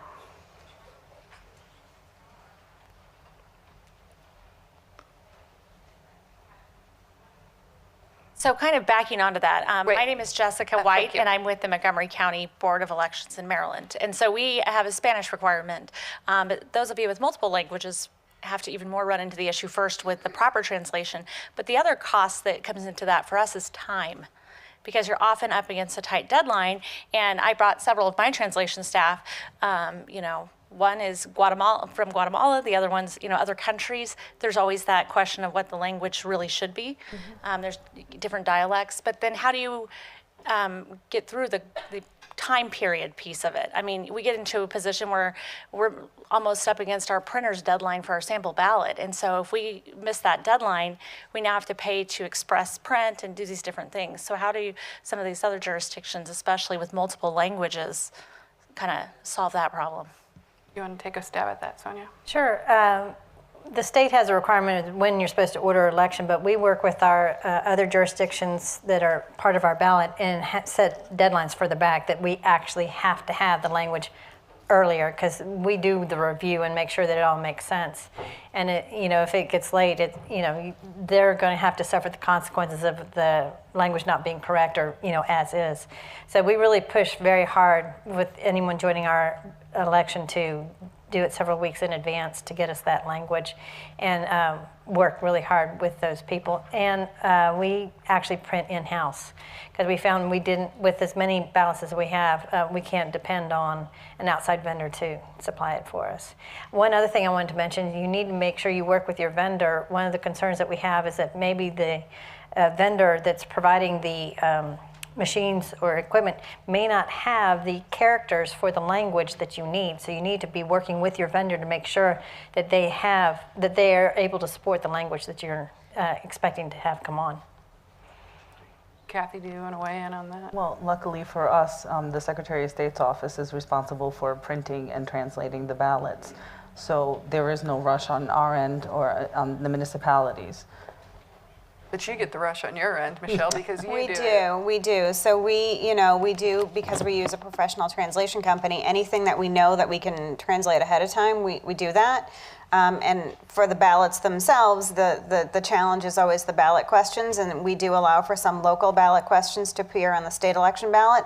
And those are the ones that we will start with a professional translation company, and we know that we're going to incur overtime charges because we need this in 2 business days. And then getting it back to the municipality for them to review it, and then going back to the translation company. So there is the back and forth, and so that does become a challenge for us.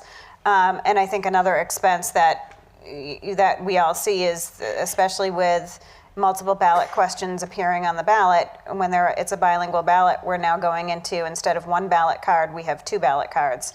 So traditionally, any of the jurisdictions that have the multiple language requirements, instead of having 1 card with all of their candidates and all of the ballot questions on it, it is going to be 2 cards, which is an expense for both the paper, which we're paying for, but the postage, if it's going out by mail for an absentee ballot, the postage both for the jurisdiction to send it out and then for the voter to send it back. They have to insert hey, you need to put this amount of postage to guarantee that it's going to come back. So it is kind of that other expense as to the paper costs and just supplies for that.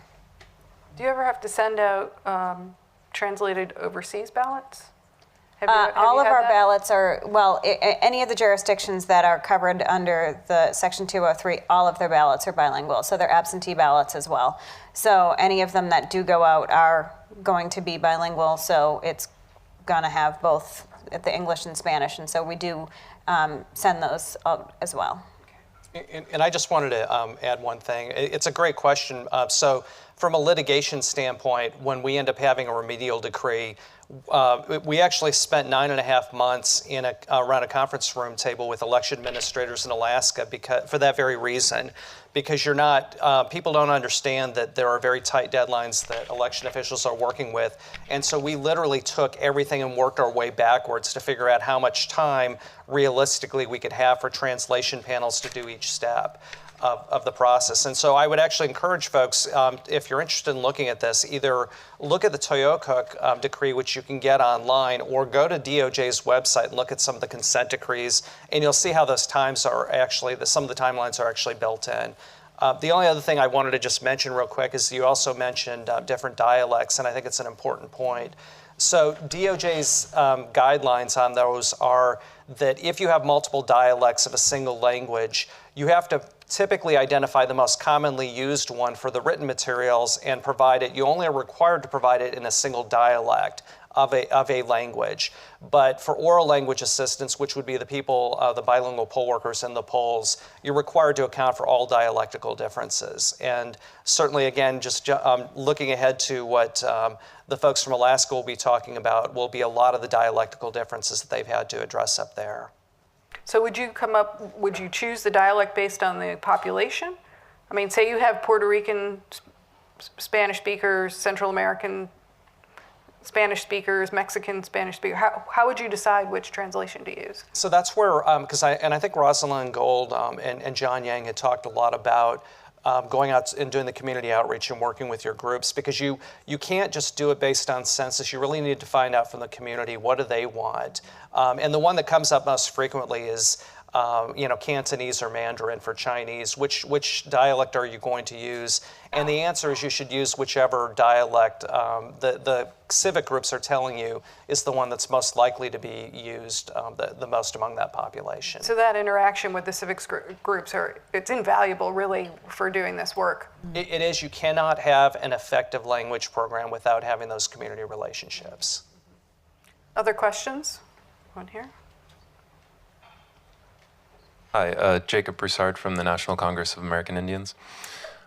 Acknowledging that language is inseparable from culture in all communities, and particularly in American Indian and Alaska Native communities, what efforts do you all see being done to diversify administrators and poll place workers in those communities where there is a unique, there are unique challenges and implications due to issues such as intergenerational trauma and mistrust of government and poll place institutions and infrastructures? Well, basically, it's I've alluded to before, having the community groups and basically getting people to buy into what we are doing. Because you have your leaders in the group being part of your advisory group, and they are going to go out into the communities and explain what was going on and explain why you need to get engaged into that. Because, of course, as you mentioned, if our people go out and talk to groups, sometimes they're not as readily accepted because it's government talking to them. But if you stand side by side community leaders, you do get more of a buy-in from the community as well. Plus, if we start participating in the cultural events that are out there, such as, there's festivals and fairs, we will have a booth out there talking about elections and what's going on. We also participate in the naturalization ceremonies. Being out there and available and making people aware of what's going on, trying to gain the respect and support for those communities and letting them know that we are a resource for them.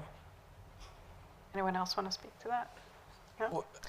Well, I guess the only thing I would say is that the American Indian Alaska Native communities are unique among all the four major language groups in that there are such difficult hurdles you have to overcome to convince people on why they should vote in a non-tribal election system to begin with. But turning to the cultural issue, the other aspect for language assistance that can make it very challenging, particularly in some of the southwestern states, especially Arizona and New Mexico, is many of the Pueblo languages are considered to be historically unwritten. In some cases, like Navajo, they'll actually write out phonetically what you need to say.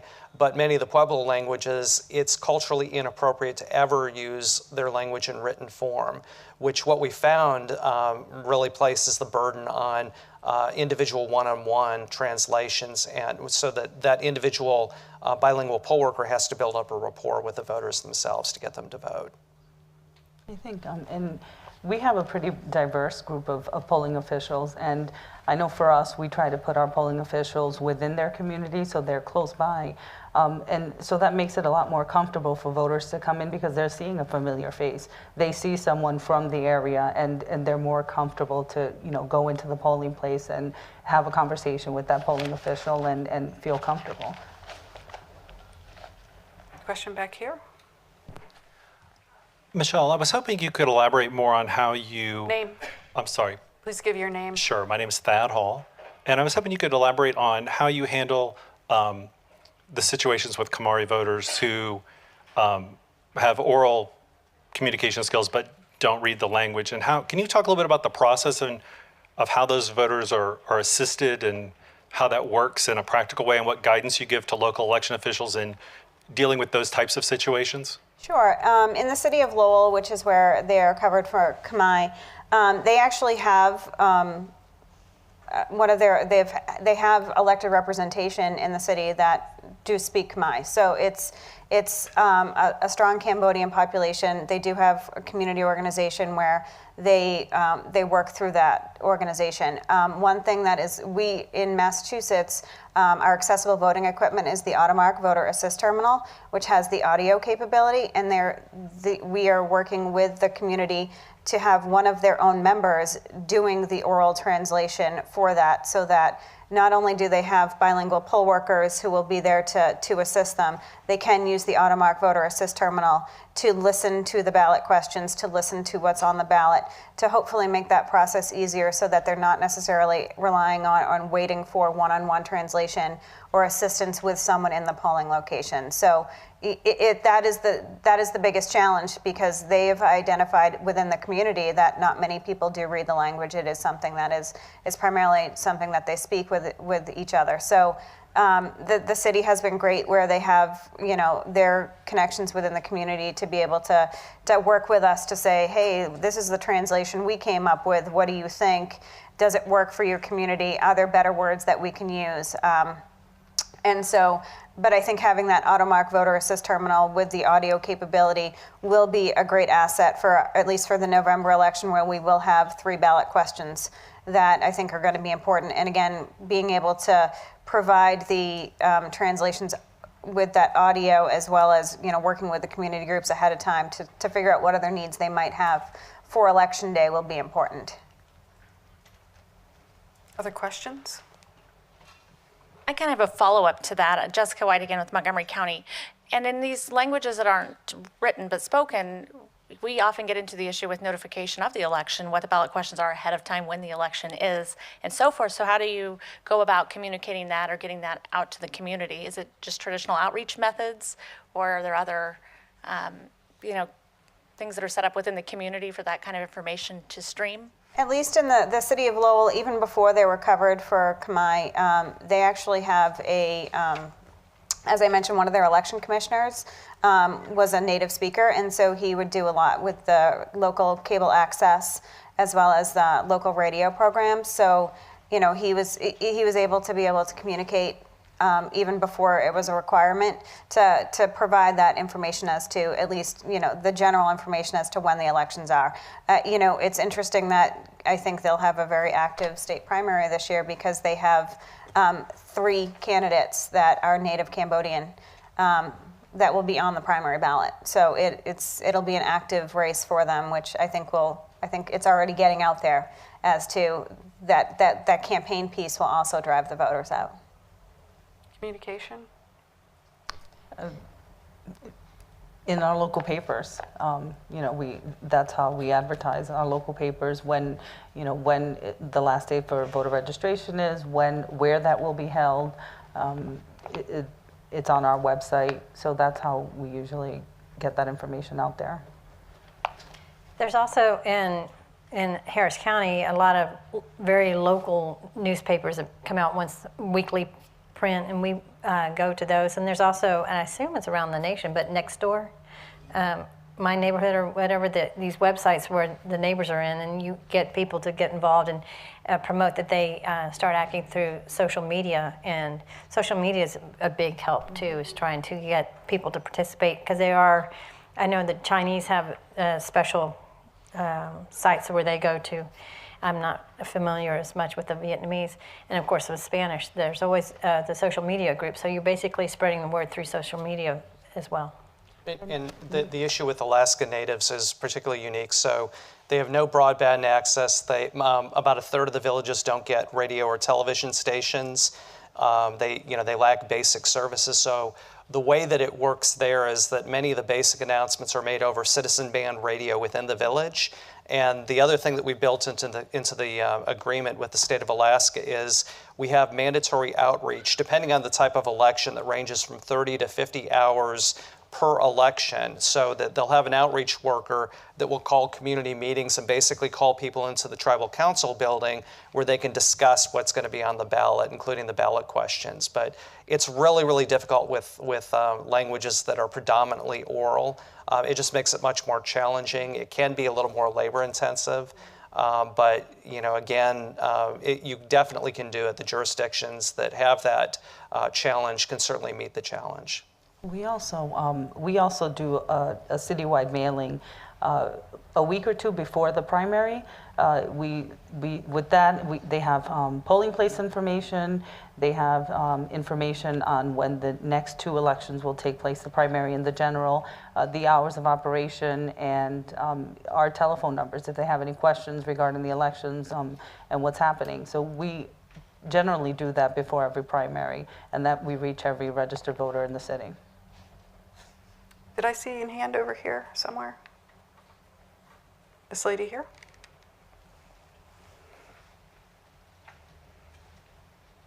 Thank you. Thanks for this panel. My name is Li Yang. I would like to talk about the cost. How are we going to improve the government function and the election process? And printing is very costly, and usually a lot of waste. If you can give people some literature, they just throw it away. So I just wonder if we have a government maintain the West Cyber Archive, they have a very rich candidate information and talk about real issue. How do they going to resolve the government problem or citizens' problem? That's one thing. And currently, is even election process, the election office, they can give you false information against some candidate or some false fake requirement. So they say the candidate will be not eligible for file another candidacy. What is your question? My question is, this is a part of the problem. I just wonder how we're going to solve problem. Like mailing or printing, now we run the election all the time. They waste a lot of money, millions of dollars, without improving government function. I just wonder if we can trim those process. And instead, we have all this government information maintained somewhere, which the people can depend on anytime. You don't have to wait for election process or the balloting period for 2 weeks. Just about year round. And currently, the election office, they can have a very true or false legislation. They abolish all those information. That means the archive is not maintained. The voter is not easy access to those and or verify those. And then if you have or even false information, so we must improve this kind of archive and important information issues so people can depend on. And also in the website office, they usually limited to like characters, so the people cannot send the information. If you send an email, snail mail, then they ignore it totally. If you send an email, maybe there's limited character limit, so it's almost impossible to resolve, and also they can ignore it. So Thank you for your question. Let's. We only have a couple minutes left, so how do we address the issue of appropriate, correct communications? So I guess one of the things is there's a legal issue here. Many states actually affirmatively require that a voter information pamphlet go out.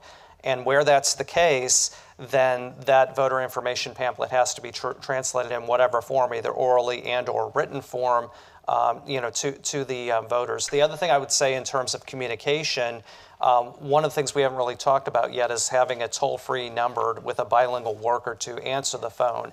It tends to be a very cost-effective way to get people, to be able to get the information they need. They will have someone who can communicate directly with them in the language and dialect that they speak. And in some cases where jurisdictions may not have the capability of having a full-time person in because maybe it's a small language group, what we've seen work very effectively is what Alaska does, for example. They have a list of bilingual poll workers who can be called by the elections office to patch them in directly with the voter to answer the questions. It's a great idea. So let me ask one last question for this panel. What is a key piece of advice you would give to a jurisdiction that expects to become covered in the next round of determinations? Why don't I start down here and we'll go across? Okay. Be proactive. You have to anticipate, start early, and work directly with the community because that's going to take you half the distance that you need to get. I would agree. Just be prepared. Know what you have in English, and know what you need to translate and have available in another language, and work with the community organizations. I'd have to second that. You need to reach out to your community. It's all community-based needs. So working with your community is key. I'd echo that, but I also would, check with your vendors and make sure that your materials are going to be available in those characters. And then you might want to start getting involved with the community because you may want to end up hiring somebody, at least temporary, if not full-time, and make sure that they're vetted and they have the qualifications that are needed for the office. So thank you to each of my panelists. It's been a great discussion and very informative, and I hope you'll stick around for the rest of the sessions this afternoon. We now have our lunch session. So thank you all. So please enjoy our lunch that our partners from the Pastor Center have provided today. And at 12:45, we will have our guest lunch speaker, Rhode Island Secretary of State Nellie Gorbea. So come back by 12:45 to hear Secretary of State Gorbea. Thank you so much. Yeah, I'll take you guys back to the green room so we can get you on.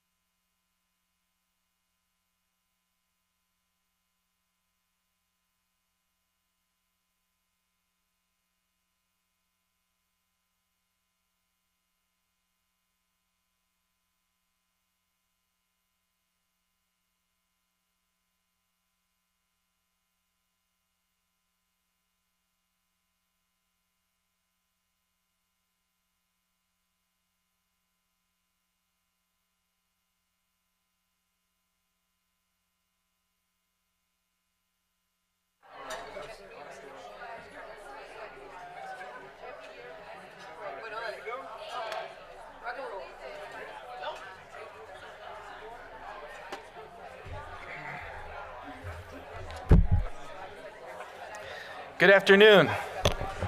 And forgive me for interrupting your lunch. Please continue to enjoy the delicious food. I have to give a shout out here to Paisley Benaza, who's over there in the gold-colored sweater. Paisley is the one that has been our point person on logistics and made sure that we had delicious things to eat during the day. If it was up to me, we would have just had bologna sandwiches, but Paisley said, no, we deserve better.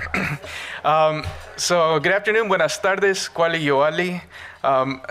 It is my distinct pleasure to introduce our lunch featured speaker, who is the Honorable Nelly Gorbea, Secretary of State for Rhode Island.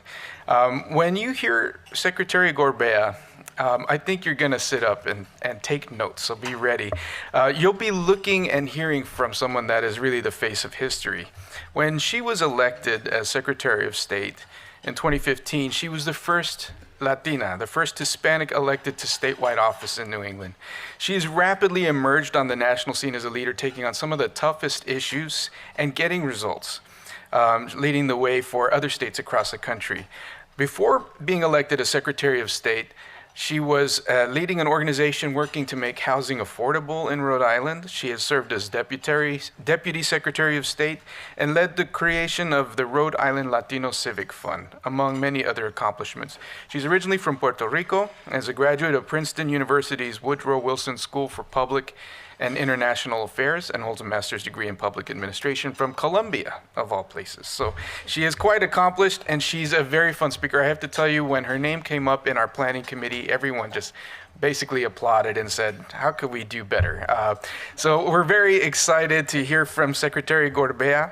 I won't take any more time away from her so she can dazzle us with her thoughts about what we ought to be doing to support our voters. So please take it away. Thank you so much, Secretary Gorbea. Thank you so much, Alberto. It's buenas tardes, buen provecho. It's great to be with all of you here. Bon appetit.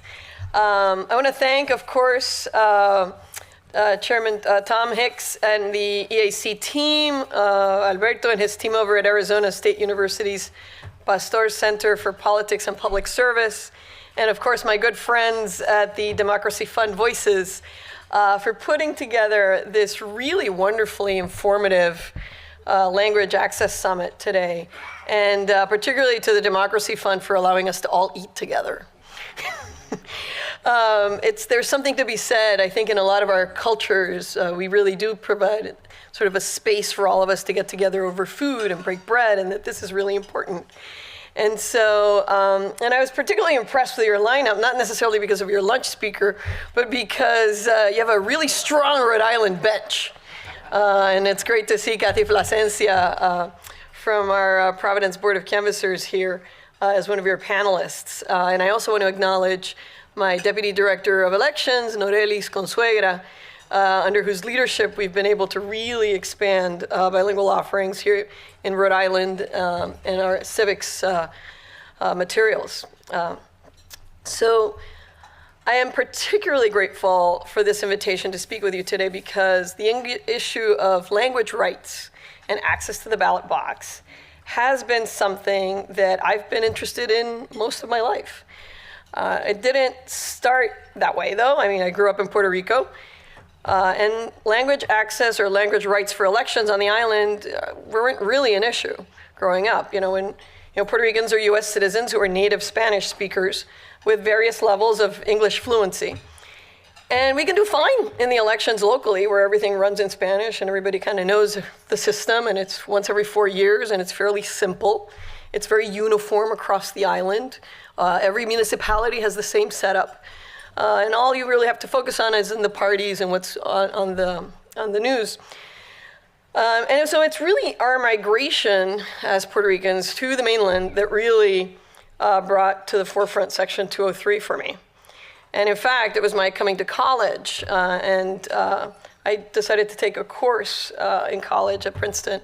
It was a student-initiated seminar. And I say that because it's important that it was the students that organized the syllabus along with the faculty member. And it was a course on the law and Hispanic society in the US. And that was my introduction to the Voting Rights Act. And what I remember beyond the technical parts of having to learn what the law provided, is that our fight for civil rights is intertwined with language rights is intertwined with civil rights. I'm sorry, I just realized that is this the clicker? Okay. I'm like, oh, that's not moving. So there we go. And it allowed me to understand how tied together language rights are to the history of desegregation in this country, and how language access is rooted firmly in the struggle for civil rights. And I think that's something that's important for us to come back to, because we build on each other's experiences in our struggles. And so learning about not just sort of court cases that have been won by the African American community, but then Latinos and Asian and Pacific Islanders, we're all interrelated. And we can all help each other as we move on this path forward. So up to that point in college, that kind of had been an academic subject for me. But history became real shortly after graduation. And I moved to New Jersey. I became a resident of Trenton. And then go on to serve as an interpreter at the polls on election day. And it was really, really interesting to have to deal with people who were really committed to voting and yet had a hard time navigating through the process. And so that was my sort of first real sort of personal experience with access to the ballot box through language. Fast forward a few more years and I get married. The guy who I married, who I met in college, ends up as a professor at the oceanography school at the University of Rhode Island. And so he has a job and I don't, and I moved to Rhode Island, where I really didn't know anyone and didn't really know much about the state. And the thing about the US, and I think this is also really important to think about, is that anytime you move in the US, you need a speedy tutorial on civics. And we really don't take the time to do that. So, we really have kind of like a democracy on steroids. I mean, in the state of Rhode Island, if you move from Providence to Woonsocket, you've changed the entire bottom part of your ballot. Now, who engages with you to let you know that that's the case? Who helps you have that conversation so that by the time that you do show up, you know what it is that you're expected, you know what are the questions that are being asked. And so on top of the sort of mechanical difficulties of getting to the polls, there is this other issue of just understanding the system. And so, so I moved to Rhode Island and, being the public policy wonk that I am, I become more involved with our state government, and I find a way to get appointed to this Governor's Advisory Commission on Hispanic Affairs. This is the mid-1990s. These things were kind of popping up all over the place. It was a fairly reasonable strategy by elected officials who were mainstream to bring in input from the community. And this is just at the same time as motor voter is being implemented in Rhode Island. So this opportunity came to be a part of this commission, and it helped me figure out ways in which how can we help people understand how government works. Now, just before my time on the commission in 1992, the city of Central Falls makes history, becoming the first city in our state to meet the criteria of Section 203 of the Voting Rights Act. We now have 3 communities that meet Section 203 requirements. At that time in Rhode Island, we were still using what are called Shoup lever machines. They're very bulky. They look like, portable closets. And the ballots were huge. And so in 1992, it was pre-digital. And the Shoup lever machines are not really designed to handle more than one language. And so Rhode Island decides to provide access through Spanish-speaking ballots on separate machines, which is less than ideal, of course. So this is what, I brought a picture of what these look like. This is in Spanish. The first thing I looked at when I saw this, by the way, and some of you in the back can't tell, but there's a typo actually on this ballot. under offices. It says oficiales instead of oficiales. And it just irks me. Typos are the bane of any election person. So you had these separate ballots, which made it easy to find out which language group had voted for which candidates, which is not ideal. Now that system changed in the mid-1990s with the arrival of new paper ballot scanning voting machines. And this new technology gave us a better way to do this. We could now put the language right next to each other, one after the other, and there was only one ballot, which gave more anonymity to the vote. So so fast forward a little bit more, and in 2002, I'm appointed Deputy Secretary of State at the same time as Providence, our capital city, crosses the 203 threshold. And so here you'll see the three communities. The red is Central Falls, the blue is Providence, and then 10 years later, after Providence, it seems like we grow in tens, Pawtucket, Rhode Island becomes the third community. And so on a national level in 2002, the Help America Vote Act had passed. Funds are being granted to the states to improve elections. And as a Deputy Secretary of State, I'm in this amazing position overseeing elections, part of the elections, and actually working for the chief state election official of the state to meet the needs of the rising Spanish-speaking Hispanic community in the state. So we go on to really redevelop our website. We provide a lot more language materials in Spanish. And we go about doing something I think is just as important as providing the access to the materials, which is to have people in your office that can actually speak the language. And so we try to grow that capacity in the office as much as possible. We hire bilingual employees. In fact, Kathy was actually one of our first hires in our office way back when. And so that helps kind of, once you have the employees in the civil servant ranks, then the provision of accurate bilingual materials becomes a lot easier. You can, as somebody said, just do the special projects when the legalese just, is too much. So after my time as Deputy Secretary of State, I go back to working in the community. And in 2014, I run for Secretary of State. And as was said, Rhode Island makes history in New England, electing the first Hispanic to statewide office. And someone who comes to this with a real passion for making sure that people understand the system.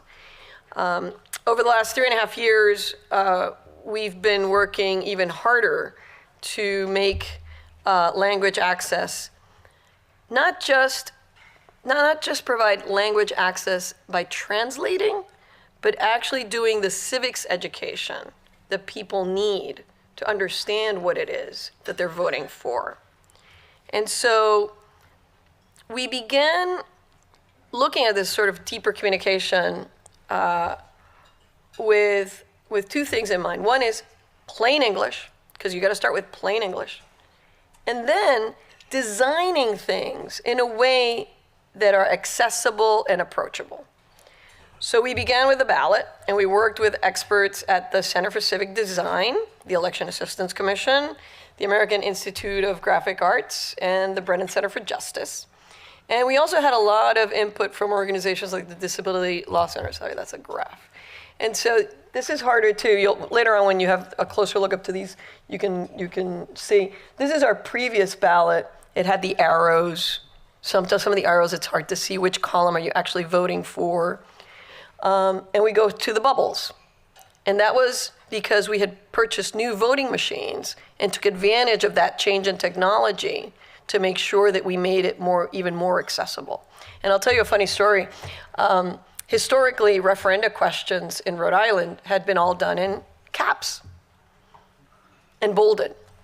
And so we had bought these new voting machines that had all these new layout capabilities.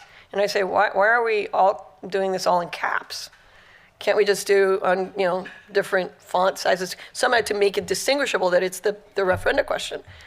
It's like, oh, yeah, we can. So we go ahead and we redesign the ballots with much friendlier looking referenda questions because the fonts have been changed. And I did get one community to actually push back on that and say, no, they have to be all in caps. I said, no, they don't. There's nothing in the law. And nobody wants to be screamed at, which is literally what it means now to do everything on caps. So, just one of those things that as technology changes, we need to take that step back and say, okay, what else can we do with it? That doesn't necessarily require legal mandate or even a rule or reg. So we do these different, and then the other thing that we do is we take a look at the language that we're using for things like the voter information handbook and simplify it as much as possible. Now, we provide the legalese because that's mandated in the law. But if you can't read the voter information handbook and understand what it is that the question is asking you to do, then you're basically telling that voter, you shouldn't even vote because you're not understanding the questions. Why are you going to take time out of your life to go and do something that you just don't really feel comfortable with? And so I made it a priority to redesign the voter handbook and to provide plain English and plain Spanish information about what it is that was being asked of the voter. And we did this not just because of the people in our office, but we tested it out with people in the community. And I think that's another really important lesson in Rhode Island. My first involvement in language issues here in Rhode Island was being asked to look at a Spanish language ballot back in the Central Falls days. Does this read okay? It was part of that director of elections process for making sure that since she didn't speak Spanish, it was understandable by a wide variety of people. So we need to do things in a way that people understand. It's about providing the opportunity for all voters to have that understanding of how it is that they're being asked to make a difference. Now, to that end, we also wanted to reach young people and those who are new to Rhode Island. And by new, I don't mean necessarily, they could be from Georgia or they could be from California or they could be from another country. And so we began incorporating some civic education tools for people to use. And again, I apologize because these are really small on these screens. But this is our levels of government infographic that depicts 5 major policy areas: education, the environment, public safety, the economy, and transportation. And within those, it gives examples of specific issues such as expand recycling, taxes, laws about guns. And we show how the different levels of government, whether state, local, or federal, interact with that particular issue. So that we bring across the point that despite what you hear in the media, that only the national election counts, there's a lot of things that are being decided at your local level, at your state level. And you give people the tools with which to think about, oh, I really want to figure out who I'm going to vote for at the local level. We also, so we incorporated these kinds of infographics as part of our Why Be a Voter, part of our Voter Information Center. And in addition to this one, we explained how the election system is actually set up in Rhode Island. Because if you move, God forbid, move from from Rhode Island to Massachusetts, it's a whole other different ballpark. So you need to explain to people in very simple ways, respectful ways, how it is that in our case, elections are run by the Secretary of State, the Board of Elections, and local boards of canvassers. What is the relationship between those? Who do I call if I have a voter registration question? Who do I call if I have a question about why is this candidate not on the ballot? And so this is part of the civics education that we've tried to make accessible to people. This is another infographic on how to participate. how do you participate in this democracy? Or how does a bill become a law? How is your municipal government structured? And finally, branches of government and the federal at the federal and state level. This is on our voter information page. It is hugely important. The lack of civics education in this country, I think, has had a really negative effect on the health of our democracy. And so it is incumbent upon those of us in these positions to not just provide the bare minimum, as somebody said, in terms of languages or information, but to go beyond that, to really inform voters as to how our system works. Now, our newest mode of communicating is, because we're trying to keep up with everybody, is an Instagram account called RI Votes, and I'm going to end with that particular. This is one of the memes. If you want laughs, and if you start looking at them now, you're going to start laughing, so we'll know that you're looking at it. This meme was created by one of our summer interns, Zoe, and it's part of our non-traditional methods to encourage young voters under 25 to register and vote. The Instagram account, again, is RI Votes. We also created a website called rivotes.org that actually kind of does a lot of short videos, peer-to-peer videos on why it matters. You know, as I thought about these remarks today, it seems surreal how much, really, when you think about it, a small section like Section 203 in a much bigger law, the Voting Rights Act, can be so important in people's lives and how they interact with their government. I know that the efforts of many of you here in this room have had an important effect in improving our democracy. And I know it because I've lived it. And just as my story with language access has evolved, so does our ability to innovate and improve language access in our elections.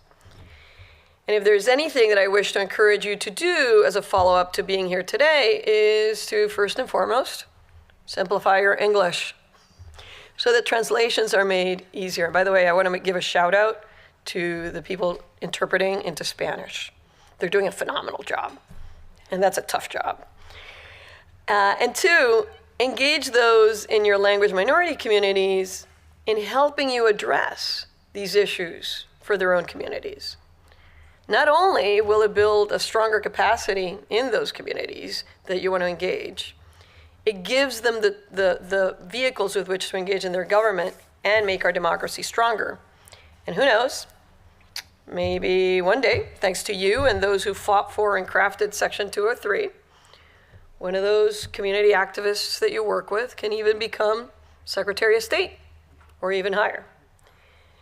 And so with that, I thank you and have a great rest of your summit. I think I have a few more minutes in case people want questions or have observations. Thanks.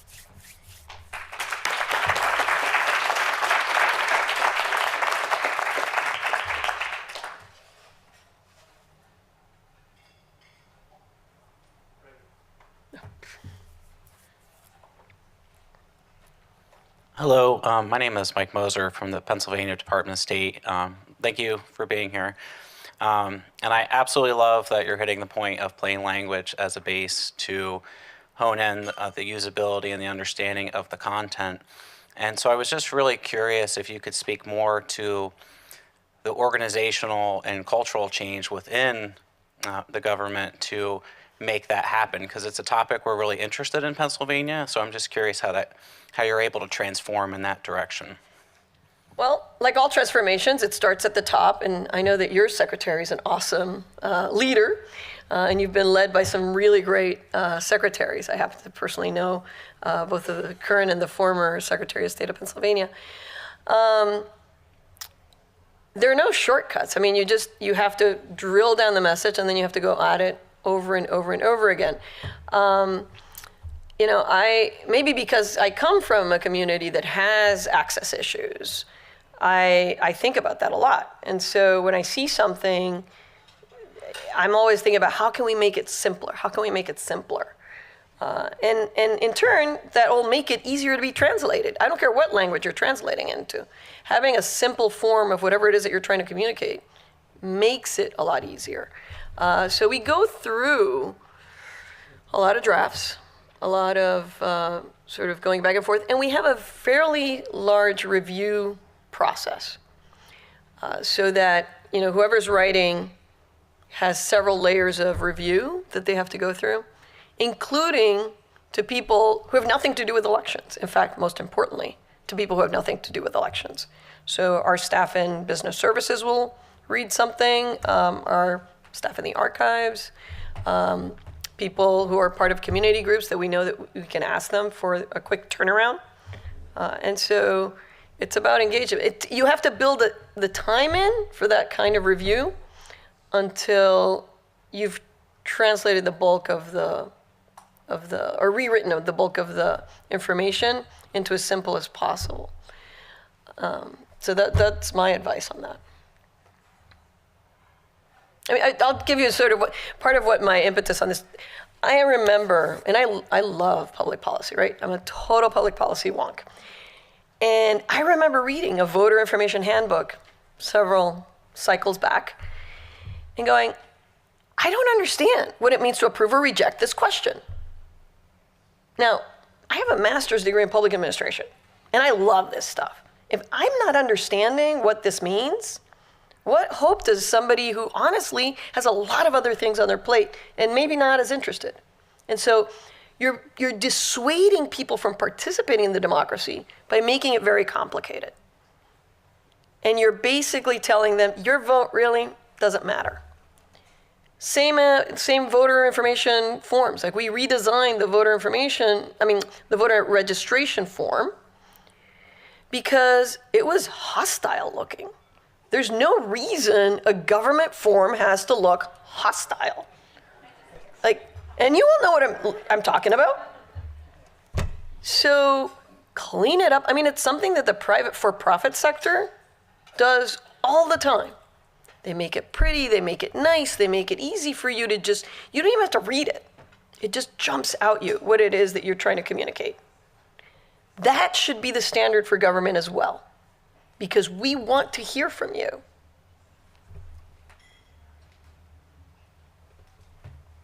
Over there, and over here.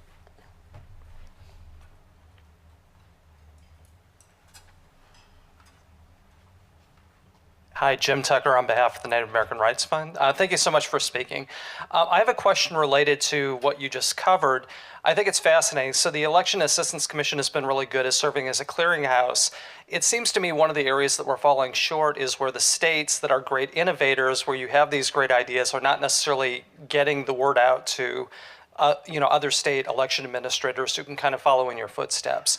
And I was wondering if you could perhaps talk about ways in which perhaps other organizations such as the National Association of Secretaries of State can help fill that void and really try to improve elections nationwide based on your example in Rhode Island. So actually, I'll take a point of contention with the premise of your question. I do think that organizations like the National Association of Secretaries of State are trying to do best practices. This particular topic, possibly not as much. And so I think there is a way in which we need to kind of try to bring these in a nonpartisan way. And I think that's part of the challenge of language access, to be honest, is that too frequently it just has this Pavlovian response that it generates. And so we need to try to lower that. And I think talking about plain English and sort of providing access to information in a sort of accessible way is a good first step to then tackling a better understanding across the country about what we mean about language access. Why should we be providing information in languages other than English? I mean, if you think about Puerto Ricans, and I can't wait for the next panel, actually, because being Puerto Rican, I had recently read about the 203 sort of language provision on Puerto Ricans. Puerto Ricans' first language is Spanish. Yes, we all learn some degree of English, but we are U.S. citizens. And by a historical context that's very different to other groups, we're part of the U.S. Should that ballot not be accessible to a U.S. citizen from Puerto Rico? So I think that the challenge is that it's that the realm in which this issue is discussed tends to get highly politicized very quickly. And we need to somehow find ways of depoliticizing it and making sure that we can have these conversations. Oh, sorry. I grabbed the mic first. Adam Ambrogi, Democracy Fund Voice. My question's one about communications. Obviously, from my recollection, Rhode Island has at least a unique media market and probably a challenging Spanish language media environment. How do you, in that environment, reach out to the communities that you need to reach out to? And are there any messages or examples that you could use for other types of jurisdictions that may have limited language access media environments, maybe in rural communities or rural states? I'd love to hear how you sort of try to get over that challenge. Yeah, no, certainly. And in Rhode Island, we recently have had the passing, sadly, of two of some of the largest Spanish language media companies in the state, and that's been Latino Public Radio and Providence en Español, both of which were critical, I would say, to providing civic information to the Spanish-speaking community in Rhode Island.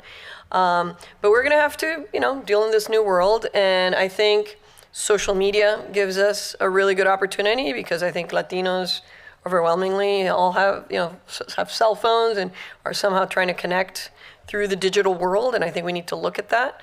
I also think that there is still the power of radio.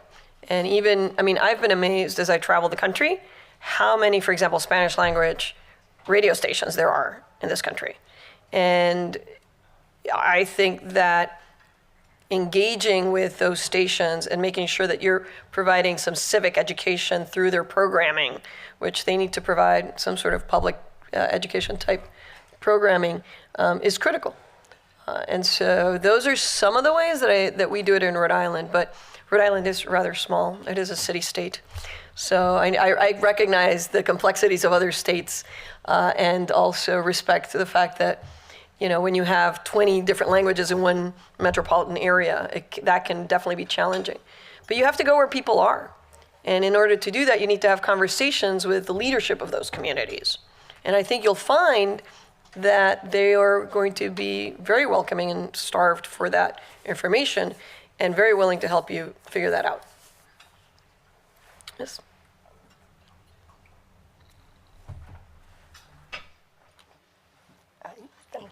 Thank you. Thanks for your presentation. I'm so happy you have such a good common sense and policy work. But I want to know whether you can have a good, deep sense of the real reality of our system. You see, a black go to campaign for some area, then they will spread the word that something is there happen.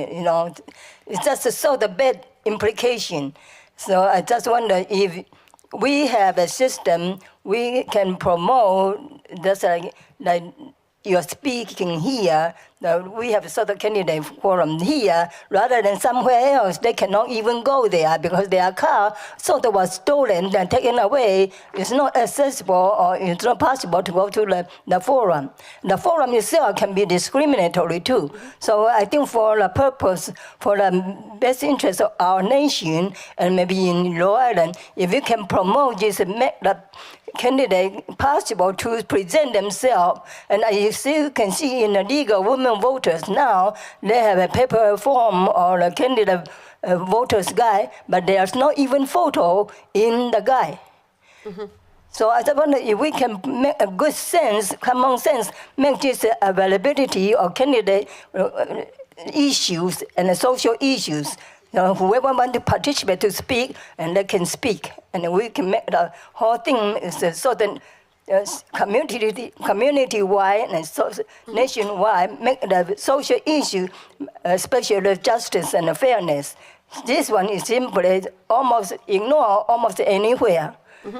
So communicating across communities is absolutely essential to the health of our democracy. Right. I think this is one area where we need to be leaders and push, because there are technological tools that make that now a little bit easier than it used to be. But the technology by itself is not going to do it. It needs people to say, okay, we're going to now provide this in multiple languages. We're going to provide this by using the leg up that the technology provides us with. So, for example, I know that Latino Public Radio for the longest time would interview English only candidates who only spoke English, and that would do a simultaneous translation and then rebroadcast their answers. And we need to engage in more of that, and a recognition that you have to go where people are to help them understand what is being said and what their choices are. Yeah, so we have a government that can broadcast almost anywhere. You have YouTube anywhere, but we just have to have a government to maintain it, make it easy and cost effective. Yes. Thank you. Thanks. Okay. We got 1 minute. Must be the last question. Who's the introvert? All right. Thank you. I'm Deborah Berry. One of the panelists earlier mentioned hurricane victims and Puerto Ricans coming to the United States and the challenges. Can you talk a little bit about the challenges they face, and state election officials and local officials, what challenges they face in terms of taking care of that population and making sure they have Sure. There are many dimensions to the answer to that question. I'll try to bring it back to our election topic, which is principally is that you have a population of U.S. citizens who are fully entitled to vote, who may not have an understanding of what are those jurisdictional structures that they're now a part of. And some of them are coming temporarily, thinking that I just want to wait until electricity goes back to my town, things are a little bit better off, I'm going to work here for a little bit and then go back. And so part of the challenge that we as elected officials have is that that person doesn't necessarily find the time or interest to really figure out how democracy works here. They'll send their kids to the public schools, but they don't understand that there's a school committee that's setting policy that they actually are entitled to speak to about what are those needs. Because the governmental structures in Puerto Rico are different, just like the governmental structures in Georgia are different than those in Louisiana or California. And so that is the presence of Puerto Ricans in the mainland adds that level of complexity. How do we provide civic education to that particular group of U.S. citizens to make sure that they feel that they have that ability to participate during the time that they're here? I would venture to say, though, that the lack of civic knowledge, whatever you do for the Puerto Ricans will be beneficial to everybody else because of what the civics gap that I talked about earlier in my speech. So, but particularly with Puerto Ricans, I face this myself. I mean, how do I communicate with them to let them know, while you are here, these are the governmental structures. This is the opportunity you have to make your voices heard. And if you want to criticize or praise whoever it is that is involved in hurricane reconstruction, to be very nonpartisan, then there are vehicles to do it within the jurisdiction that you're in right now, that you may not have had access to because of Puerto Rico's status. Okay, thanks.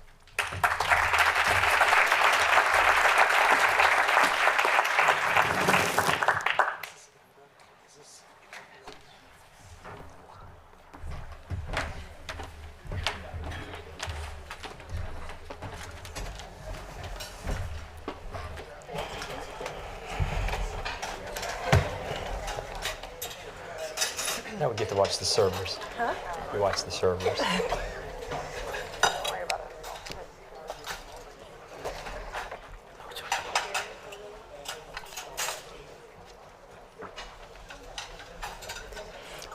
when it's moving, we'll see it there.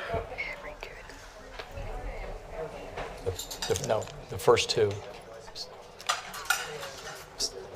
The first two don't have PowerPoints. We have no PowerPoint.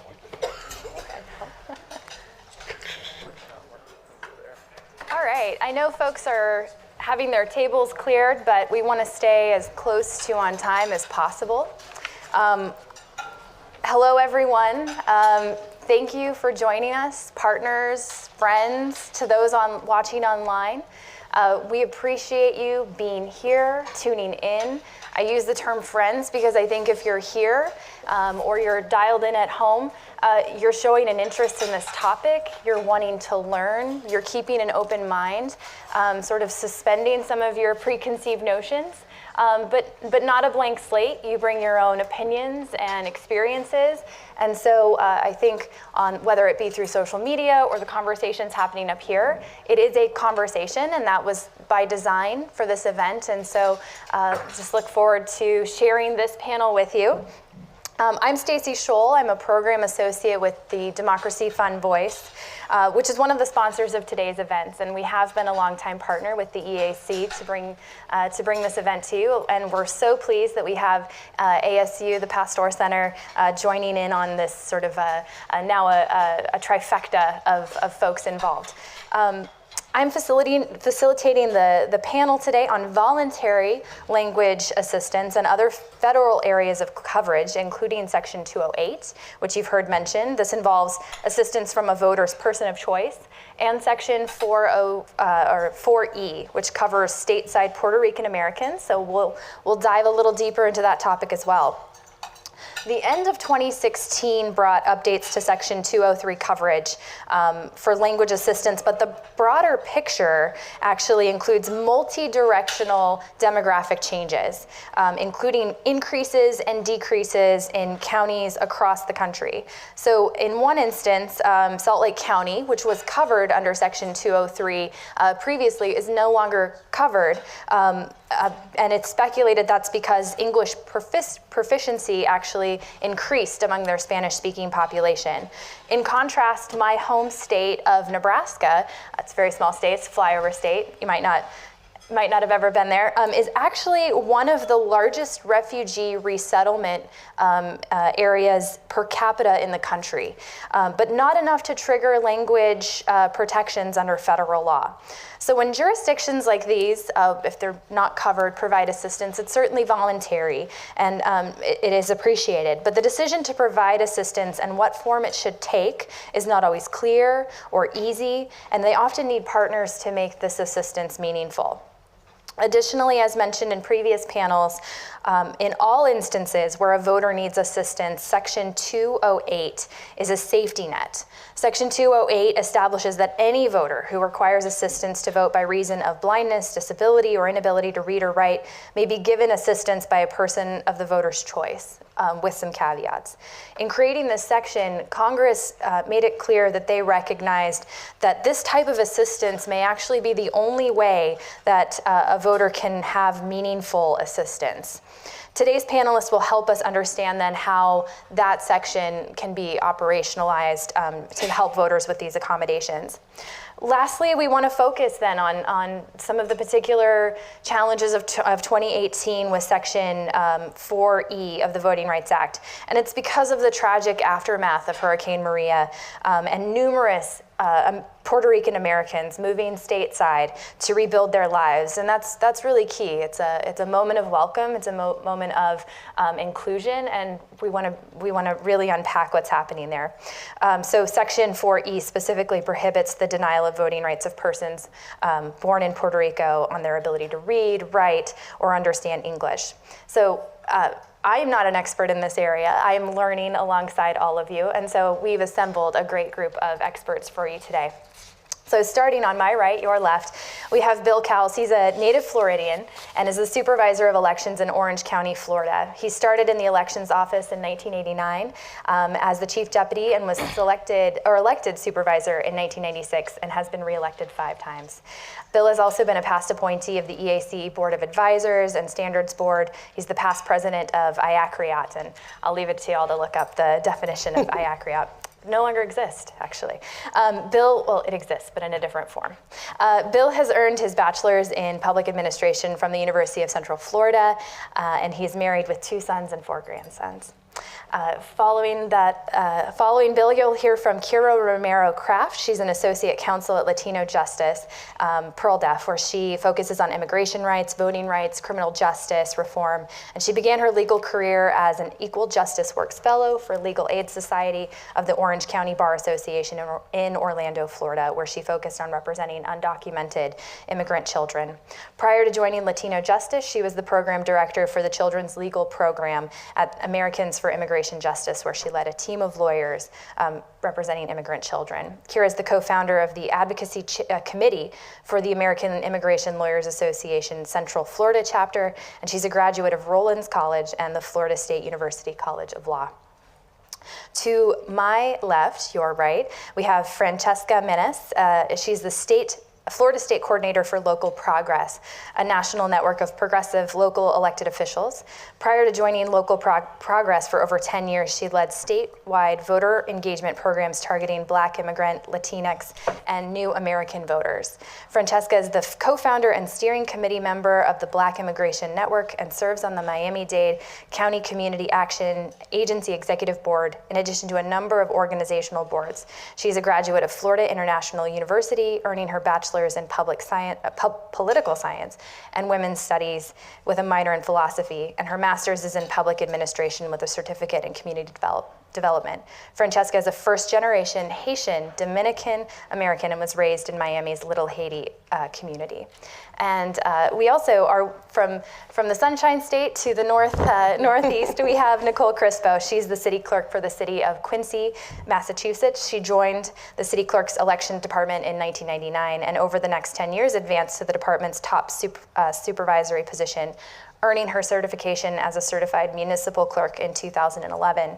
She was appointed Quincy's assistant city clerk in 2014 and city clerk in 2016.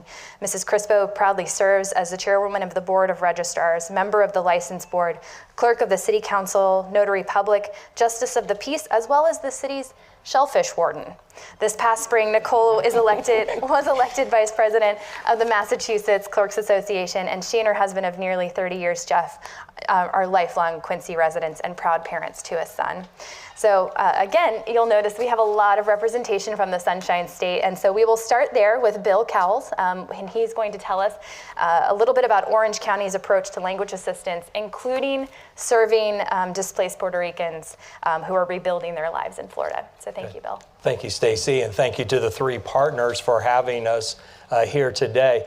I guess between putting together poll worker manuals and PowerPoints for poll worker training, I failed to do a PowerPoint for today's presentation. So I'm your first presenter without one. But let me quickly just touch base about Orange County, Florida's experience with Section 203, and then to talk about the influx of Puerto Ricans to Central Florida. And you saw a statistic earlier showing roughly 16,000 additional Hispanic registrations since the hurricane in our area. Orange County became part of the Section 203 in 1990, but it wasn't the state of Florida that actually fell under it until 2010. And that's kind of important to my comments here.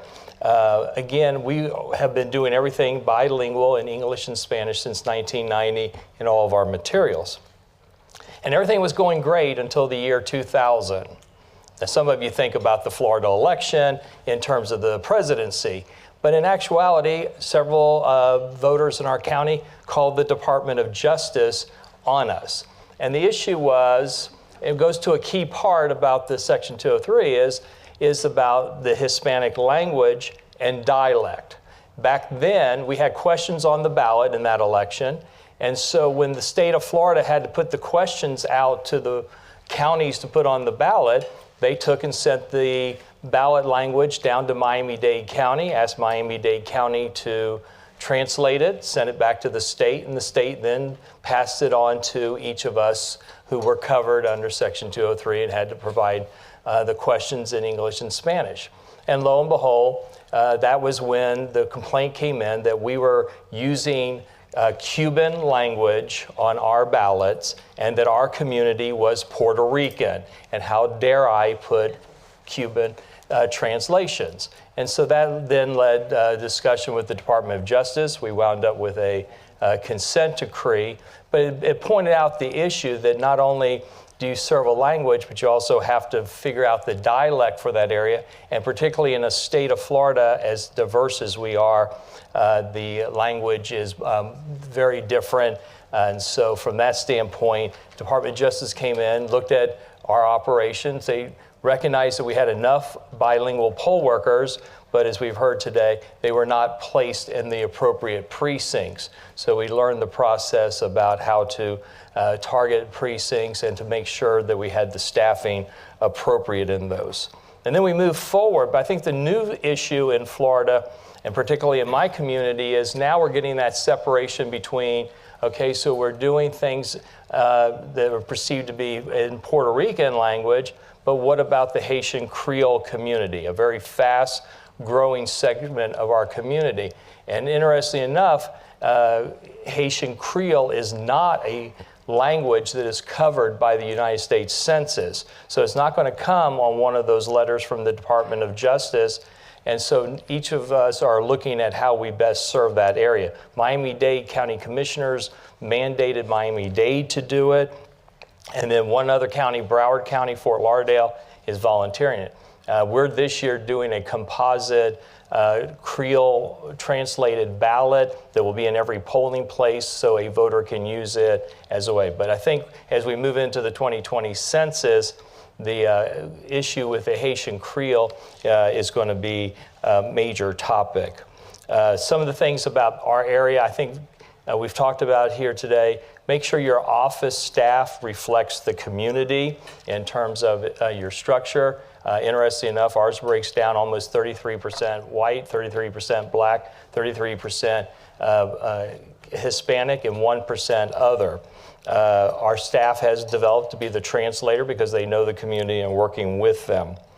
And so we move ahead to 2017 when Hurricane Maria hit and we had the influx of voters from Puerto Rico. And again, I think as the Secretary said during lunch, is when they come, their major concern was housing, school, and voting was not necessarily there on the forefront. Housing was a big one as well. So there was voter registration offered. And as things have changed with voter registration now are so many third-party voter registration groups that camp out in our state full time. So they're actually out there doing a lot of the work. A lot of them went to the driver's license office to get their ID and then also at the same time vote register to voter. So we saw that what we had to do to support them was not necessarily an increase in our work because we were already doing it with the help of our partners like the third-party voter registration groups. I think the thing that happens with the influx with Puerto Ricans is it also are some things for us that remember, and one of them is right now FEMA is still paying for housing in hotels, in motels in our area. And so that's changed us in how we have to do our street indexes because it's supposed to be on resident address and not commercial addresses. And so that's another area that we are dealing with. And one interesting question that came up in our state association meeting, which is a change, is that should the U.S. territories be encouraged to join the ERIC project because you have the transition of those who are voting in Puerto Rico who are then coming to the States and registering to vote. And then the biggest question you get asked is how many have actually registered and that are new from Puerto Rico, and that's the hardest question to answer because many of them come from go to other states and then come back to us. So that's a challenge that we're facing, and the big question to be answered is how will they vote in this election this 5 weeks from today in Orange County and in the state of Florida. Thank you. Thank you. So my name is Kira Romero Kraft. I'm from Latino Justice PearlDev. The PearlDev stands for Puerto Rican Legal Defense and Education Fund. I'm delighted to be here. Thank you all for being here today and for the organizers who have us here. So I was asked to speak on Section 4E, which is the provision, little known under the Voting Rights Act, that provides that no jurisdiction should deny the right to vote to any Spanish-speaking citizen from Puerto Rico. So obviously, I do want to provide a little bit of context, because I think it's important, and to the young woman's question earlier about how the evacuees or the refugees, the Puerto Rican refugees, are faring, in particular Central Florida, as Bill had mentioned. We have received the highest number of evacuees in Central Florida. In the state of Florida, but I would argue that Central Florida has probably received more than any other part of the U.S. And so that presents some challenges in terms of the FEMA litigation. Latino Justice, along with a pro bono partner, as well as a solo practitioner in Massachusetts, still did file litigation against FEMA. And the reason that that's important, amongst a number of other reasons, is because of these challenges that are presented from folks that are living in emergency shelter. And so you ask, how important is it to vote? Well, obviously all of us are here because we recognize that it's extremely important. But to someone who has lost absolutely everything and on top of their community, that is, it's probably the last thing on their mind when they're trying to recreate a life. And obviously in Central Florida, for all of you who haven't visited or don't know, we have a very large, well-established Puerto Rican community that has been for many, many years. So in terms of trying to figure out where you wanted to relocate to on the mainland, Central Florida seems like, a good fit. Some of the problems, however, that we face in the state of Florida is very little public assistance in terms of housing, in terms of affordable housing, folks with issues involving education, employment issues, and obviously the language issue. So those are some of the things that we at Latino Justice are working through a coalition called Abrazo Boricua, a lot of civic engagement groups, service-oriented groups that are reaching out to the Puerto Rican community, specifically the evacuee community, to provide services so that we can connect them with some of the needs that they have, but then also educate them on the differences that exist in terms of voting on the mainland as opposed to on the island. And just to kind of give you an example, in Puerto Rico, you only need a state electoral card or ID to vote, and most people do get that very quickly, whereas Florida has extensive ID requirements in order to register to vote. Puerto Rico, we could learn a lot from Puerto Rico. Voting is a holiday, so they have an extremely high percentage of turnout typically. And they vote every 4 years. They also are limited in terms of who they vote for governor, they vote for these specific positions, whereas in Florida, we have elections every year. And we vote for the tax collector to school board members. It's judges, partisan and nonpartisan, closed primaries. So you add all of that, and you're faced with a very challenging landscape to try to interpret to someone who is a new arrival and is obviously, under all different types of stresses, as you can imagine, from losing, in some cases, everything. So those are some of the challenges that we face, but we're very fortunate to be connected with a lot of those third-party organizations, a lot of the service community in the work that we're doing to engage the Puerto Rican community. We have been specifically reaching out to certain supervisors of elections. Full disclosure, I am an Orange County voter, but I've never met Bill, which is probably a good sign. But there are some challenges because we do have this idea or this sense, I think, and a lot of it, I think, has to do with engaging with the civic groups and community organizations, in that these voters are not in my jurisdiction. And so those are some of the challenges that we're facing. We're still continuing to work with the supervisor of elections and the different community and civic groups in the different areas of the state. But I can tell you that the influx is real. There have been, I can't give, maybe Francesca maybe has a better idea of the number, because there have been competing numbers that have been out there, published in newspapers, published by different data analysis groups, but it can range anywhere from 50,000 to 100,000. And remember that even before the hurricane, there was a fiscal crisis in Puerto Rico, that there was a steady migration and influx of Puerto Ricans coming to the state of Florida. So that is what we're seeing in our state. And again, working very closely with the different community organizations and the supervisor of elections, and also trying to present the information in a digestible form to our community is challenging. This fall, we will have 13 revisions to the Florida Constitution on the ballot. I can't imagine how long that's going to be. And if anyone here speaks Spanish, sometimes what you can say in English in 3 words takes 7 or 8 words in Spanish. So the papeleta in Spanish is going to be pretty thick. And so we're looking forward to those challenges that lay ahead, but we do need everyone on board and trying to reach out to the community again that is facing challenges outside of voting in the state of Florida. Thank you. Thank you, Kira. And I see, Bill, you've had a little bit of a visual there. If you want to share. Well, she asked about this year's ballot, but the best one is the 2012 election, in which we had more questions than we are this year. But in Florida, the Florida legislature is allowed to take and exceed the 75-word limit. So when they do, and in the 2012, every voter in Orange County got 3 ballots printed back to back. But the key thing is this one page here is question number 4 in English and Spanish, and it took up the whole page. And I was sued in the past over the fact that there were more words in Spanish than there were in English, and I broke, the law, but that failed. Well, thank you for that visual, which does actually cause a little bit of anxiety on my part, seeing that much text on a page. But certainly important that we talk about this. So I want to pass it over then to Francesca, if you'll go ahead and let us hear from you.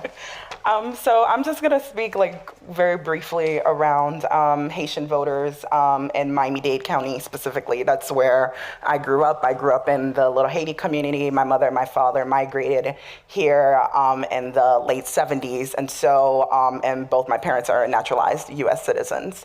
So particularly in that household, having to kind of navigate my parents through ballots when I was young myself was a very interesting process, particularly when the county did not have Creole on the ballot. And so ultimately, in 1999, this is from our Miami-Dade County Code, section 12-16, which is our current law, where the county commission actually did take a proactive step in acknowledging that the Haitian community was growing in Miami-Dade County and that they needed to actually figure out ways to encourage that community to turn out and vote. And so, but there were a lot of flaws in the language, in particular that it was giving discretion to the SOE, to the supervisor of elections, to identify where those communities were. And that was relying heavily on the place of birth and relying on census data. And to rely on census data even up till this day, where you're not able to identify yourself as a Black immigrant,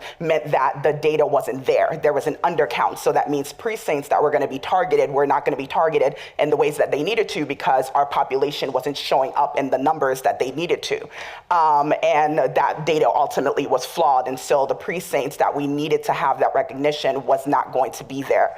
But they did have some good, encouragement of the county setting aside resources for advertisement. So that meant in Haitian newspapers, and they made sure that it was very clear to say Haitian and not French, because there's this classist basically that exists in our community where those who are more educated speak French as opposed to those who overall Haitians speak Creole. And so being very clear that you are publishing in Haitian newspapers, Haitian radio, as opposed to French news outlets.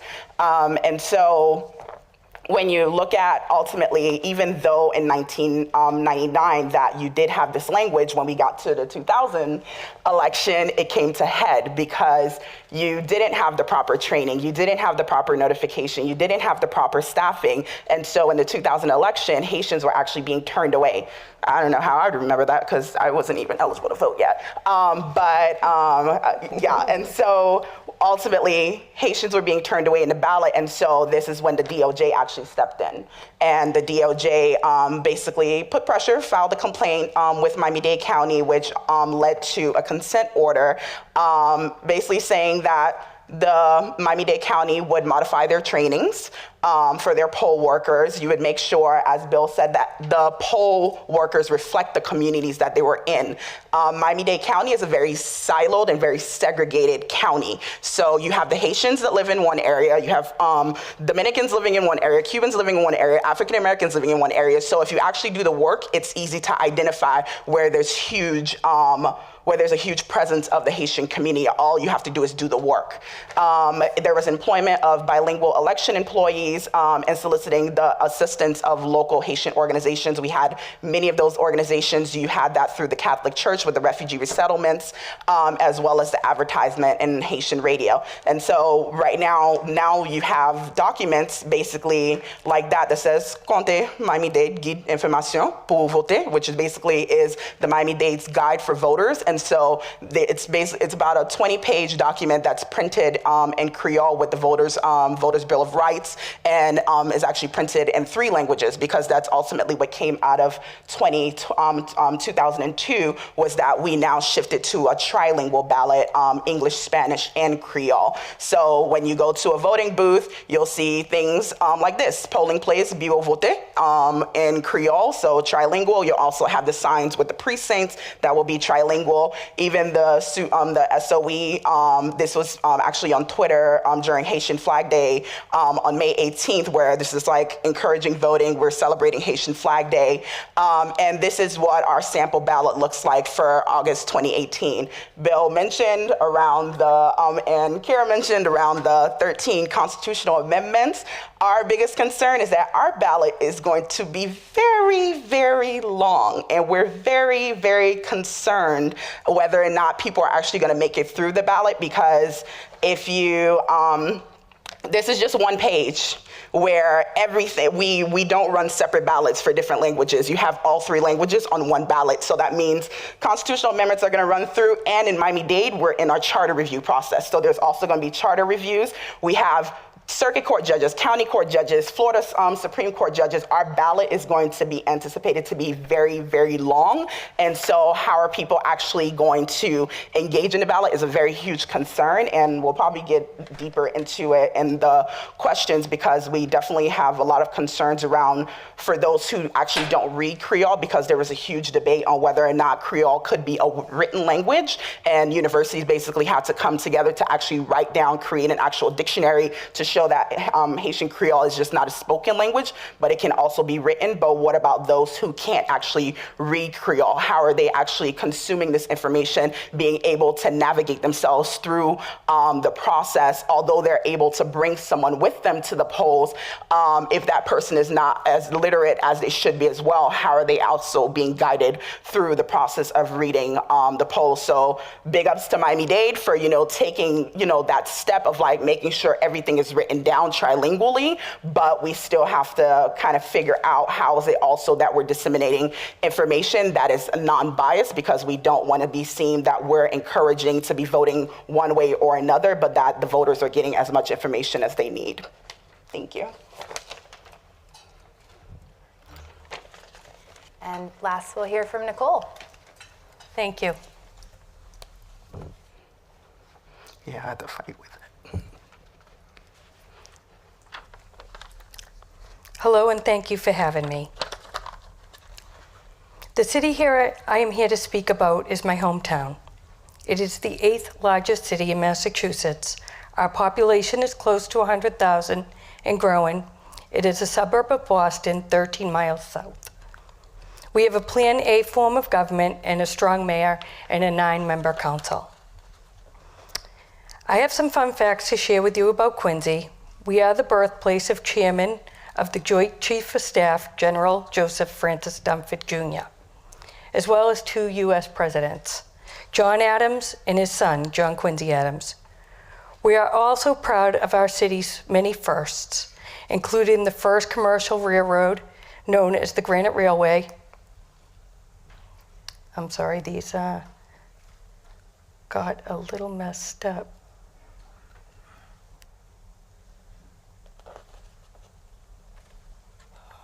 How do you go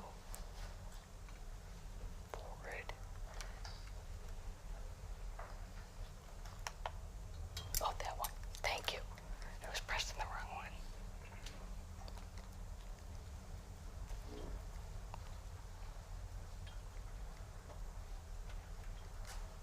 Oh, boy.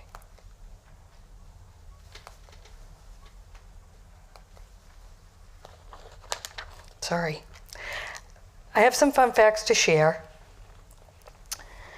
Oh, sorry, I already read that one. Being a large city with small community values makes it critical to stay relevant with civil engagement. To reach all residents, we utilize all facets available, hoping to influence all our members of our community. The city of Quincy is made up of 13 neighborhoods. As you can see, I circled 3 where they have a large population of Asian nationality. Quincy has the highest per capita population in the state of Massachusetts. 2010 federal census provided that we meet a high standards needing to have a bilingual ballot, which has resulted in an abundance of participation of growth in our election over the last 10 years. To put Quincy's population into perspective, Asians are 24% of the Quincy's total population makeup, many of whom do not speak English or have limited English. Based upon 2016 presidential election, 42,000 people voted. This is 72% of Quincy's population. Of that 72%, 8,500 were Asian. This is equal to 20% of the total vote. A great part of our growth in voting is due to our partnership with various agencies, both the Asian American Defense League and Education Fund and the Department of Justice. They are great monitors and tools for the Asian community, as well as an asset for feedback in our elections. In 2005, we started printing various election materials in English, Chinese, and Vietnamese. The translated materials were very well perceived by the community and citywide organizations. We also offer our website in many languages. Our Secretary of the Commonwealth first started to provide translated voter registrations in 2005. We both agree it's the first step for our residents to be active participants. Starts with the voter registration process. Confidence and ease in the process will ensure future and recurring participation within the community. Election day signage is crucial to guarantee a well-organized and efficient process in our election workers and voters alike. To meet the needs of our community, we provide signage in in 3 languages instead of our required 2. This is always distributed to our 31 precincts within Quincy. All the questions on the ballot are written in English and Chinese. In 2020 census will determine if any other languages will be introduced.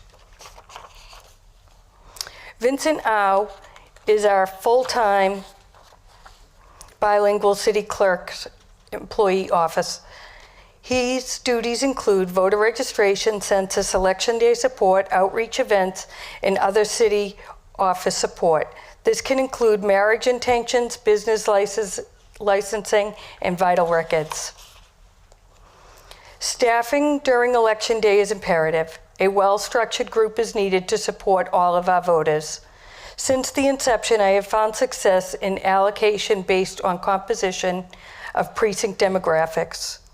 It is important that we staff our bilingual police officers to support our election as community liaisons. Our key to success in Quincy is coming together as a community to serve all of our residents. I am proud to say that I have a community filled of active, vocal, and engaged members. I have a strong and helpful municipal support to help evolve my city as it continues to grow. Thank you. Thank you, Nicole. So I do want to actually, I know we're going to open it up to audience questions, but I have a couple questions because I think there's such an interesting interplay here between those who have some real on-the-ground experience in Florida, and then of course a community that's gone above and beyond and I hear this, the community partnerships. And so one of the things that I want to ask from our folks from Florida is we have advocates here, and then we have an official, and I think there's a really interesting dynamic then of what do first to Bill, what do you think is one thing that you wish advocates in your own community knew about your outreach efforts, and if you could share a little bit about that, and then I want to ask our advocates some of the same questions. That's a good question, because I think we're so intertwined that we sometimes are competing to do the same thing. So we work together on scheduling in our outreach. I think the thing that we probably would wish that in the process that the third-party voter registration groups are doing, they would take and do as much of the voter education of the election process that we do. And I say from my experience of now 29 years, before NVRA, we took and we were able to have deputy volunteer registrars who we trained, who went out and had documented voter registration applications that we control, and they did not only, this is about registering, but obviously the key one is Florida is a closed primary state, and if you're not registered in that political party, you do not get to vote in the primary for those partisan positions. And that's something that, and I think it goes back to the comments that's made both in the Puerto Rican community and the Haitian community, is they don't understand our political process. And that's where the civic education is needed more. And sometimes I wish that there'd be more on the civic education and less emphasis on the number of registrations. And here I'd like to pose the same inverted question to you. I've heard you talk about some of the relationships with local election officials. What is one thing that you wish you could communicate to them ahead of this election cycle that you think will be key for Puerto Rican American enfranchisement? I think, especially for the communities, in Orange County and other jurisdictions where they've obviously have undergone the changes in 1990, so they have a very well-oiled machine and they know how to operate within the state and where they get the different pieces. They don't have line item budgets anymore. They no longer need them because they have such a huge bilingual staff that they also are able to get the translated documents that they need. But what I would impart to the newer jurisdictions or those that are covered under 4E is that, or coverage really meaning that they have Puerto Rican voters in their jurisdiction, is that they really understand the importance of language access to the voters, and that it's part of our history, but also it's something that the folks that are needing it really need it, and without it, they are blind. They won't be able to, fully integrate into this voting system that they are now, a member of. So that is, I guess, if I could invert it for them, I would say, what if you, do you speak German? If you went to Germany and now you find yourself as a citizen of that country, how would you feel if now you're being posed with this very important question? And again, for our community, as I think Bill or other folks have alluded to, you vote for folks that are going to have an impact on the day-to-day. The school commissioner, the school board official. I think the Secretary of State also said that. And in Puerto Rico, where everything is uniform, they have one commission of elections that does applies uniformly, all of the standards for their elections. Obviously, it's very different. You're going to different counties. Folks manage things differently. So that's what I would try to have them understand, to put themselves in their shoes. And also that language access is a support that the United States, I think, needs, because being bilingual, trilingual is super important. We cannot close ourselves off. America is a player in the world. Our citizens reflect that. And I think to close that off really shows a change of thinking that I think needs to happen, but that's a whole other conversation. But I think if people try to see it from that perspective, I think it maybe will open their eyes to the importance and the need for it. Thank you. So Francesca, I'm mindful that for Haitian Creole voters, there might be a particular reliance on Section 208 given the speaking element of the language. What is one thing then that you would want to be sure to communicate to local election officials about their eye towards that need and helping this community?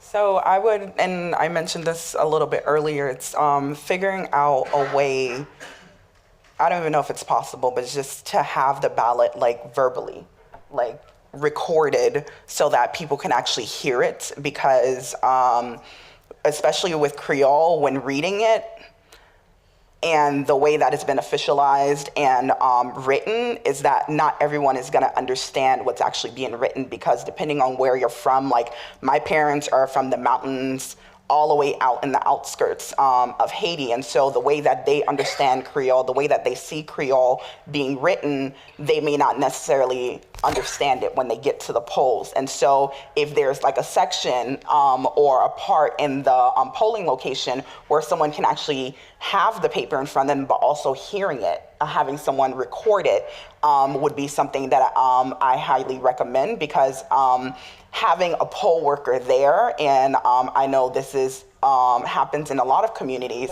sometimes poll workers are planted people who are there for campaigns and who are there working for particular candidates. And so you can't 100% trust a poll worker to be able to interpret the ballot for someone. You can't 100% believe that they're going to be unbiased in the way that they're guiding someone to fill out the ballot. So unless that person is bringing a family member, you're not sure how is that person being assisted. And so if there's something that's actually, okay, there's just like how we have for our blind, if there's somewhere that they can go to actually listen to it verbally before they go cast their ballots, is something that I would definitely encourage. And we would have to figure out time frame wise, because I know in our Haitian community, our polls, even once they close at 7, you'll probably have a line until like 10 o'clock at night. And so that means, being more flexible of having more polling locations, and because right now we have very few. And thankfully, I guess in Miami-Dade County, because in Florida, you have, I believe, up to 8 days for early voting, but up to 14 days. And so thankfully for Miami-Dade County, we actually utilize all 14 days of early voting. And so whether that's advertisement encouraging people to actually utilize that 14 days. It's a 12-hour day that you have for 14 days, about 3 days before the elections, to actually go out and vote. Utilizing all of those different frames that you have to actually encourage people to turn out early and use this mechanism to encourage them and actually engage them in the voting process. Thank you for all of those points. Really appreciate it. And Nicole, so you've expressed and have really shown us the great interconnectivity with your office and community groups and community organizations. But even in the best of relationships, sometimes there can be some misunderstanding. Moving towards the actual election day, is there anything that you would want this group of folks to understand about your office's efforts and the work that you're doing for voters that you think would continue to keep that relationship really healthy? Well, we do work with, like I said, the Department of Justice and our Secretary's office, and we're very proud of our Asian outreach. I will say that just like they are intimidated. So if there is anything we can do, and especially with the census, and we're going to try to get that out in our complete count committees, that it's okay to answer the census so that we are getting good numbers, so that we can provide the materials needed to go forth in the process. Thank you, Nicole. So I will go ahead and open the floor to any questions from the audience.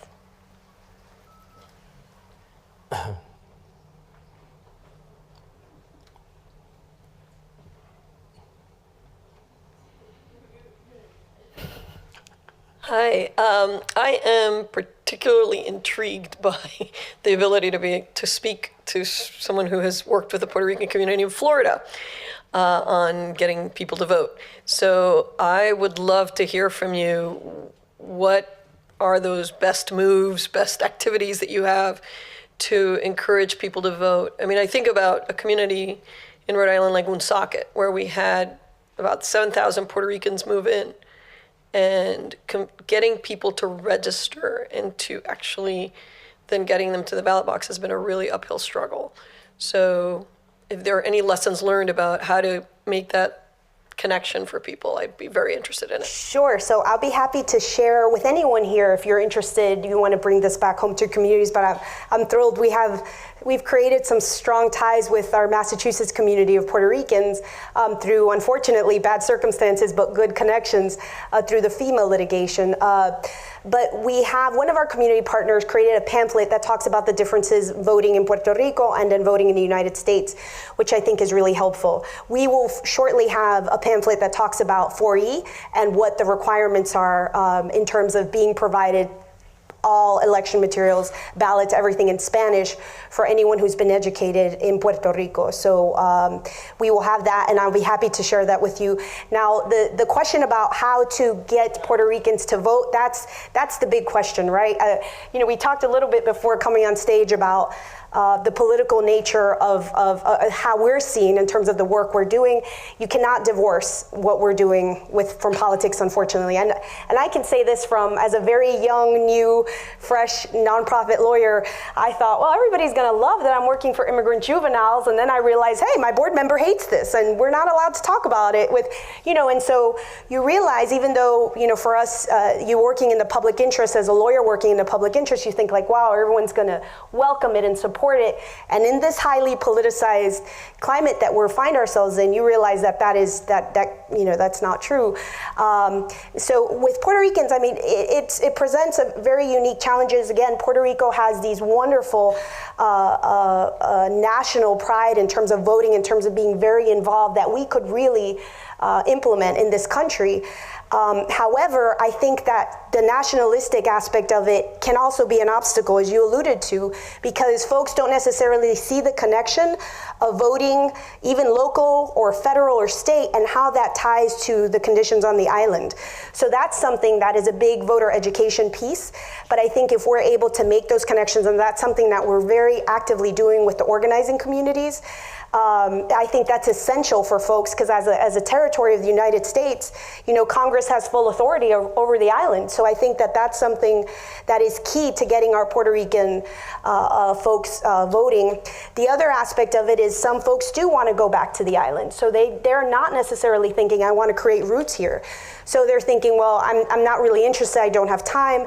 So trying to get them to understand, that this is an opportunity that is presented that is really unique, and that as U.S. citizens, it's a privilege, and we are happy to help them exert that, opportunity to vote and to have their voices heard. And in the state of Florida, it's not something that it has happened just locally or even on a statewide level. Nationally, attention has been focused now on the Puerto Rican evacuees, the large number of folks that are now in our state.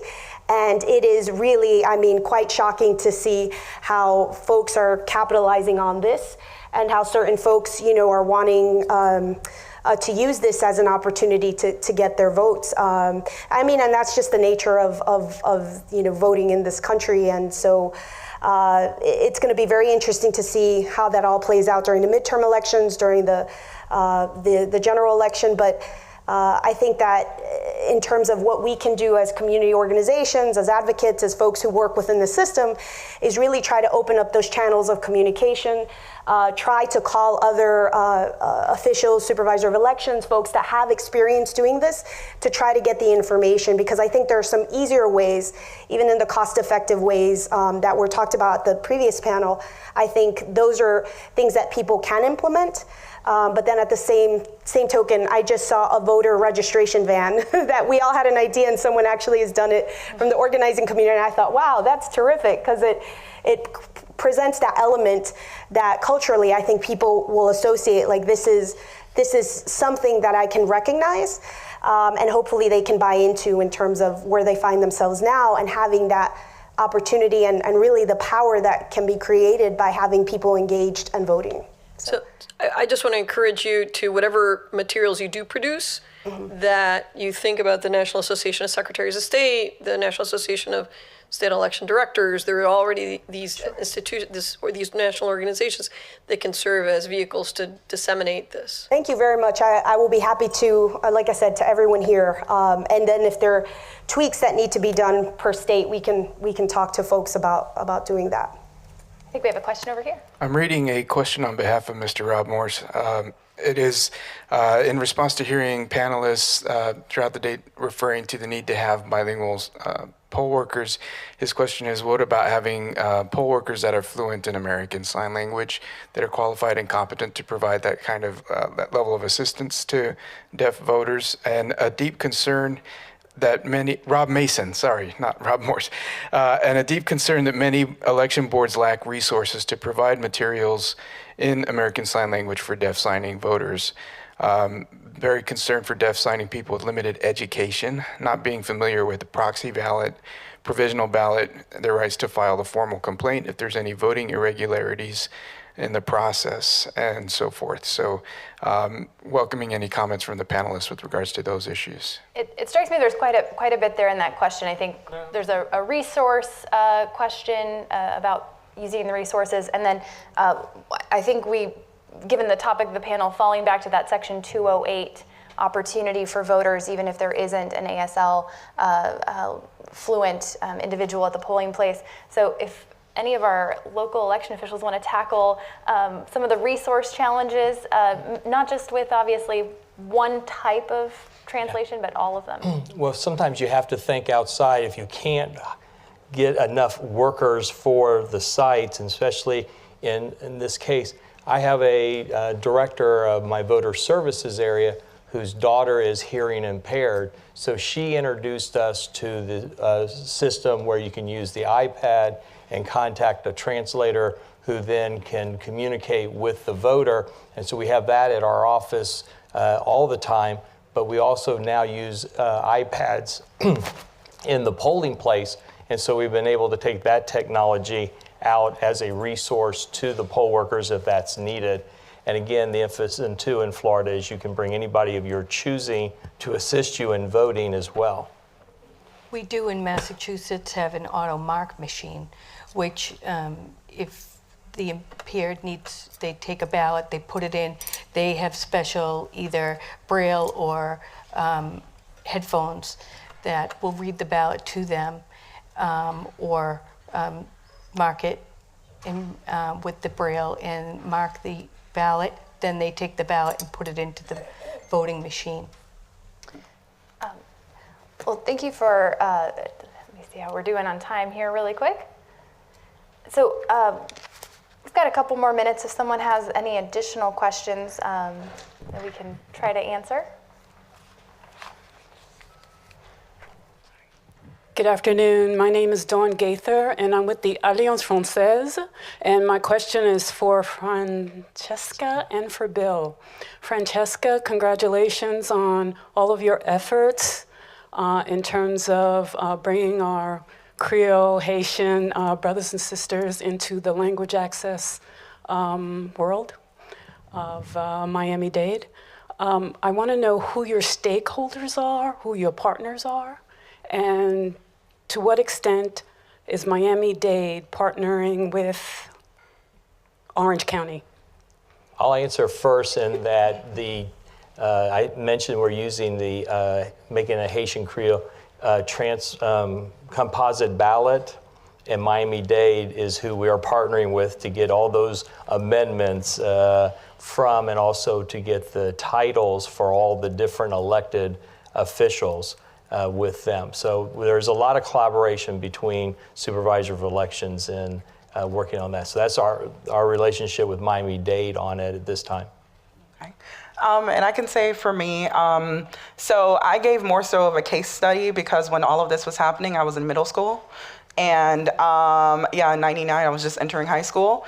And so there's definitely a lot of our leaders, community leaders. You have Gypsy with Sutla, you have the Catholic Church, the Archdiocese with Archbishop Winsky, who was a priest at the church that I grew up in. So you've always had like a very clear group of leaders within the Haitian community that have actively worked on pushing forward any issues and any complaints and any injustices that we see in our communities, and that group of individuals and that group of community organizations are still actively working together on various issues that impact the Haitian community. So like I mentioned around like the written language part and our concerns around as these ballots get longer and longer and people not being able to basically digest all of the information that's being given to them, and with the polling locations and not having enough of them and the lines getting longer, that's why we're having these conversations right now on do we need to record this language, do we need to record Creole for the ballot so that people can actually hear it so that they can get through the ballot without basically feeling intimidated by it, because it definitely discourages a lot of people when you see how long the ballot is. I mean, that's why we have campaigns around vote by mail, because I definitely, I request my ballot, for example, and I encourage a lot of my friends to request a ballot, not because I'm going to turn it in and sign it and mail it in, because in Florida we have a lot of issues with signatures, but it's more so that I want to see my ballot before I go to the polls. And so using it as an educational tool to be able to know, when you go to the polls, this is what I'm actually expecting, because in Miami-Dade, and I believe it's throughout Florida, if we request our vote by mail, I can actually take it to the polling location, they'll rip it up and give me a new one.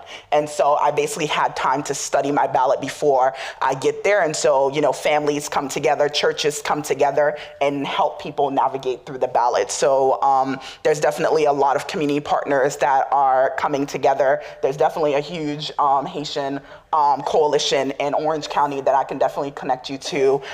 In Broward County, as Bill mentioned, voluntarily did the Creole addition to their ballot as well, because it's also another area that we have a huge Haitian community. So it's definitely not without a lot of community collaboration, a lot of partners coming together to actually figure out how do we navigate our community through that process. And to her point, as it's been said many times, is about radio. Radio is so important that partnerships with the radio stations in our community are very key to getting the message out in that community.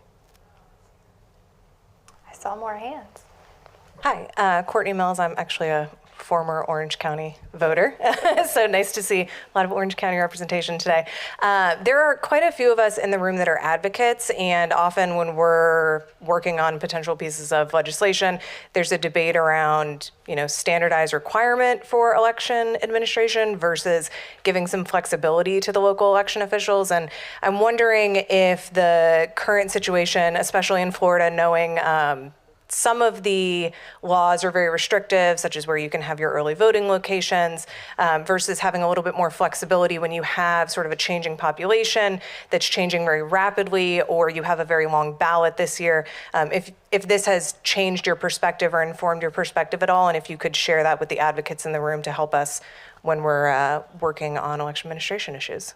Yeah, the good example is 2012 was an election disaster in Florida, because in 2011, the Florida legislature cut early voting in half. They made restrictions that you couldn't move from one county to the other county without voting a provisional ballot. So we had a whole lot of issues.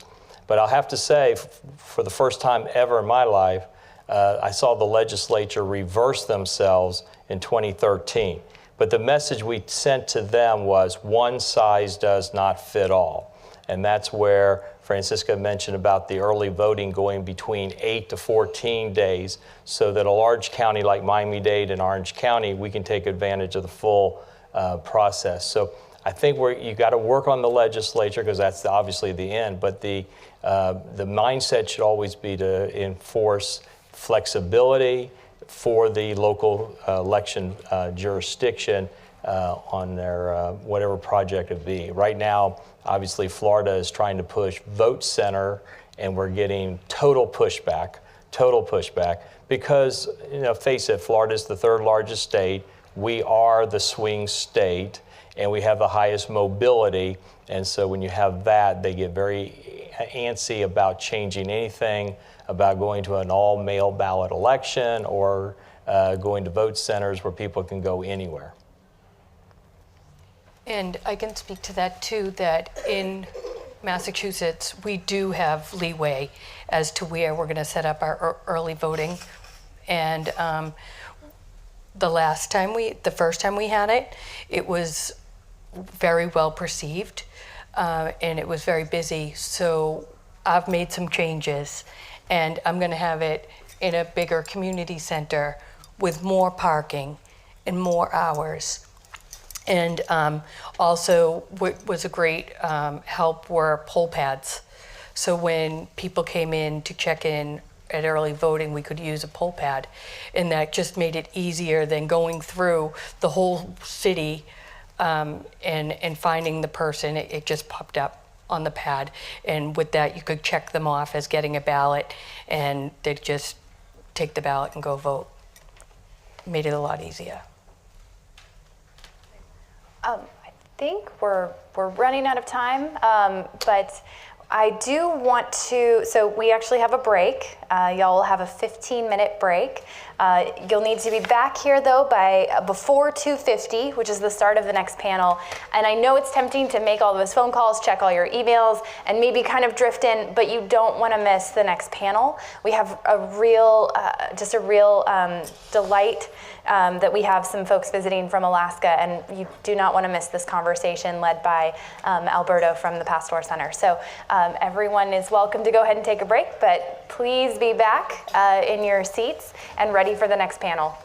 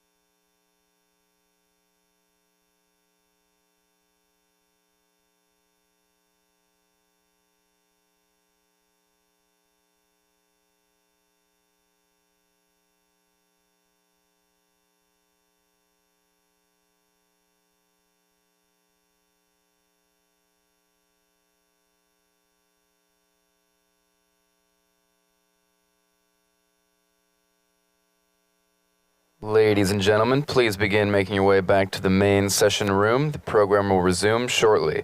Once again, please make your way back to the main session room. The program will resume shortly.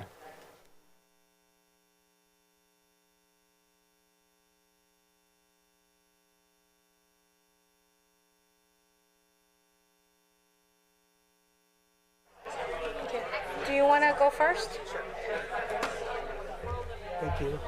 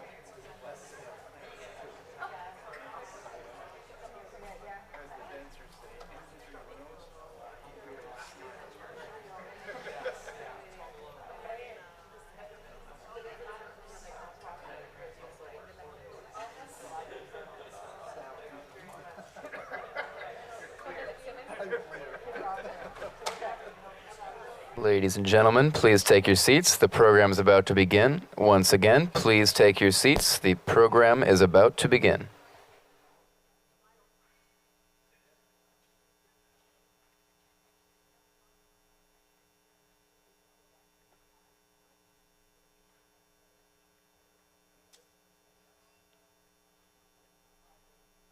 All right, welcome back, everyone. Thank you for returning so expediently from the break. I think you're really going to get a kick out of this next discussion. I know I already am, and we haven't even started yet.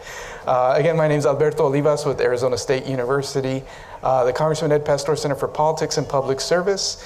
In a minute, you're going to hear from our guests, Indra Arriaga and Dr. Charles Waukee, sitting here to my left. Before we do, though, we'd like to show you a very brief video to kind of bring home the nature of what we've been talking about all day. So if we can go ahead and show that video, let's go ahead and turn our attention to the screens.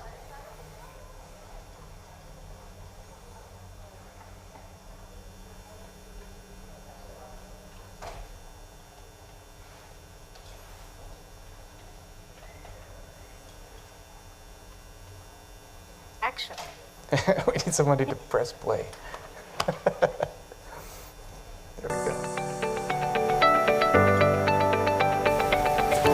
Tavaqmiungunga rinakanits qumaluku chuchukliptunga chuchukliqiaraalirtut challiut awangnaklukinaguutait qanriarat chuchuklifkariilutunglu chuchukliqnaraaqan mumiktistikariukuvat mumiktituulat qiurlinangnarluunaalkutalagat ikaayuriumatgan Divisions of Elections Army chuchukliqiaraalirtut артақаклуку таалиилартут икааюнарқллиит chuchuklilqkaitnun юнгарифкаллкайтнун тамаатумнарлуунааисаагутти компьютераатхун пеқтигунгаатн хани www.elections.alaska.gov.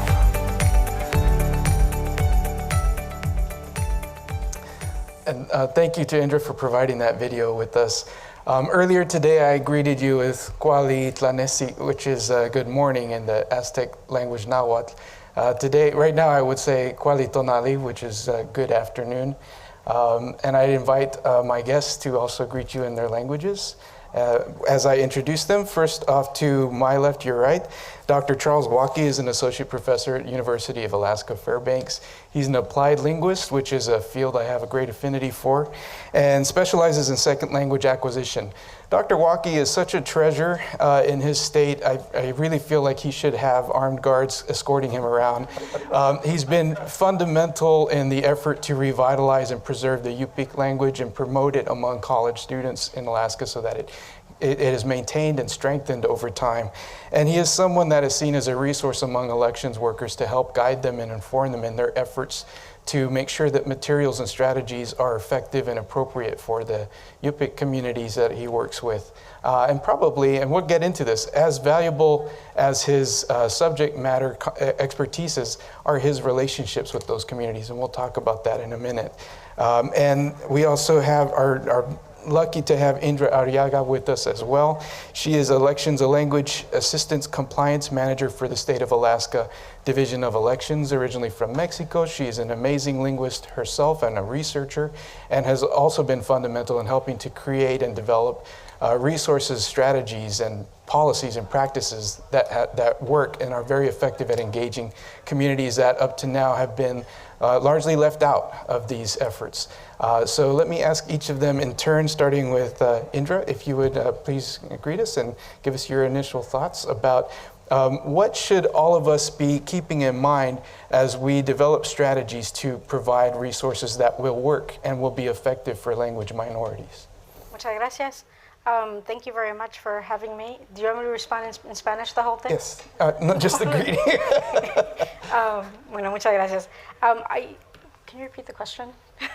What advice do you have for organizations, community advocacy organizations, as much as elections workers that are just getting into the work of developing strategies for language access support for language minorities? I think that, the first and foremost thing that I would recommend is to really approach any relationship building opportunity with really an open mind and be ready to listen. And it's not until you can really listen and put yourself in other people's shoes that you can really understand what the needs are. And even then, you can't ever really know. So you have to keep nurturing those relationships and continuing to talk to folks. I mean, we did a lot in 2016 to establish our program, but it wasn't a one-time thing. I mean, it continues every single week, every single day. So I think that really just approaching the communities, whatever communities they may be, with that openness is the first thing you have to do. Thank you. Dr. Walker. Amsatut qoya vikahkanka yud jalishit manna qoyortput bjortstid David Daxu Indra Su Ijiwak ayagaula mavitais komala dauguk magutlu ilaput mantlita mahpji ilakluji da koyawik sugamtji manna biokluku koyana David Jaknak. I just want to take a moment to thank David emailing Indra and asking about me to partake in this humbling opportunity to share about giving people voice and choice. And for everybody else who's made this possible, I want to take this opportunity to thank them for inviting me. Thank you both. And I'm glad we started in this way with the video and with each of us saying a few remarks in our languages. One of the reasons I wanted to do that was to help us to re-examine what are our psychological models when we're talking about providing language assistance. Because I think all too often it might be easy to fall into the trap of thinking of other languages that people speak where they need language access assistance as problems to be solved or as challenges to be overcome. And so I think seeing this beautiful video and hearing from people like Indra and Waki speak in their own language, I think is a good and important reminder to us that these languages that exist in our communities are assets. They're treasures, they're resources that we should celebrate, as opposed to seeing them as problems to be fixed. And so to the extent that we have these kinds of video and audio materials presented to voters in their own languages, it is beautiful to the people that speak those languages. It encourages them to see the elections as their own, as something that belongs to them, that they are a part of, as opposed to something that has to be done for them because it is required. So this discussion, it's maybe going to be a challenging one I think and hope will be thought-provoking. But in our lead-up conversations, we've shared so many really fun and moving stories about the work of developing the relationships with communities that is necessary to do this effectively. Because it's not just the technical aspects of translating and providing information resources. All of that will only have any impact if it's based on a foundational relationship between the election jurisdiction and the community that is being served and partnered with. So I want to start maybe with Dr. Charles with Waki. If you can tell us a little bit about what you've learned in your experience about how to create and maintain a trust-based relationship between communities that sometimes have a troubled history with the government or with the jurisdiction that is running the elections. What is necessary in order for there to be the kind of trust and understanding that makes for a good, effective partnership? My father, who died 23 years ago, would say many times, and I never knew what he meant as I was growing up, when we've taken the opportunity to listen and we've taken the opportunity to observe, then we too might have a story to tell. And as I grew older, I learned that it takes, and I applaud Indra for coming as an Ashanak, as a guest into Alaska to help accommodate this voting process without knowing anything about the Yupik people or the Alaska Native people. But what I see is an example of what my father would say, taking the time to listen to people's stories and to observe how people do things, and gaining that access into that culture in which making choices becomes a reality. But it has to start somewhere. And Indra and your people, my brothers and sisters with whom you work, have made this possible. But we needed somebody who we trusted to make that happen. And Indra and people like Indra, and there's many of you in this room, otherwise this room would be empty. You've gained that access and membership into that culture, which you're giving people that choice to vote. And so I think one of the things is, gaining access, and how do we gain that access, and how do we listen, and how do we observe, because there's so many things to seek and make sense of before we find that common ground by which to make sense of of the choices that we want to make for our future. So one of the things I hear from that is the need to come in as someone that expects to learn, as opposed to someone that's coming in with the answers and the solutions. So coming in with a student's kind of mindset, asking for guidance, which is the exact opposite of how I got started doing voter outreach. I was when Waki shared that story previously, I told him about a humiliating story for me when I was a fresh new voter outreach worker, the voter outreach director for our Secretary of State in Arizona, and got sent to the Navajo Nation for the first time. I'd never been on Navajo before, and nobody told me what to expect, and I went dressed entirely wrong. And I didn't have any cultural knowledge to guide me, and so I ended up doing exactly everything wrong, everything I should do to make people not trust me and not open up to me. And I couldn't figure out why no one would talk to me. So afterwards I spoke with some other people who educated me about all of the cultural things I had, the cultural norms I had violated. And that was a good learning experience for me, but the main lesson I took from that was, if you're going to work in a community that you don't know, you need to find a trusted guide, someone that can give you advice, someone that can really give it to you straight and tell you what you know and what you don't know and what questions you need to ask. And so for Indra, I'm very curious, you're from Mexico, you ended up right now in Alaska working with indigenous communities there. How do you determine who to partner with and who to trust and who can help give you guidance and support? How do you navigate becoming known and trusted in a community that is a new one for you? Well, first of all, it's a real honor to work in Alaska and to work with Alaska Native communities, and it's really humbling, actually. But one of the things that I rely on is my own experience. I mean, not that I have a ton of it, but I come from people who do, right? I mean, my grandmother was a Black indigenous Mexican who didn't know how to read and write. Right? I mean, she would sign things with either her thumbprint or a cross. And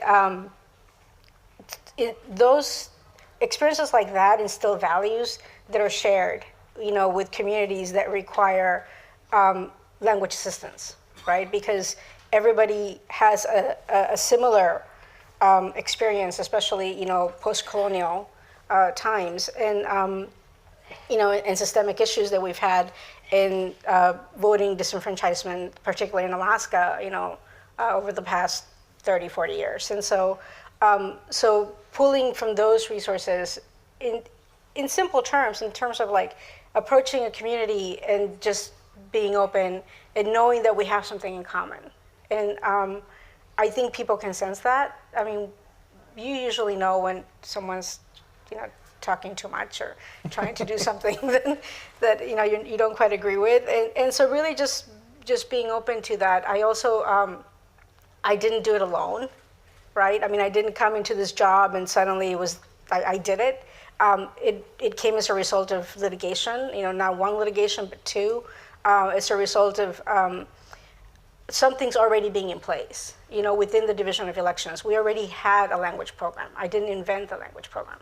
Right, so I was following some best practices and changing things that didn't seem to be working very well, and really being open to suggestions from the people that I was approaching, and so it came down to just sitting back and and allowing people to voice their thoughts and let them tell me how things worked for them. My UPIC panel. I call them my panels because I do feel some sort of ownership, and in the process, because they've become family, they've become friends, and my UPIC panel carries on a translation process very different than my Gwich'in panel, and very different than my Inupiaq panel, and so understanding those little nuances, between the Alaska Native cultures and what they're telling me is really fundamental to being able to carry on the work. That's great. In some of our prior calls, you both have shared stories that related to tapping into cultural knowledge and traditions and norms of communities as a way of finding new ways to explain what is going on with the elections process. Do any stories come to mind that you would like to share right now about ways that you've found to access and leverage cultural knowledge, stories, traditions as a way to gain entry into these communities and to help figure out effective ways to translate and communicate across those linguistic and cultural divisions? I'm gonna think about this for a while. Mm-hmm. That's a really big question. There are a lot of stories. You know, there are stories that manifest in the smallest of things, and then there are other stories that are really much bigger. You know, in learning a little bit about the different cultures and how they work and you know what is important to them. For example, in the word candidate, you know, when we translated it into Yupik, so in the process, you know, we talk about the concepts. You know, they come up with a word or a sentence or a concept that explains candidate, for example. In Yupik, it means, and correct me if I'm wrong, someone who wants you to choose them to do something. But in Inupiaq, it translates into someone who you choose because they think like you. And fundamentally, those are two very different approaches to voting. And so just keeping things like that in mind, I think are really, really important. Well, Waki, you had mentioned before about an experience of younger poll workers seeking to assist elders, and that there's an appropriate way to do that, and then there's a not good way to do that with regards to wondering, asking about, you know, inviting them to answer a question as opposed to asking them if they need help. Well, let me preface that first by traditionally our responsibility as Kingulet, which is the younger generation, is to take heed of all the words and practices of our Jiulet or our elders. At the same time, it is our Yupik right to make certain that our Jiulet have access and full understanding of the new ways of living in our land, shared with Aibitefoot, which is the Americans, and their ways of regulating their ways. They ought to resonate peacefully and logistically in order to make greater sense of our two worlds under which we live as Americans. And so I have to keep in mind when I speak with those elders who taught me the language, and my parents who taught me the language. They're the ones who gave me that life by which to express myself from the soul. And so when we guide them into the polling stations, I need to still regard them as such. And so I need to create that language of respect as I lead them into the choices they need to make as citizens of America. And so one way that I do it is in the Yupik way, and this is what I tell my students at the university where I teach. And Yupik is the only language right now that has a bachelor's degree program in the world. And so for that, we're fortunate that we have that opportunity. So what my students learn when they work with elders or get information from elders is to say, I wonder. I wonder how you could tell the story about. I wonder why. A long time ago, people used to blank.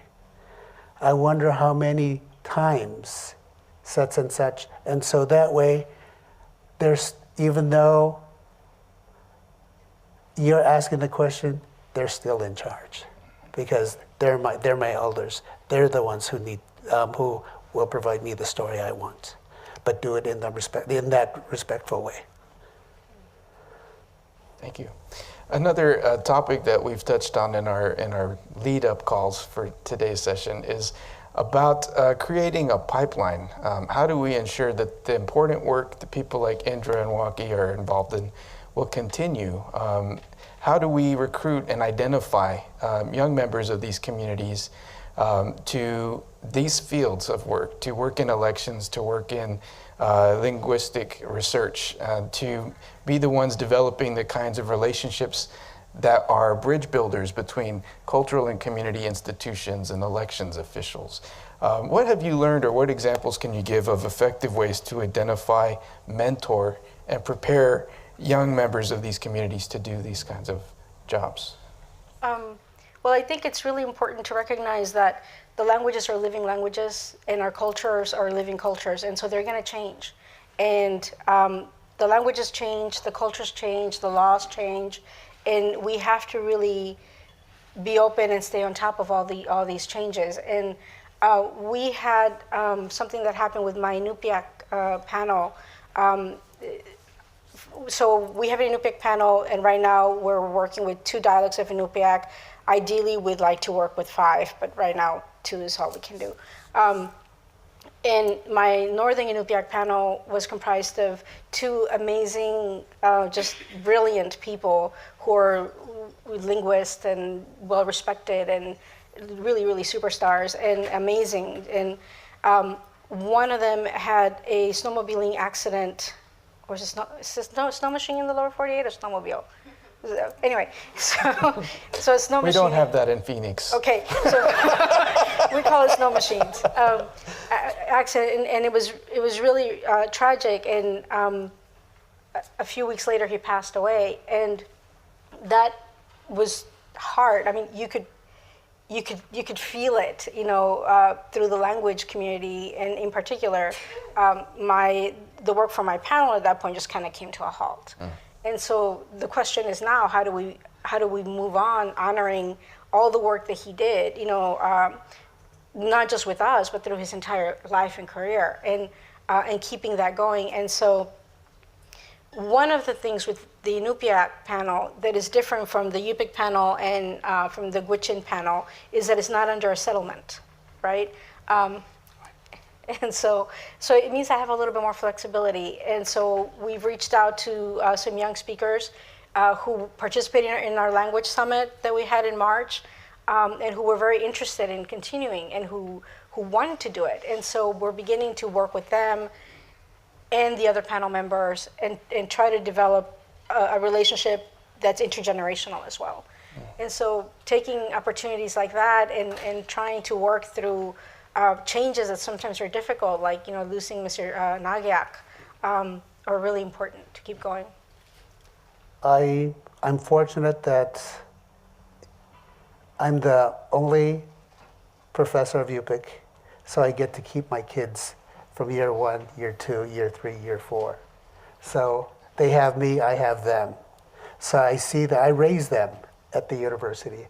I raise them as speakers and readers and writers of the Yupik language. I have one Latino from Northern California who just graduated last spring, who knows more Yupik and can emote in Yupik than he can ever in Spanish. Wow.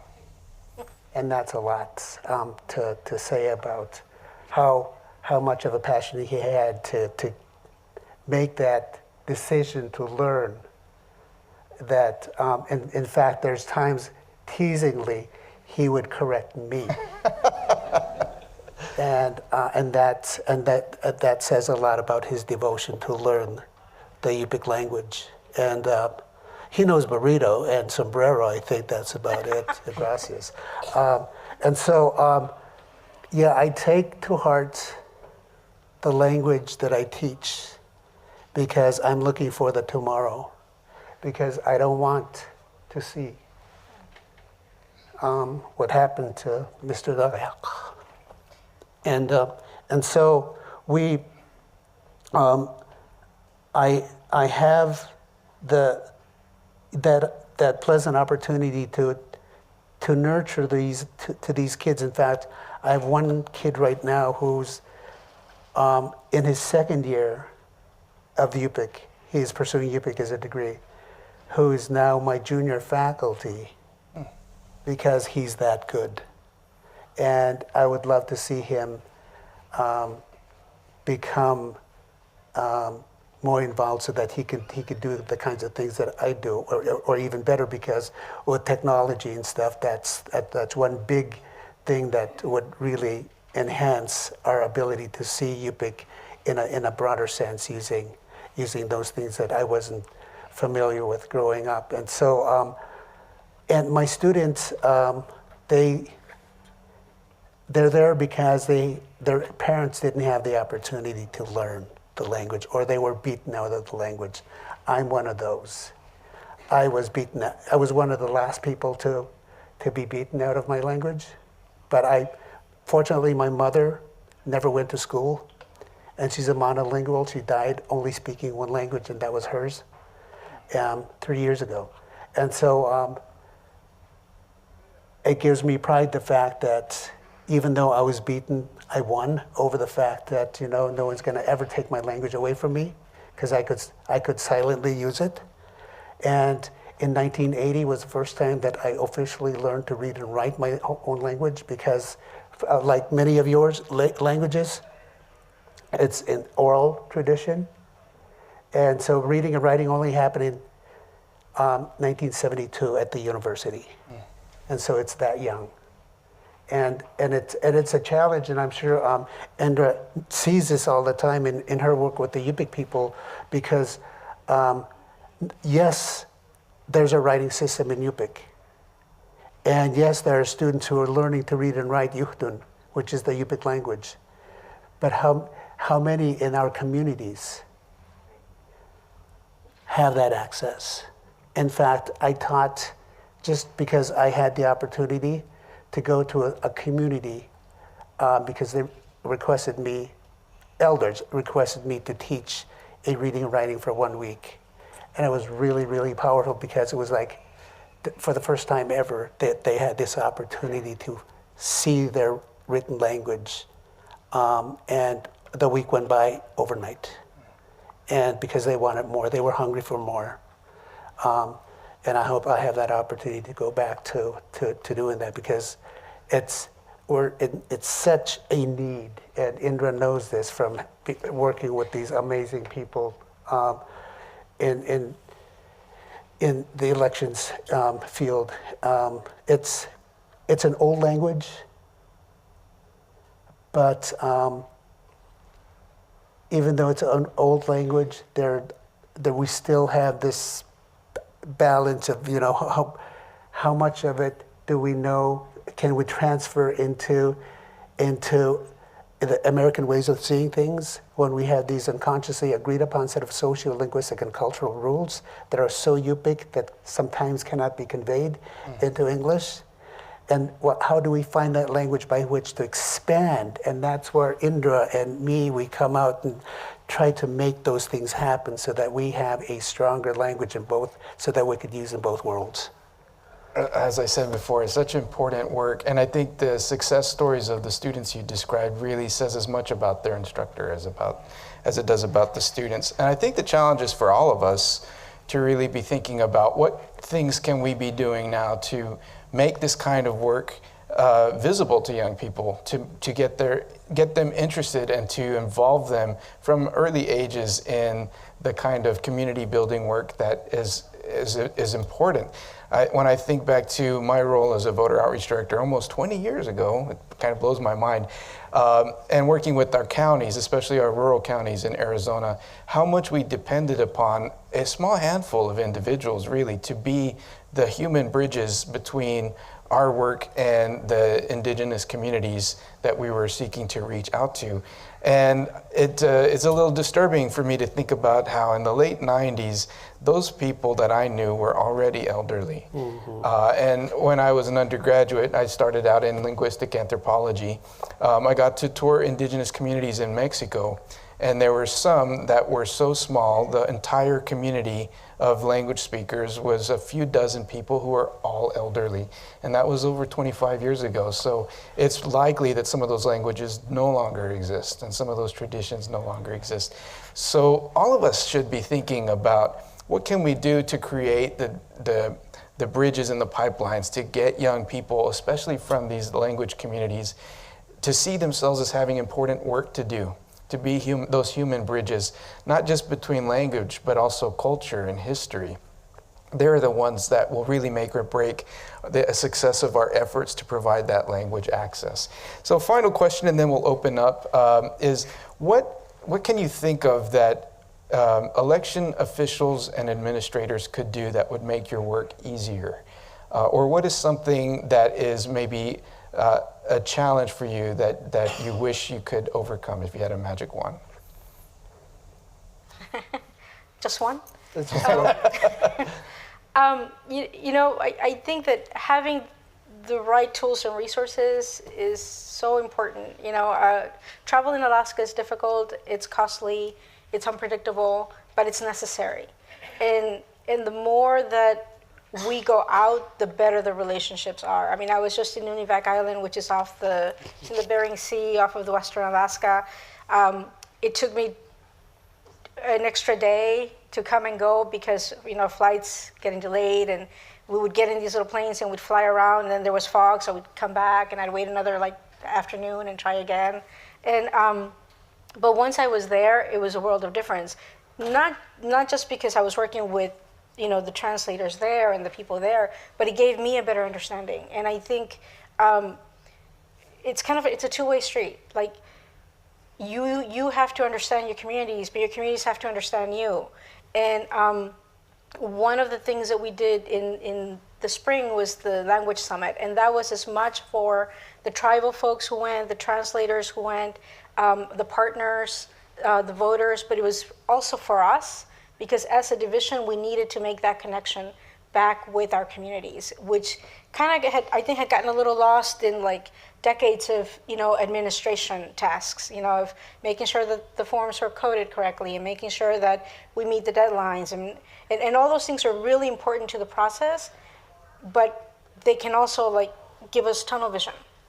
And so I think that if I could do one thing, is just make the transparency and the communication just flow like a river. I would love that. We're talking about language and language access, and the other language access we don't talk about much is, what the language of the ballot, or the language of the instruments by which to make the choices. And in Alaska, they come in boxes and that go from that are sent out to different villages, and those things are daunting because they're in tubs or crates, and so they come in as American objects. And so how do I make sense of these things, because they in and of itself that they came on the plane, they don't belong to us, because even if it's an instrument or instruments inside the box, it's still not my community's. How do we make sense of that, so that when people say, instead of saying, whoa, I'm not picking this up because it belongs to the Division of Elections, how do we make that language to where they say, oh, these instruments are here for us, here's our gift from, so that we can make choices. How do we come to that space to where we as Indigenous people accept that, saying, wow, here's our opportunity. And I think Indra said, the more we make conversation with the communities who facilitate these things, and so that every instrument, every pen, every paper, every curtain has a connection to the poll workers. The poll workers then define that as the community, so that when this box comes, everybody is ready to vote when it's voting time. I think we have time for one question. Do we have Just a question? one. In the back, yes.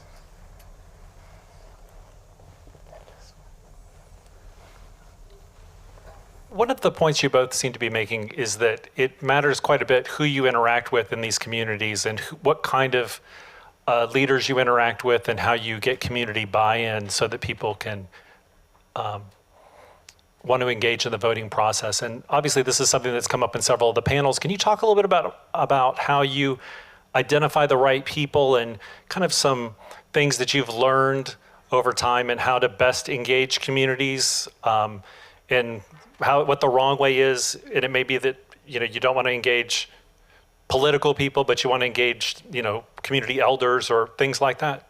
Thank you. I'm going to have Indra answer that because as an outsider insider, okay, because she's from the outside inside. She's our sister now, but it took her a while to get to that space, and so I want her to answer that. Mostly I just ask Waki. No, so, the first time I came to Alaska, I was working for the state under a different division, and I had to make all these calls to communities, and I had no idea how to pronounce them. So I relied on what little I know of Nahuatl, which actually is nothing like it. And so, for example, the TL combination in Nahuatl is Tla, right? But in Yupik, it isn't Tla, it's different. And so I would call these communities, and the people on the other end would laugh, and I would just laugh along with them because I knew I didn't know. And so starting with being open to those experiences, I think is important, but also like more formally, we contact the tribes. Our first point of contact is usually the tribe, and say this is what we're trying to do. We're doing it by law. We have these materials that we want to bring in. We need translators. Who do you recommend? Because my section is 2 people. Jim speaks Yupik. He's Yupik. I don't, but we don't only cover Yupik. We cover several Athabascan languages and Alutiiq and Spanish and Tagalog and Siberian Yupik, Koyukon, and Gwich'in and in Inupiaq. And so I have to rely on, firstly, the communities of asking them. And usually they'll tell you, oh, well, so-and-so is a teacher and she writes and she reads, or he writes and he reads, and we think they'll be really good. For the settlement languages, we bring together panels, and some of those recommendations came from NARF, and so we just went down the list and we called folks, some at the university, some at the community, some with tribes, some teachers, and as people became available, they became part of our resources. And so just really, like right now, we're adding a new dialect in Yupik to Upper Nashagak, which is the river above in Bristol Bay, so it's 3 communities up there. And we couldn't find anybody. So we asked panel members themselves, right? And we called the tribe. And it's just a lot of asking. You just have to really ask. And if I ask 5 people and 4 of them mention one person, chances are that person is the right person, right? But you just have to just keep asking. We have about 90 seconds left. So let me ask, Waki, do you have any final thoughts you would like to leave us with? Well, I think the more we make common this thing called voting, or Jujukliarak, to our communities, that this is going to define the way that we live. And if we could share that information, say, I know this is kind of a different way of selecting a leader, but once, I guess if we could recontextualize the language, which all of you have done, and all of you do in many great and amazing ways, to continue doing that and make just giving this thing called voting some life, saying this is our future, and this is the and I think if we could even making the word vote, connecting it with a story of how, remember how we selected Chief so-and-so. Well, it's the same process, but this is using paper. And so I think the more they make sense of new stuff, the stronger the direction for making choices.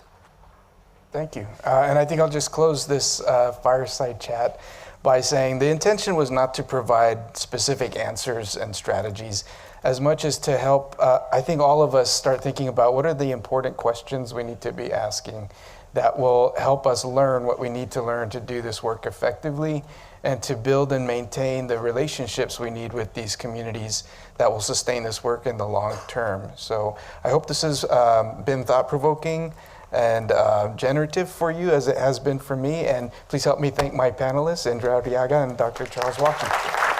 Welcome, Charles.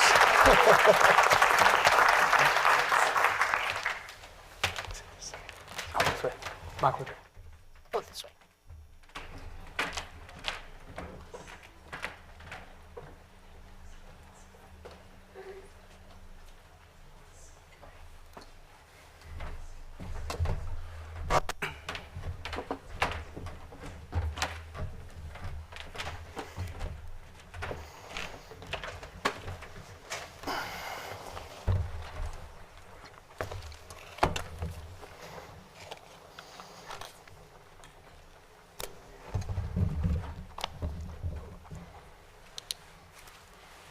Was there something I said, or folks walking out the door? Hello, I'm Tom Hicks, chair of the EAC, back from my grilling on Capitol Hill. That went really well, and we announced that this forum was going on, this access panel was going on, and hopefully some folks turned away from that to watch this. So again, this is the fourth and final panel of the day. Focusing on trends and changes in the world of election administration and the impact on language access. The field of election administration is constantly changing. Recent shifts include growing alternatives to traditional precinct-based voting, such as adoption of vote centers and in-person early voting, as well as expanding use of mail and absentee voting. Some election offices even deliver the mail by ballot to all registered voters in their jurisdictions. We have also witnessed a number of technological changes in recent years that are changing the way elections are administered. This includes the rapid expansion of online voter registration, significant changes to how election offices publish polling locations and other voter information online, the use of electronic poll books, and continued changes in the types of voting equipment utilized by election offices. And of course, the 2016 election brought renewed attention to the issue of election technology. This increased focus on cybersecurity in elections is generating new tensions between security and accessibility. This session will look at these changes and others through the lens of language access and explore how to anticipate the needs of language minorities when considering changes to election policy or practice. We are fortunate to have with us today another impressive panel, including key election stakeholders from Arizona to Washington, since there's no Z in the alphabet A to W. Two states which elections have changed significantly in recent years, as well as national experts working on to make voter information more accessible and improve the voting experience for countless Americans. So, my panelists today, Matt Beaton is the elected county auditor for Franklin County, Washington, and served in that position since 2011. He serves as a board member of the Washington Coalition for Open Government and the Washington State Association of County Auditors Legislative Committee. Under his leadership, his office was recently recognized by the Washington Secretary of State, receiving a statewide award for voter outreach. Travis Lane is the Assistant Director for the Intertribal Council of Arizona. He has served in this role since 2014 and previously worked for the council as a statewide Native Voter Coordinator and its outreach coordinator for the Indians in Medicine program. a program that encourages American Indian youth to pursue careers in health.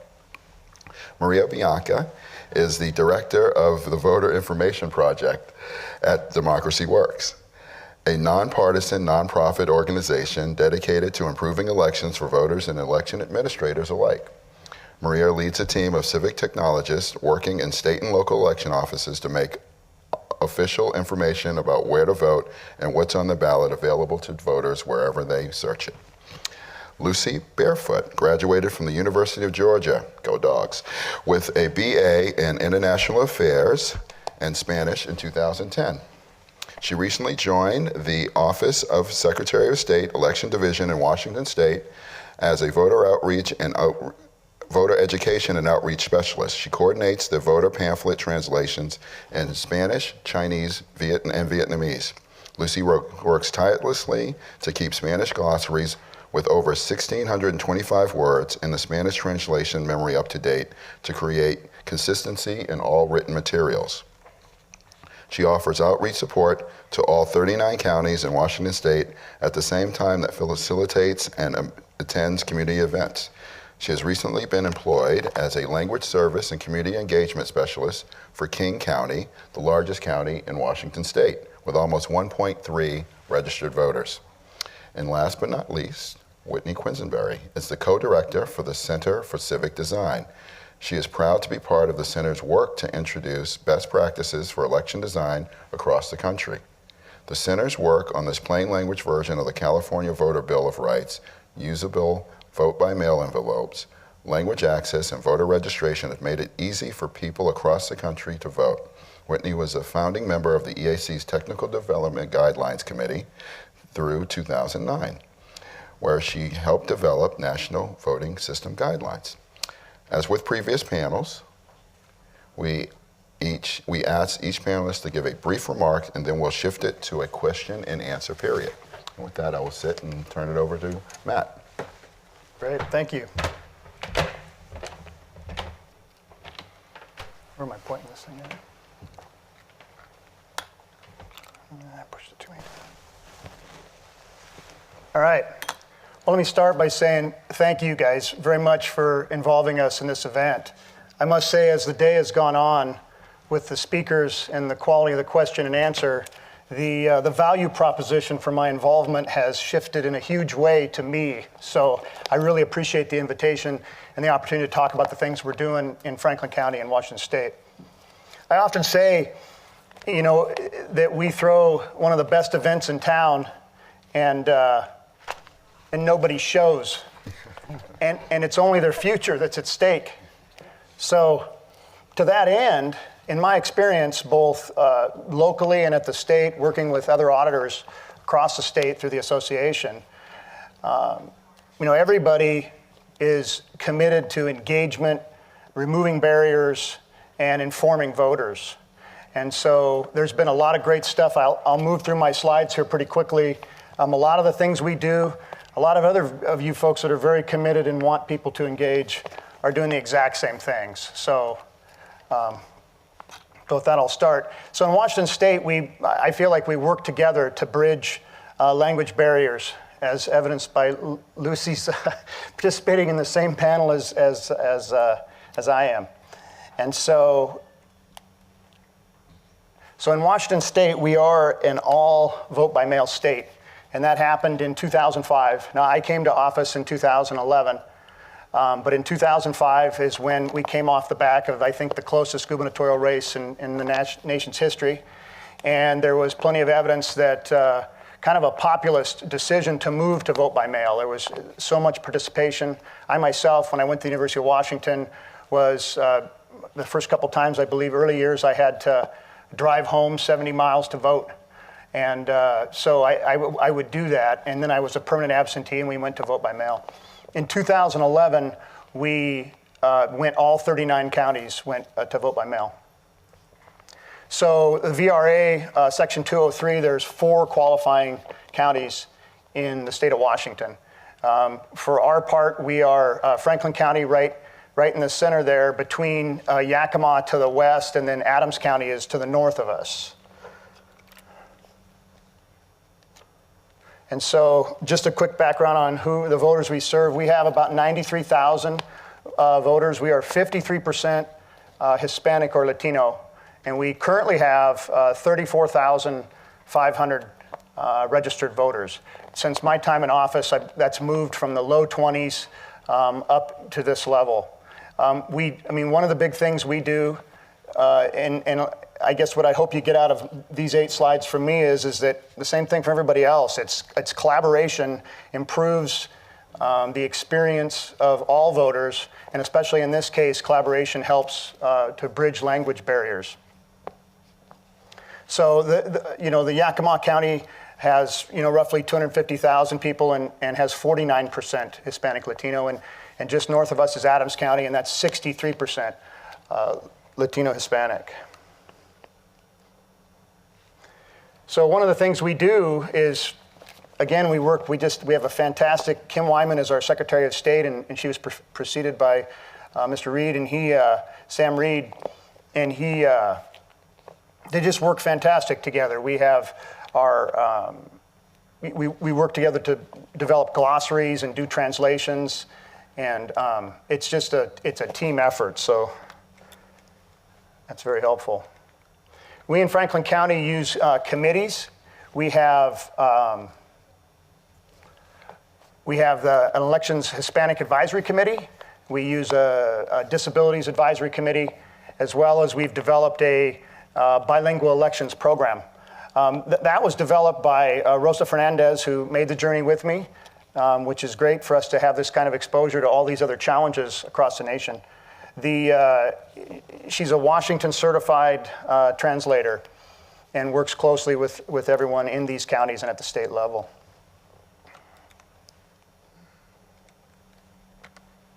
So people ask, and that was asked I think in our prep for this, was in a vote by mail state, what are some of the resources once a person receives a ballot? And everything we do is bilingual. Everything. And so we do, obviously we have an online voter's guide in the primary. The Secretary of State sends out a voter's pamphlet. We market the election. When we came in, again, one of the struggles is just turnout and awareness. And so one of the things we do is we created a Vote It, Sign It, Send It campaign, and we run that on both Spanish radio and Spanish TV, as well as the other normal outlets. And so it's a 50-50 split right down the middle, and so we do that. We run voter information night at the library, and then on election day we engage the high school, and we have volunteers that come in to service people. And so in a vote by mail state, the ballots they're available 20 days in advance at our office, and then they are statutorily need to be in the hands of the voters at least 18 days. The voter outreach is one of the things we especially enjoy, and as a lot of you other committed people have figured out, a great place and a fun thing to be involved in is the citizenship ceremonies. And we have an adjacent county, Benton, that's right across the river, and they participate in those as well. One of the things we really enjoy is engaging our schools. We have 3 high schools, and we're fortunate in this regard because the size of our county is such that we can do these things, and we get into the schools and engage the civics department, as people have talked about. It's really the civics and explaining elections. And one of the things we've done that I haven't heard yet is we've been fortunate enough to have a civics teacher who, Rob Gutierrez, he worked with the local campaigns, and they held a student-driven congressional debate in which they worked with the English department and the civics department and developed all the questions, and the students ran the whole thing, and the congressional representatives or candidates have participated twice in that. So it's a fantastic thing. So other than that, we do attend local events, community events, both, whether it's all types of events. And so we try to spread it out equally, as well as we do Spanish election presentations as well. We go on Univision, Rosa does, and explains the upcoming election and uses the public service announcements from both radio and television that are available to us. And so, again, lastly, these are some of the things we've done. The one in the middle with the flag on it, we put those in high school classrooms with QR readers, And we are able to register online. It's a very quick pop, and they teach that as part of the class. So as well as the other advertising that we do. So again, I really appreciate everything I've learned from all of you and look forward to hearing from the rest of the panelists. So I'll pass it on to you. Well, good afternoon. Thank you for inviting me to participate to this body. It's really nice to be around people who have that strong passion of voting advocacy, such as myself. I'm Travis Lane with the Intertribal Council of Arizona, serve as Assistant Director. Navajo and Southern Ute. I'm originally from a community called Coppermine, Arizona, which is 23 miles south of Page, and half of it is there's no paved roads, or I grew up with no access to water or plumbing. And that's I wanted to share that with you because that's the experience that many American Indians in Arizona face as far as being in a rural community. I do have some prepared comments. I want to talk about the creation of our organization, Intertribal Council of Arizona, but first I want to talk about the federal policies which sprung the need to have an ITCA. So when we talk about federal Indian policy, we refer to them in eras. In the 1950s, there was the termination era. That meant that the federal government wanted to terminate the federal-tribal relationship. So they wanted to de-recognize tribes. They also had a relocation policy where they encouraged American Indians to relocate to urban areas, promising a bus, promising a job, and promising housing. And in many of those instances, it was just a bus ticket that was given. Also, in the 1950s, the federal government no longer wanted to have jurisdiction over tribes, so they passed a law called Public Law 280, and that's where states were given jurisdiction over tribal lands. And there's 5 states currently that are Public Law 280 states. These policies are really meant to undermine the tribal sovereignty of tribes and of American Indian people, and it was really important that tribes came together to combat those policies. So that was the formation, the reason why Intertribal Council of Arizona was established. And we still continue to do that type of advocacy, especially around the realm of voting. The era of termination was ended through the passage of the Indian Self-Determination and Education Assistance Act. In Arizona, there are 22 federally recognized tribes. Each of those tribes are unique in culture and in language and have unique governmental structures. So we're talking about language access and working with tribes. You have to have a strong understanding of what that language and culture is and what their government structure is. But before I discuss language access, I want to express a concern in the manner in which the census is working in tribal communities. Prior to the 2016 language determinations, Arizona had 7 tribal languages covered under Section 203, and 9 of the 15 counties were required to provide language assistance. With the 2016 census determinations, there are now 2 languages covered, with 6 counties being required to provide language assistance. These new determinations were based on the American Community Survey. While I agree that tribal languages are being lost due to, in part, the assimilation policies of the United States, I don't agree that 5 tribes in Arizona lost their language over a course of 5 years that would result in the loss of Section 203 coverage. Added to that, the San Carlos Apache language was added back on as a covered language, which it wasn't included in the 2011 determination. So again, there are many inconsistencies of how of how the census is providing outreach in tribal communities. But despite this language coverage loss, counties should continue to provide language assistance at the request of the tribe. There should be better coordination between the census and tribes to prevent an undercount and to ensure that tribal languages are covered under Section 203. I have to credit the ASU Indian Legal Clinic under the direction of Patty Ferguson Bonney for the following information about whether counties are being compliant under Section 203. Her and her students conducted this study in 2016 and found that 3 counties were in full compliance, 3 counties were in partial compliance, and 3 counties were not in compliance at all. Determination of the compliance include whether the county furnished oral instructions, assistance, or other information relating to registration and voting. When asked why certain counties were not providing language assistance, some comments were made that a certain tribal language is dying or that the tribe had completely assimilated into white society. These comments infer that the county did not work in coordination with the tribe to determine if these statements are accurate. This also demonstrates a troubled relationship between tribes and counties in Arizona and a lack of understanding of American Indians and the respect for tribal sovereignty. Having said that, there are counties that have good working relationships with the county, such as Pima County and the Tohono O'odham Nation. Additionally, since many of the tribes in Arizona are located across multiple counties, it would be good for counties to work together to ensure accurate and consistent language translation across counties.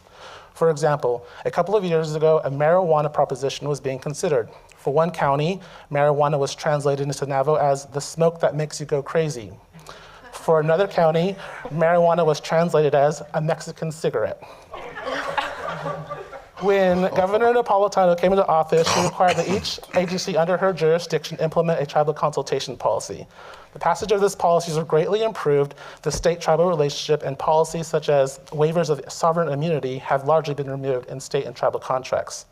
However, because the Secretary of State is not under the jurisdiction of the governor, the Secretary of State never implemented a tribal consultation policy. As this is an election year for the Secretary of State, advocacy is needed to ensure that we elect a Secretary of State who is supportive of a tribal consultation policy when it comes to voting matters. I was also asked to speak about the voter centers and their impact on voting in tribal communities and language assistance. Arizona is the 6th largest state in the United States. Apache County is considered the longest county in the United States, and I believe Coconino County is one of the largest, if not the largest county in the United States. 5 of the largest tribes are located in Arizona. Their tribes are rural and make transportation a major barrier to voting. As I understand it, a voter center generates a ballot specific to the voter no matter where the voter lives in the county. Since tribal languages are considered unwritten languages, a voter-specific ballot with no language translation wouldn't be helpful to an American Indian. As I understand it, vote centers have been implemented in place of providing a poll location due to their expense. A vote center may not be helpful to an American Indian because they may not be able to vote due to transportation issues. Perhaps instead we look to Navajo County as a best practice. Navajo County has created super precincts, meaning that they can have consolidated precincts to prevent out of precinct voting. I'd like to also make a comment about vote by mail. ITCA does not necessarily endorse vote by mail. We do oppose a statewide vote by mail initiative. Vote by mail does not provide tribal languages assistance as required under Section 203, and there are issues with access to the post office. To conclude my comments, greater outreach and coordination must be conducted by the census to prevent an undercount in the tribal language, and that tribal languages are covered under Section 203. Tribes and counties must work together to ensure tribal language assistance is provided accurately and consistently. Consideration should be made about creating super precincts as an alternative to vote centers, and state voting agencies should adopt a tribal consultation policy to ensure proper tribal input is provided regarding voting and tribal language assistance. Thank you. Yeah. Wonderful. Oops. Oh, that doesn't seem right. Do I need to do something to bring up my slides? They should. Okay. There you go. Nope. Nope. Maria.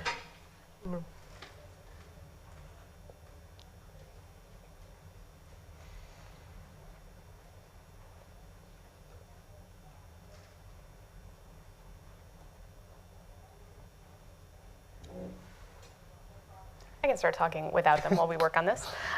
I'm Maria Bianchi. I work with the Voting Information Project. I'm the director of VIP at Democracy Works. VIP is the acronym we lovingly use for the Voting Information Project, though I enjoy that that's the acronym we use.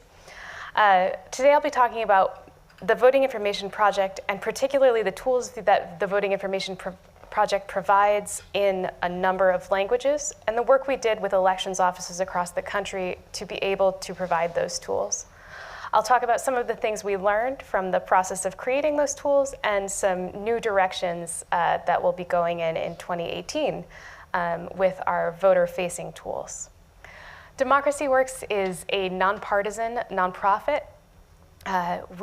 In addition to the Voting Information Project, we have a number of other projects, the most notable of which are TurboVote, a service that provides information about voter registration and help accessing absentee ballots, in addition to notifications when you have an upcoming election to more than 3 million voters. We also work on Ballot Scout, which is an application that allows election officials and voters to track absentee ballots through the mail using intelligent mail barcodes. And then the voting information is the newest acquisition of Democracy Works. The Voting Information Project is the newest acquisition of Democracy Works, though we've actually worked on it as the data and technology team for a number of years. VIP is an effort of election officials and the Democracy Works to provide official information about polling locations, who is on the ballot, contact information for election officials that is official and up to date to voters wherever they are looking for that information across the internet. It was born out of some research that the Pew Charitable Trusts did that showed that people weren't always finding that information in the places that they were looking, primarily in search engines and on social media. So VIP is an effort to take official data from the entities that generate it and put it in those places where it can meet the voters who need it. In 2008, when the project started, there were 8 participating states. Now 46 states and the District of Columbia participate in VIP. The process of VIP is the state works with us to create an export of their data. We work with them to do quality assurance on that data and to make sure that everything is coming through accurately. And then when the state is satisfied with the state of the data, it is published through Google's Civic API. The Civic Information API makes that data available to developers who build tools across the internet that are built on that data. In 2016, the data saw about 123 million impressions across the internet. It was the polling location data that voters found when they searched in Google search results. Facebook pushed voters to find their early vote sites or polling locations through this data. Other organizations are able to build really innovative tools. Rock the Vote built their voter guides using this polling location data. A number of our own TurboVote program uses this polling location data in their text messages. And we also offer a number of free tools to advocacy groups, to community organizations, to campaigns or elections officials, whoever is interested in using those free tools. And the free tools are the piece that I'd really love to talk about today. There are the first of those free tools, and now I wish I had slides because it would be cooler if you could see it. The first of those free tools is the voting information tool. It's a widget that you can drop onto your website. It's a few lines of code, and it allows a voter to input only their address and get back their polling location and, depending on the state, information about their election official and any candidates that might be on the ballot. The tool is customizable, so though the default tool has a certain appearance, elections offices can change the colors, the text on the tool, the logo, so that it matches their own website. And this tool is offered in 17 languages.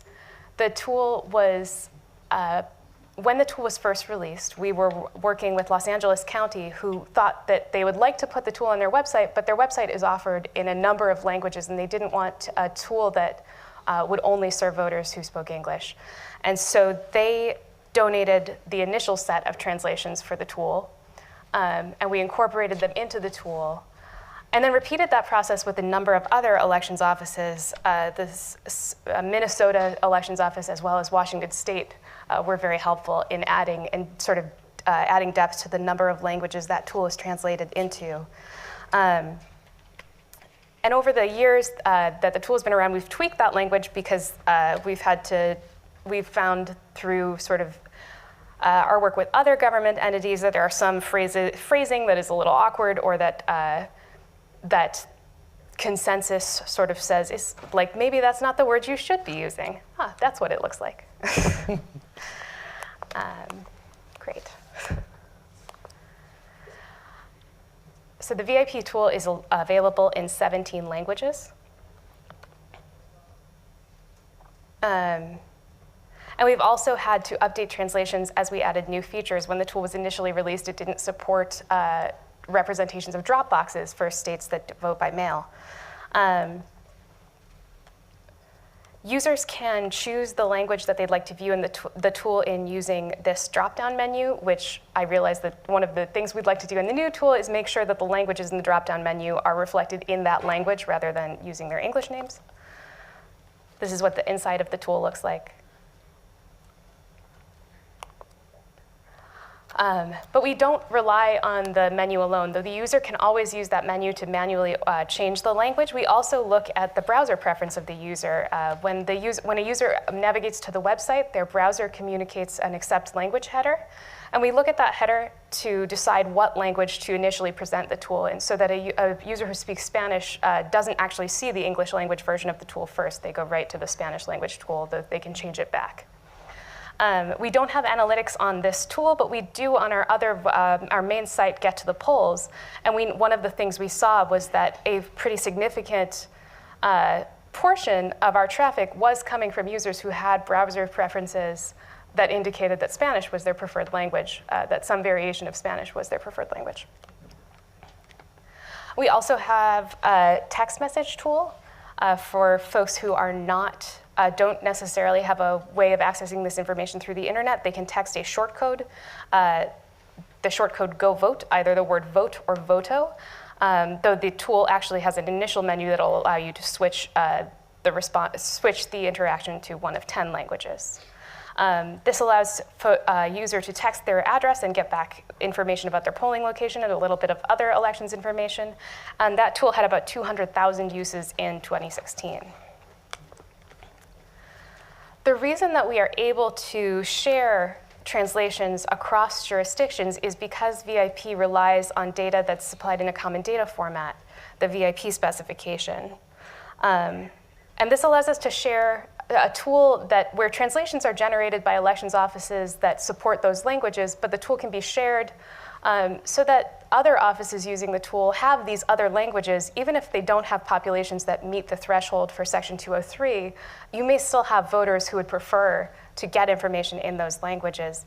And shared data formats are a way to build frameworks that jurisdictions can easily pass back and forth.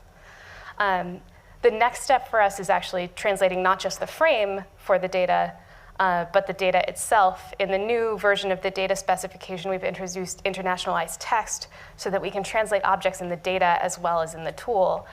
This is particularly important for listings of ballot information where people would really like to be able to see contest names in their preferred language. So we're starting to work with states to incorporate this as well as the framing data of the tool. In 2018, we're releasing a new version of the tool that has been updated to improve user experience and accessibility, but keep the features that people really liked, like customization. This version of the tool will be much friendlier to screen readers. We also are working on using more plain language in the tool. I think that we've reached a place where we're offering a tool that provides a level of comprehension, but we're working towards making the tool comfortable for users who are communicating in languages other than English, making sure that the translations are complete and coherent, that there isn't too much sort of English being dropped in where we can avoid it. And we're looking to continue expanding our partnerships with states in order to build out the translations that were available, and I'd like to not stop at 17 with the new tool. So if you are interested in helping with that or have questions or would like to use the tool, please reach out to me or visit the Voting Information Project's website. Great, thank you.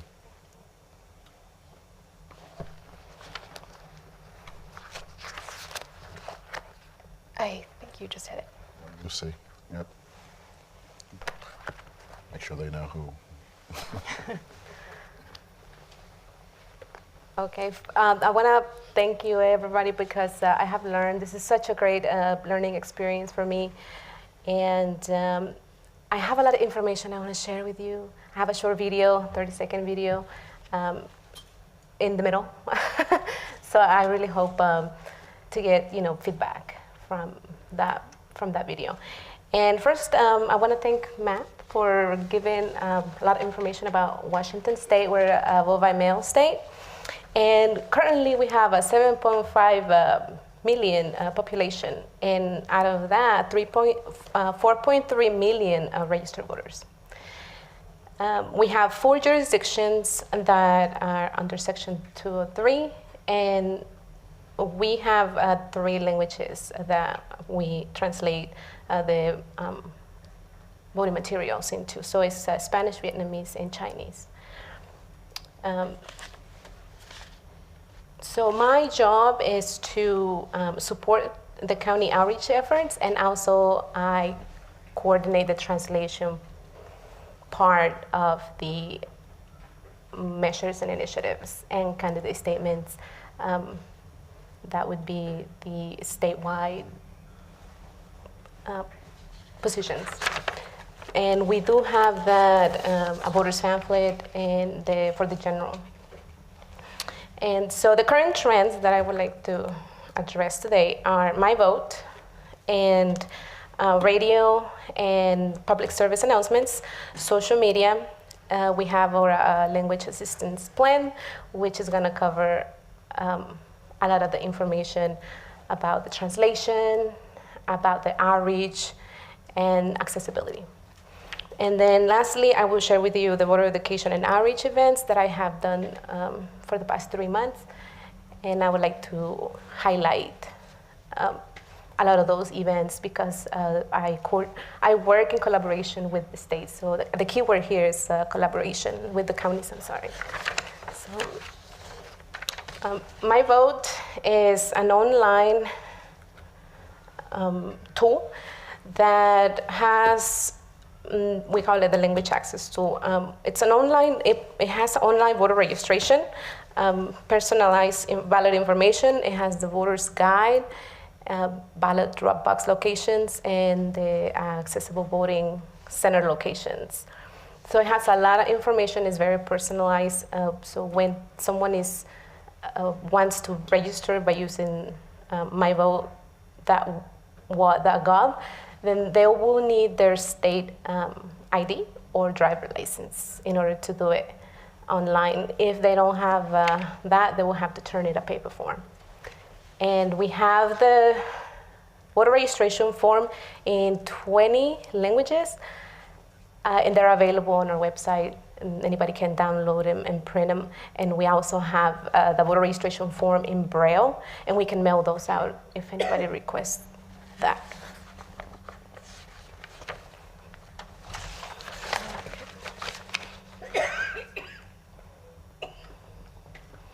Okay.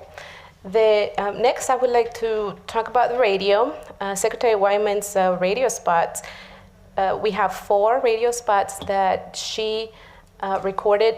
She recorded the English version, and we do air those for the primary and general election. It's translated and recorded into Spanish, Vietnamese, and Chinese by our communications team. It's aired on radio stations across the state.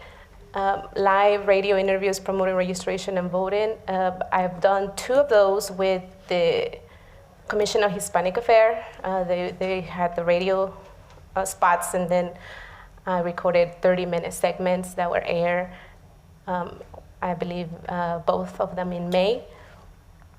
And Univision used one of our Spanish radio spots to create a TV ad airing in Seattle, Yakima, Tri-Cities, and Walla Walla.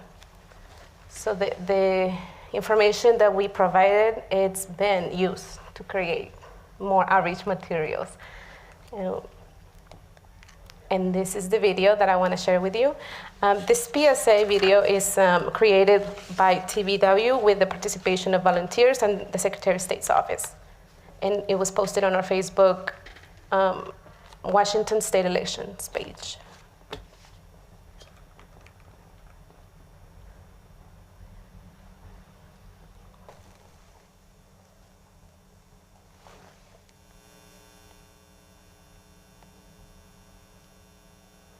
Play. For those of us with disabilities, it has the CC captioning in English, Spanish, and it has the capability of one of the most other important languages. ways to be heard is by voting. So I can't do it on Visit my your end. county elections department from July 16th through July 20th for Get Out the Disability Vote Week, part of the National Disability Voter Registration Week. Learn how to register to vote, how to mark your ballot online, and how to use an accessible voting unit. Learn how to participate in Washington's political process. Because in an election, every vote counts. So this short video was created last year as a pilot, and I found it and I reached out to TVW and they were able to update it for this year. And then I reached out to the translators from the counties and I said, I would like to hear your opinions on this video, and this is the translation in Spanish, and let's make it available. So it is in English, Spanish, and it has a choice of auto-translate in many other languages. And I'm sorry we couldn't see it, but it's a great video. And then I'm gonna get into our language assistance plan was created in 2011, and it's a 47-page document. It was updated in 2015, and it has 3 very easy steps. Know your community and civic groups and the community you're about to work and do this work for. 2, plan. Plan by doing, again, get your community to buy in, get that community to buy in. Work on the definition. We have the definition of plain language. We're huge on plain language. And 3 is implement. So that means it's the ballot design, the envelope, and then lastly is the outreach, collaborate, the translation and interpretation services. And so we have translation procedures that allow community reviewers to give input on any translation before publication. So for example, the voters pamphlet is translated into 3 languages. I review the Spanish, then I give it to the community reviewer, she gives it back to me. Rosa, thank you very much. And then it's finalized. For the other 2 languages, I receive it from the vendor. We have the initial translation from the vendor, and then it goes to the community reviewers, comes back to me, and now we know that the language that was used by the vendors has been reviewed, and we feel confident about the printing the voters pamphlet, and we put it in our voters guide. Also, in the language assistance plans, we have our Spanish summit meetings, and we started calling it Spanish because we focused in the Spanish glossary and our outreach, but it's the 4 jurisdictions plus the Secretary of State that participate in this meeting, and also the supervisor of the outreach and program in King County, and she also gives the input on the other 2 languages, which is the Chinese and the Vietnamese, or gives that opportunity to talk about the successes and the challenges of voter outreach. And then lastly is my list of the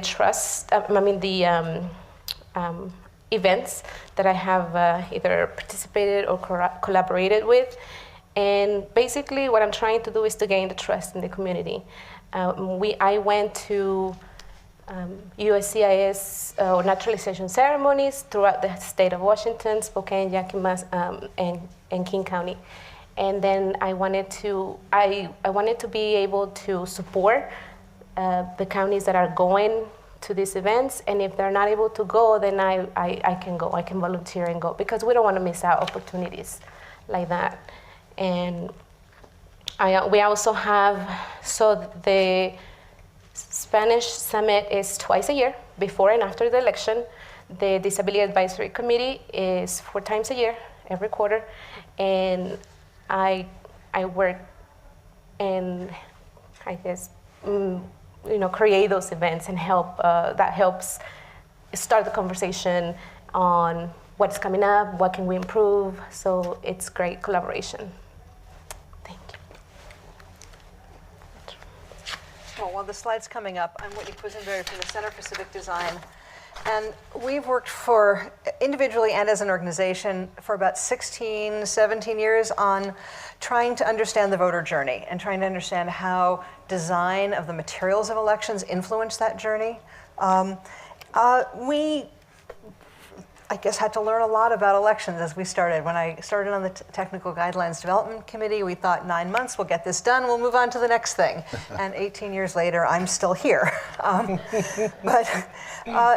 We began to understand issues about, it's not just about the design, it's about a design that can be translated, it's design that's accessible, it's design that's cost effective. And in the past 5 years, we've actually started diving into language assistance.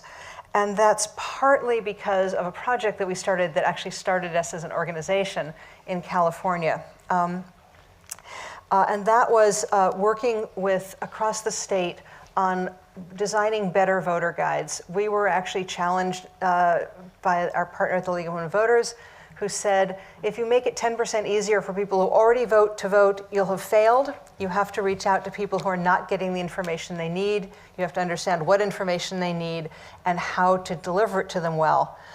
These are not things that these are the 2016 San Francisco voter guide covers. And I put them up here because they show you one of the design principles we came up with. I'm just going to do these pretty quickly because I want to get on to what we've been doing since then. But the first and most important thing is that in every language, you need to signal the other languages that are available. So if somebody picks up something in Chinese, they can see that it's also available in Spanish, in Tagalog, in whatever other, and in English for that matter, in the other languages that are available. Like many counties, San Francisco uses color so that they can very quickly see which stack of voter guides and all other materials are in particular languages, which is a great idea. There's one thing I wish they had done better, which is that I wish they'd match the colors that the school district uses. So if there's in your county, if there's color codes for language and other things, that's a great opportunity to kind of build on it. So you begin to say, right, orange is my color. Right, yellow is my color, and you can find the materials very quickly. The next thing is deciding on a layout, and I have some samples at the back table. This is Santa Cruz's June primary ballot, and one of the easiest counties to work on the layout of their voter guides were the counties that had complete language access, right? Section 203 determinations for 4 or 5 languages, because there was no question they were going to do them in separate books. Right? Or if it's just 2 languages, they could do front and back or top and bottom or interleave the page, whichever one of those solutions they found. But California also has their state determinations, which are done on a partial basis. And so some of your voter guide has to be translated, but not all of it. Your candidate statements, whether it's in language, depends on what the candidates choose to give you. So it makes the translation layout very erratic, and working through that and finding ways to make sure that you not just signal the languages available on the front of the book, but also at each page. So we worked on things like making sure that both languages were at the top of the page, unless you're doing a straight top and bottom throughout the whole book, so that someone getting to a page can see instantly if their language is available in this book on this page, and then trying to be consistent. The language access people at Watsonville said, on the cover it's alternate things, then it's half of a page, then it's alternate pages, then it's a section. Which is it? Get it right so I can tell my constituents how to find their language on the page. We also look for visual indicators, whether that's color or looking for ways to signal which language a section is in. And I think many, many people today have already talked about the importance of plain language, because if you've written in plain language, and we share a mentor, because Ginny Reddish, our mentor, was also worked intensively in Washington. If you have written it in clear English, simple sentences, short sentences, active voice, it translates much better into every other language, especially languages like Chinese that don't have passive voice. Right? So the more convoluted your English language is, the harder it is to translate it clearly. And then something that I think a lot of people forget on printed materials is to mark up your language so that in the source file, so that when it goes online, it's all ready to be handled by the browsers. But this year we've learned something else, which is there's a bigger picture, and that is that designing for language access is a process, not just a translation process, but an entire process throughout the project, starting from the very first moment you think we're going to do this new thing, all the way until you deliver it. We've talked about glossaries everywhere, but I want to show you an example of what happened in California. They have a new model for elections that's beginning this year called the Voters' Choice Act. And we have seen it translated at least 5 different ways. There's a committee in California working on resolving these issues. But if you're trying to do a statewide coordinated campaign to inform voters about something new that's happening, and you have a statewide determination for Spanish, and you have 5 different ways of naming the law, this is just a recipe for chaos. And so what it says is that at the beginning, when they're beginning to work on the law even, they needed to be thinking about how they were going to translate it so that it worked well in Spanish and all the other languages. Maybe even thinking about line length, because the last one is quite long and means that you're going to distort layout. One that's too short is also a problem. So trying to really make sure that you've done something that both works for your materials, works for the voters, is easily translatable, and maybe plays on cognates. For us as designers, we're not from a community. We sort of work in a lot of different places, thanks to many, many people here we work with. So for us, the connections in the community are not only as vital as they are for an election official, they have to be developed faster. We have been working with California and several other states on new motor voter applications, and that means that we have not just the election office, but the Department of Motor Vehicles to deal with. In California, we went out. The pictures here are a little mixed on the projects, but we were doing testing for the new motor voter application, which is in 9 languages, and which was not tested in language until the very last minute. It's very hard to get into a community. We were particularly worried about trying to make sure that we had reached people who were non-citizens but legal residents and make sure that they understood the translation. Everybody was quite worried about the potential for their putting themselves in jeopardy. And that meant that we needed to be able to get into a kind of community.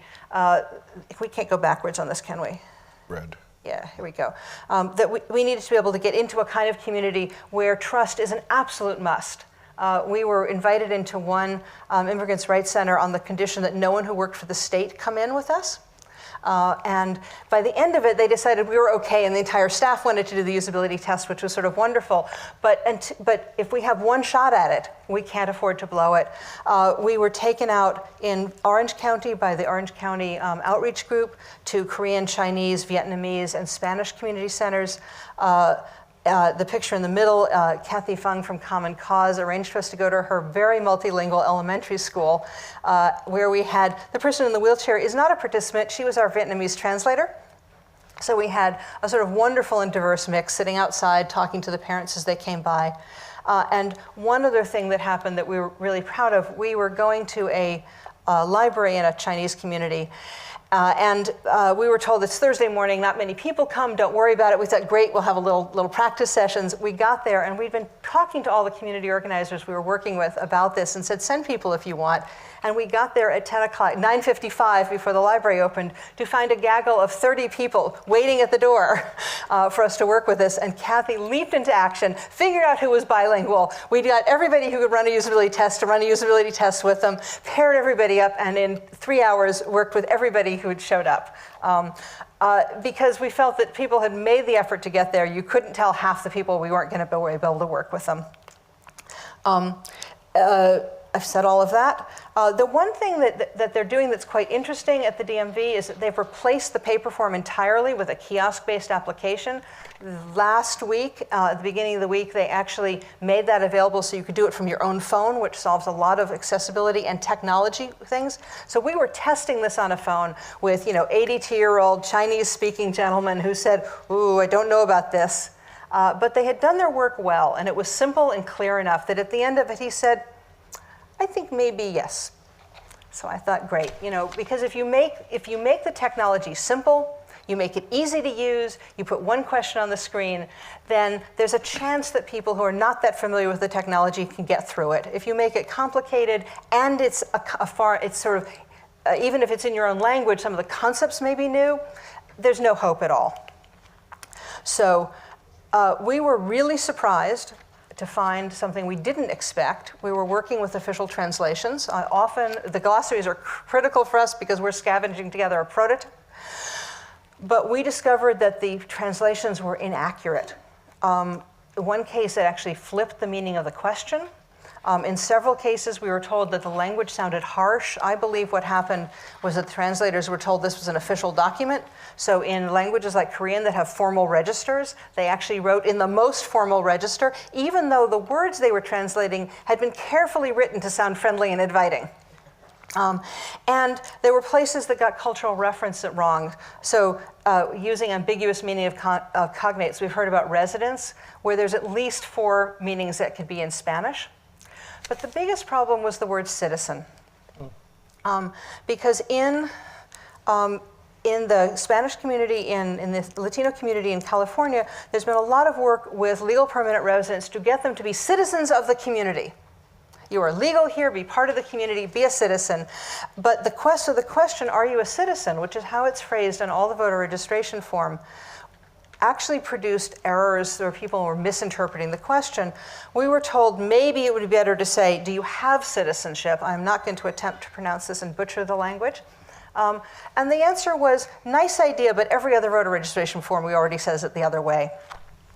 So one of the solutions we've come up that we haven't been able to, we tested briefly, but haven't had consensus on, is that one of the solutions is to say, well, what are the documents you might show to prove citizenship? Because that lets you pack words in, like birth certificate and passport and naturalization certificates, and all of a sudden you've got words that help put context around which meaning of citizen do we have, citizen of the world or legal citizen of the United States.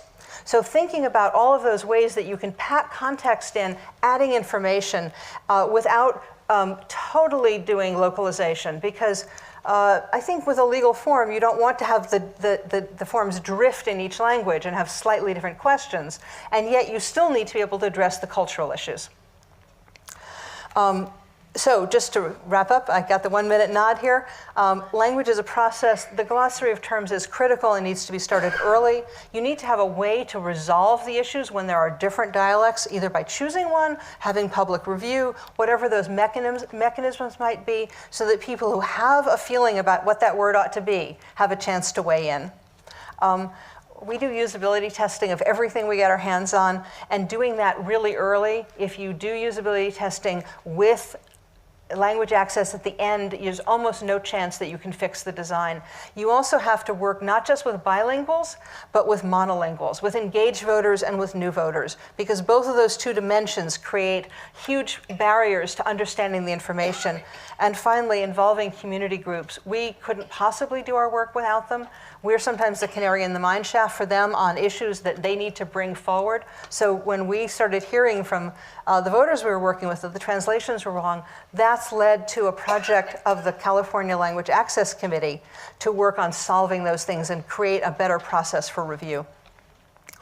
We have tons of resources on our website. Everything we know about design is packed into these 10 little books, and I have a stack of them in the back for anyone who would like them. We have some information on the language work we've been doing, and samples of voter guides and our vote-by-mail envelopes, which, by the way, California, a lot of words required on their vote-by-mail envelopes, and in 2 languages, it was a tight fit. So thank you very much. I want to thank all our panelists. I think we have time for about 2 or 3 questions. I'm going to start with myself. For any of you who want to answer, what do you view as the key to forging a successful partnership between election officials and outside groups, such as large language communities? Anyone? I'll put in a pitch for Future of California Elections, which is a 7-year project at this point to do just that. And I think if Astrid was here, and I'll channel the talk I heard her give just last week, It's hard work, and it takes time, and it takes a little bit of alcohol, maybe, or food, good cheer. But building those personal relationships as well as building the professional relationships, so that when you have a problem, you already know the group, right? You already have that relationship, and you can reach out, not in a crisis mode, but I think it's also important, and some of our panelists have already talked about the ways that they do this. But to empower those language groups to take the content that the elections administrators, who are the real content experts on how elections are run and how voters need to engage with the process, empowering language groups to take that content and bring it into those communities so that people are able to access that information in the communities they're already part of and where they already have trust is really powerful. So the idea that that Washington is developing videos that Univision is taking, and that's, I think, really crucial to developing resources that can be easily shared. We developed the radio ad, and then a video is created that Univision is gonna air. But yeah, we're very proud, for the work that we have put in, and I think it's really a genuine approach that I really want to help all the voters. Anybody who wants to vote and register to vote, I want to help them. And if there's a language barrier, we're going to work to remove that barrier as hard as we can. And I think by having those the Disability Advisory Committee groups, that help us get a bigger, a broader vision of what that community needs. And then we take each community and we do a research to appropriately approach them. We just don't want to show up and be like, hey, I'm here, I'm working for you. No, we want to do it right. And we don't want to miss that one opportunity that we often get. And we want to do the best possible, want to have the best possible outcome from that relationship that we want to start building. For our part, Franklin County is terribly fortunate. And I was, when I came into office, that Rosa had been in working for Franklin County since 2005 and had come over from the school district, is very involved just naturally in the community serving on different boards and United Way, and just out there a lot. So I was super fortunate, but it just goes back to how you build any relationships in anything you're trying to do. And it's just being there and being committed and being real about it. I mean, if they think you're there, if they don't, if they think you just want something from them or need something in the short term, it's not going to work. So, yeah, I would think that tribes have relationships with the federal government and state government, both of legacies of discrimination against American Indian people and tribes. I talked about the termination era of the federal policies, but also with the state of Arizona, American Indians weren't allowed to vote until 1948. So when all of our American Indians went to World War I and World War II, came back and were not able to cast a ballot. So there's some real legacy discrimination issues that the federal government, the state government, and the tribes need to work through in order to build that trust that my colleagues are talking about. And that's going to be something that's not going to be fixed overnight, and it does need continued advocacy. So Travis, I want to follow up on that. What advice would you have for election officials in supporting voters in languages that are just primarily spoken languages? Assistance by phone or oral, it works, but what advice would you give folks who continually vote by mail? Yeah, and that's where the partnership is really important, because you need to have, on the other side, you need to have tribal governments, American Indian people committed to wanting to want their people access to vote and have an understanding the ballot, and that can be very challenging with these very legalese propositions and understanding government roles. So there's been a couple of things that have happened up at Navajo that I don't know work or don't work. They used to they put all the Navajos in one room, and they'd play the ballot, translate the ballot. That may not have been the best thing, but it was a good intention to try to do something like that. Coconino County now has their materials translated Navajo. That's available on their website. We have an internet access issue up in many tribal communities, so they can't maybe not be able to access that. Mm-hmm. So there's things that people have tried over the years. I think just direct language assistance is probably the best thing. We'd have to have continued conversations about that and what that would look like. Yeah. So Maria and Whitney, Whitney, you said something earlier that reminded me of Hamilton, One Shot, basically. This reminds me of. One Shot of Hamilton is a song called One Shot. So basically, it's that take that shot. It's basically the you have one opportunity, and so it's the what can states do basically because you have one shot basically looking at a website of redesigning their websites and so forth. What advice would you have for election official offices of covered jurisdictions that are considering redesigning their websites for a broader online audience?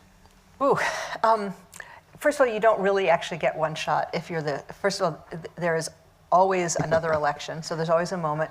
But if you start early, then you can test your wireframes, you can test your translations, you can test the navigation around the site. You can be doing small tests as you go through it. When we are lucky, we get to work on a project from the beginning. When we're not lucky, we get called at the end and we go racing off somewhere to try to see if it's going to work just before it launches. But that's the worst time to do it, right? That's when all your budget is almost gone and everything is done. So I think the biggest thing you can do is give yourself more shots.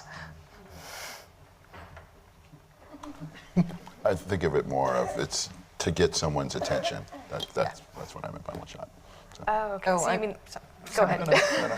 Bad translation, sorry. That's on but me. if you've done all that work, you'll know if you're going to get their attention. Well. And great job with the slides, by the way. I think that also when you're designing things, starting thinking about language early is, like Whitney said, very important.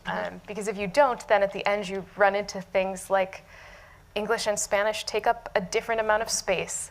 And character-based languages also take up a smaller amount of space, but then maybe need to be bigger for people to read them.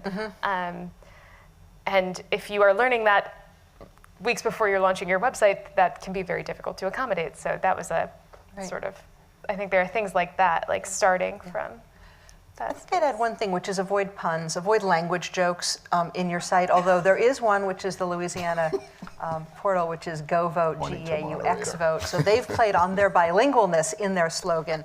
But in general, as just general advice for websites, just to avoid playing on English language jokes. They don't always translate, and they don't always translate culturally. With that, Tammy. Thank you, Chairman. Tammy Patrick with Democracy Fund Voice, and this is actually the perfect segue to my question, so the timing was great.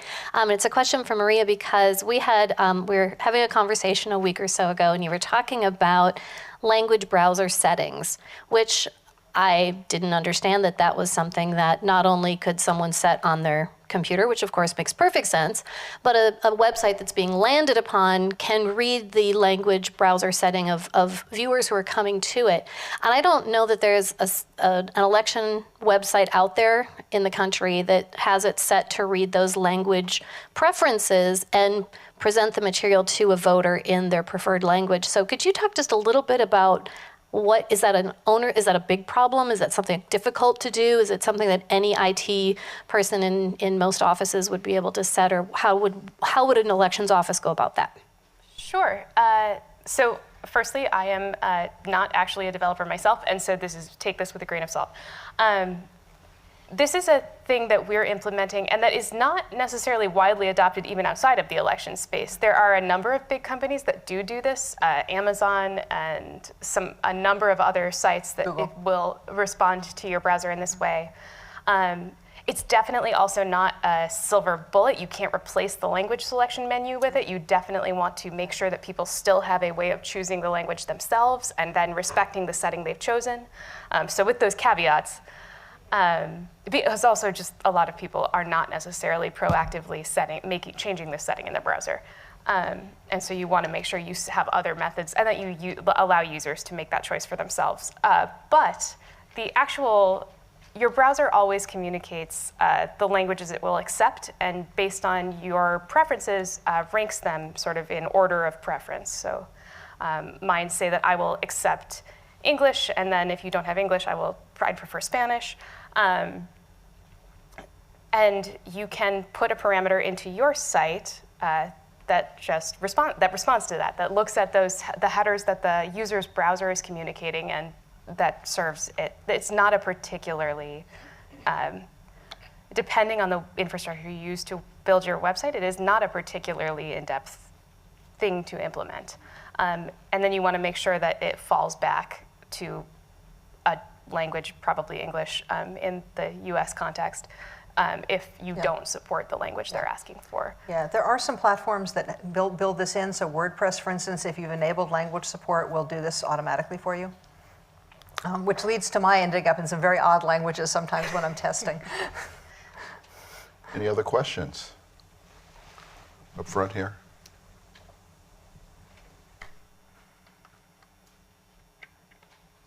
Thanks for your presentation. Well, could you tell about voter fraud and voter suppression? And second is, have you heard any successful voter registration for the homeless?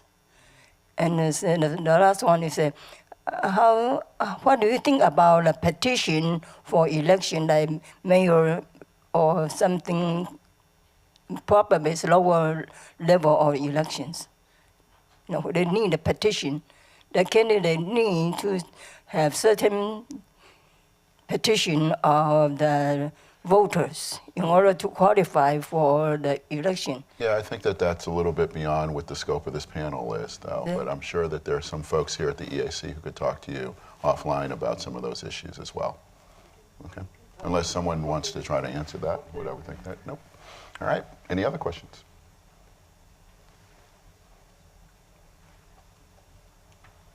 I thought the point about usability testing was really interesting. I'd love to hear, I mean, from a design standpoint, it must be something you do all the time, but I imagine election officials do a bit of that themselves. They might not call it usability testing, but the concept is probably in their head. I'd love to hear from the election officials on this stage and from you, Whitney, about how you go about working with an election office to get that test early on. So we don't claim science. We claim that we have methods derived from scientific research, but really usability testing is nothing more than, in a careful and structured way, putting material in front of people, watching them try to use it, paying attention to what happens, what they say and what they do, and taking the problem seriously. Right, and not saying, oh, it was just one person, because if you have small numbers, right, elections is a law of big numbers.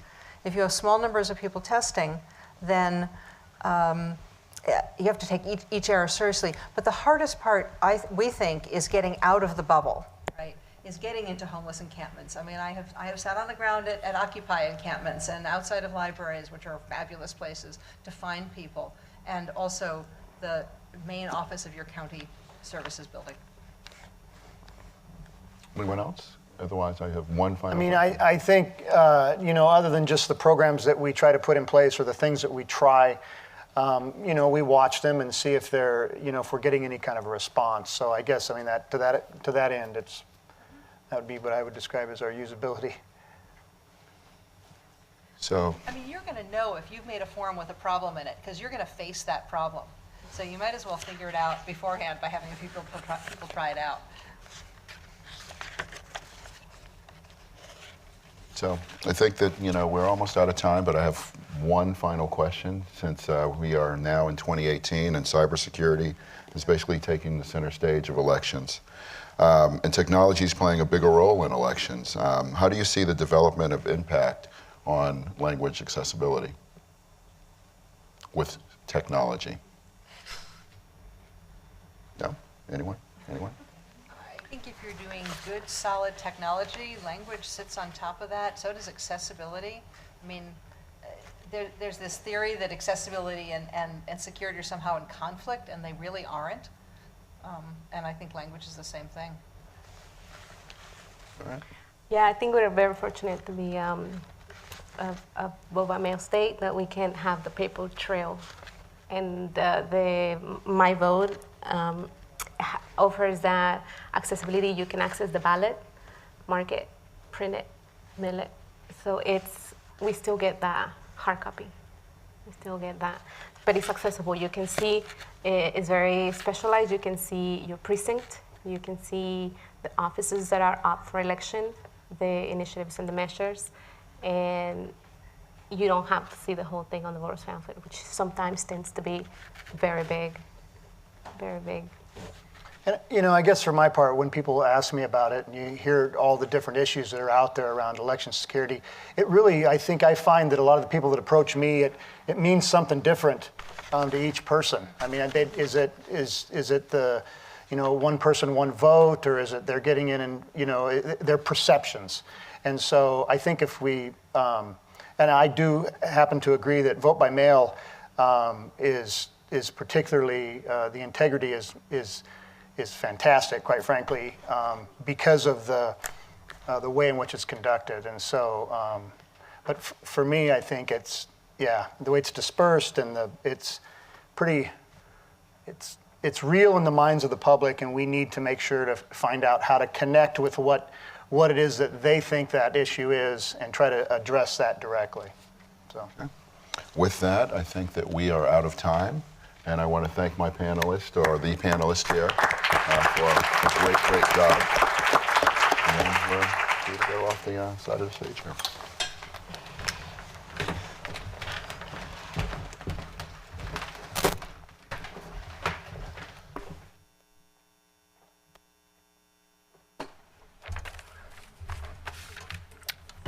So wasn't that a great day? Yeah. So I have to tell you, our conversation was so robust that we were trending on Twitter today. So thank you to all of you who participated in this conversation online. That's pretty exciting. I think we were number 2 for quite a while until the president tweeted something. So let me offer our sincere thanks to our partners at Democracy Fund Voice and the Pastor Center, especially Alberto Olivas, Paisley Banzara, Stacy Scholl, Terry Ominis, and Tammy Patrick, who dedicated countless hours to making this event possible. We really appreciate your partnership. EAC staff, including Brian Newby, Brenda Bowser-Sauter, Natalie Longwell, David Kennan, Henry Botchway, Robin Sargent, Simona Jones, Ryan Macias, Jerome Lovato, and Steve Urich, if I'm saying that right. So, and thank you to all of our moderators, our panelists, and other speakers here today. We appreciated their time and commitment and expertise and contributions to today's discussions. And all of our audience members, including those who followed today's discussions online. Twitter, that's pretty good for our elections, right? Let me also invite you all to check out the EAC's website, www.eac.gov, to learn more about our work on language accessibility. As Chairman Hicks mentioned at the beginning of this day, we plan to release a new language accessibility resource early next month that aggregates good practices in the area of language assistance, in the area of, and seeks to help election officials serve their voters with language needs, as well as meet their language requirements under the Voting Rights Act. So stay tuned for this, and we hope that you'll check it out and share it with your networks when we put it out. Lastly, let me say that we want to hear from you. Our mission is to support election officials and voters, and we can't do this without your feedback and input. So please reach out to me, to Chairman Hicks, or the EAC staff if you have ideas about how we can be better, do better in advancing our mission. We're particularly interested in hearing how you'd like us to carry forward our work in the area of language access. This is a priority for us. We know that this is something that's extremely important. As you can tell, we've dedicated a whole day to it. We've done this for 3 years in a row, and we really want to see all the election jurisdictions in the country comply and to actually cover more languages so that we can have better access to the polls. We look forward to hearing from you and continuing our engagement with you on this critical issue. So with that, I'll turn it over to Alberto. Thank you so much. I again have to express just how grateful Arizona State University and specifically my office, the Congressman Ed Pastor Center for Politics and Public Service, how grateful we are to be able to participate in this event in partnership with the U.S. Election Assistance Commission and Democracy Fund Voice, whose funding, frankly, made all of this possible. But I have some homework for you, of course, because I'm from an educational institution. So we never just end meetings. We always assign homework.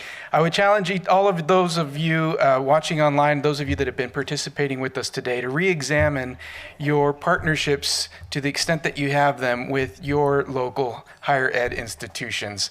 There's that saying, strike while the iron is hot. If we're talking about how to engage young people and the future next wave of workers to do this important work, the iron has never been hotter than it is right now. I've been involved in higher education, civic engagement work for over 15 years, and I've never seen this level of youth interest in civic engagement that I am seeing today. And it's not, as I said before, not just poli-sci students. I encourage you to look at who your local community colleges are and four-year institutions and see what more you can be doing to partner with them to engage their students. There are activism clubs, there's communication students, grad students looking for research opportunities.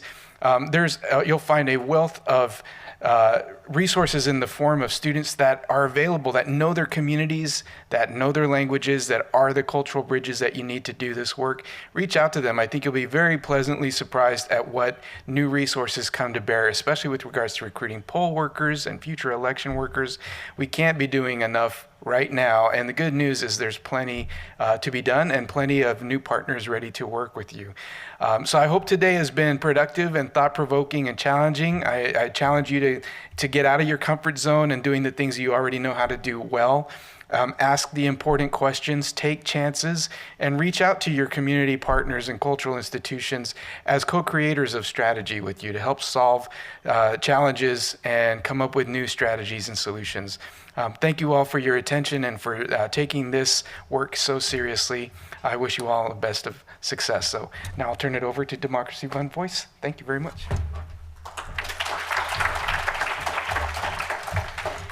I, of course, want to repeat all of the thank yous to the team at EAC, to Arizona State University and your staff for stepping in, and to my colleagues at Democracy Fund Voice. This summit came as an idea through Commissioner McCormick, and it's been realized now for 3 years, and it keeps getting bigger and better, and it couldn't happen with additional partners and additional ideas. The panelists who were here today did an incredible job unpacking a ton of detail and issues that'll be important for the audience here in the room today and those who watched online. I want to offer 3 things to kind of close with. This, as Commissioner McCormick actually mentioned, this summit, it may feel like it's a moment, and we do it one day a year, but I'm so glad to know that it's been utilized by jurisdictions to make a case for funding or to look for partners in the field and borrow those ideas. I don't think there's any strict sort of ownership of these ideas. We like having panelists who want to share knowledge, they want to share information and see it spread. So I would go ahead and just on their behalf say, reach out to us and we'll connect you with panelists if you want to hear more or know more about things that you heard about. The second thing that I want to leave everyone with is I hope everyone has a deep appreciation for a different community than perhaps you feel like you come from. One thing that struck me was Sonia Ashton of Harris County. She said we basically conduct 3 elections, 3 different types of elections. If you have early voting, if you have vote by mail, and then you have in-person voting on election day, the complexity of elections is only increasing. And I, as someone, as an outside observer at times of this huge, the scale of this, I just appreciate so much the work that they do. And conversely, the language needs, the representation we have here from very diverse communities across this country expressing, I love Alberto's framing, not challenges, but unique opportunity to value and cherish some of the things that make our country truly great, which is its diversity, and that includes language diversity. The last thing I want to just remind everyone, and this touches on the point that I just expressed, What remains special about this event and this venue is that there are too many opportunities in the world for us to be adversarial, for us to kind of already have in mind what we want from another person or what we absolutely think that they've misunderstood about us, where we perhaps even want to see them in court. But this has always been a place, as originally designed, was to sort of put down our guard a little bit, to hear one another out, to express both the difficulties and the beauty in the language access needs of our country. So with those three things, I want to thank you for being a great audience. I want to thank everyone online for tuning in. And we are, I think, in a great place in this moment to only build a conversation for next year. So the commissioner is right. Please reach out to us. Let us know the areas that you would like to see in next year's summit. And thank you again, everyone, for being here. And we'll see you next year.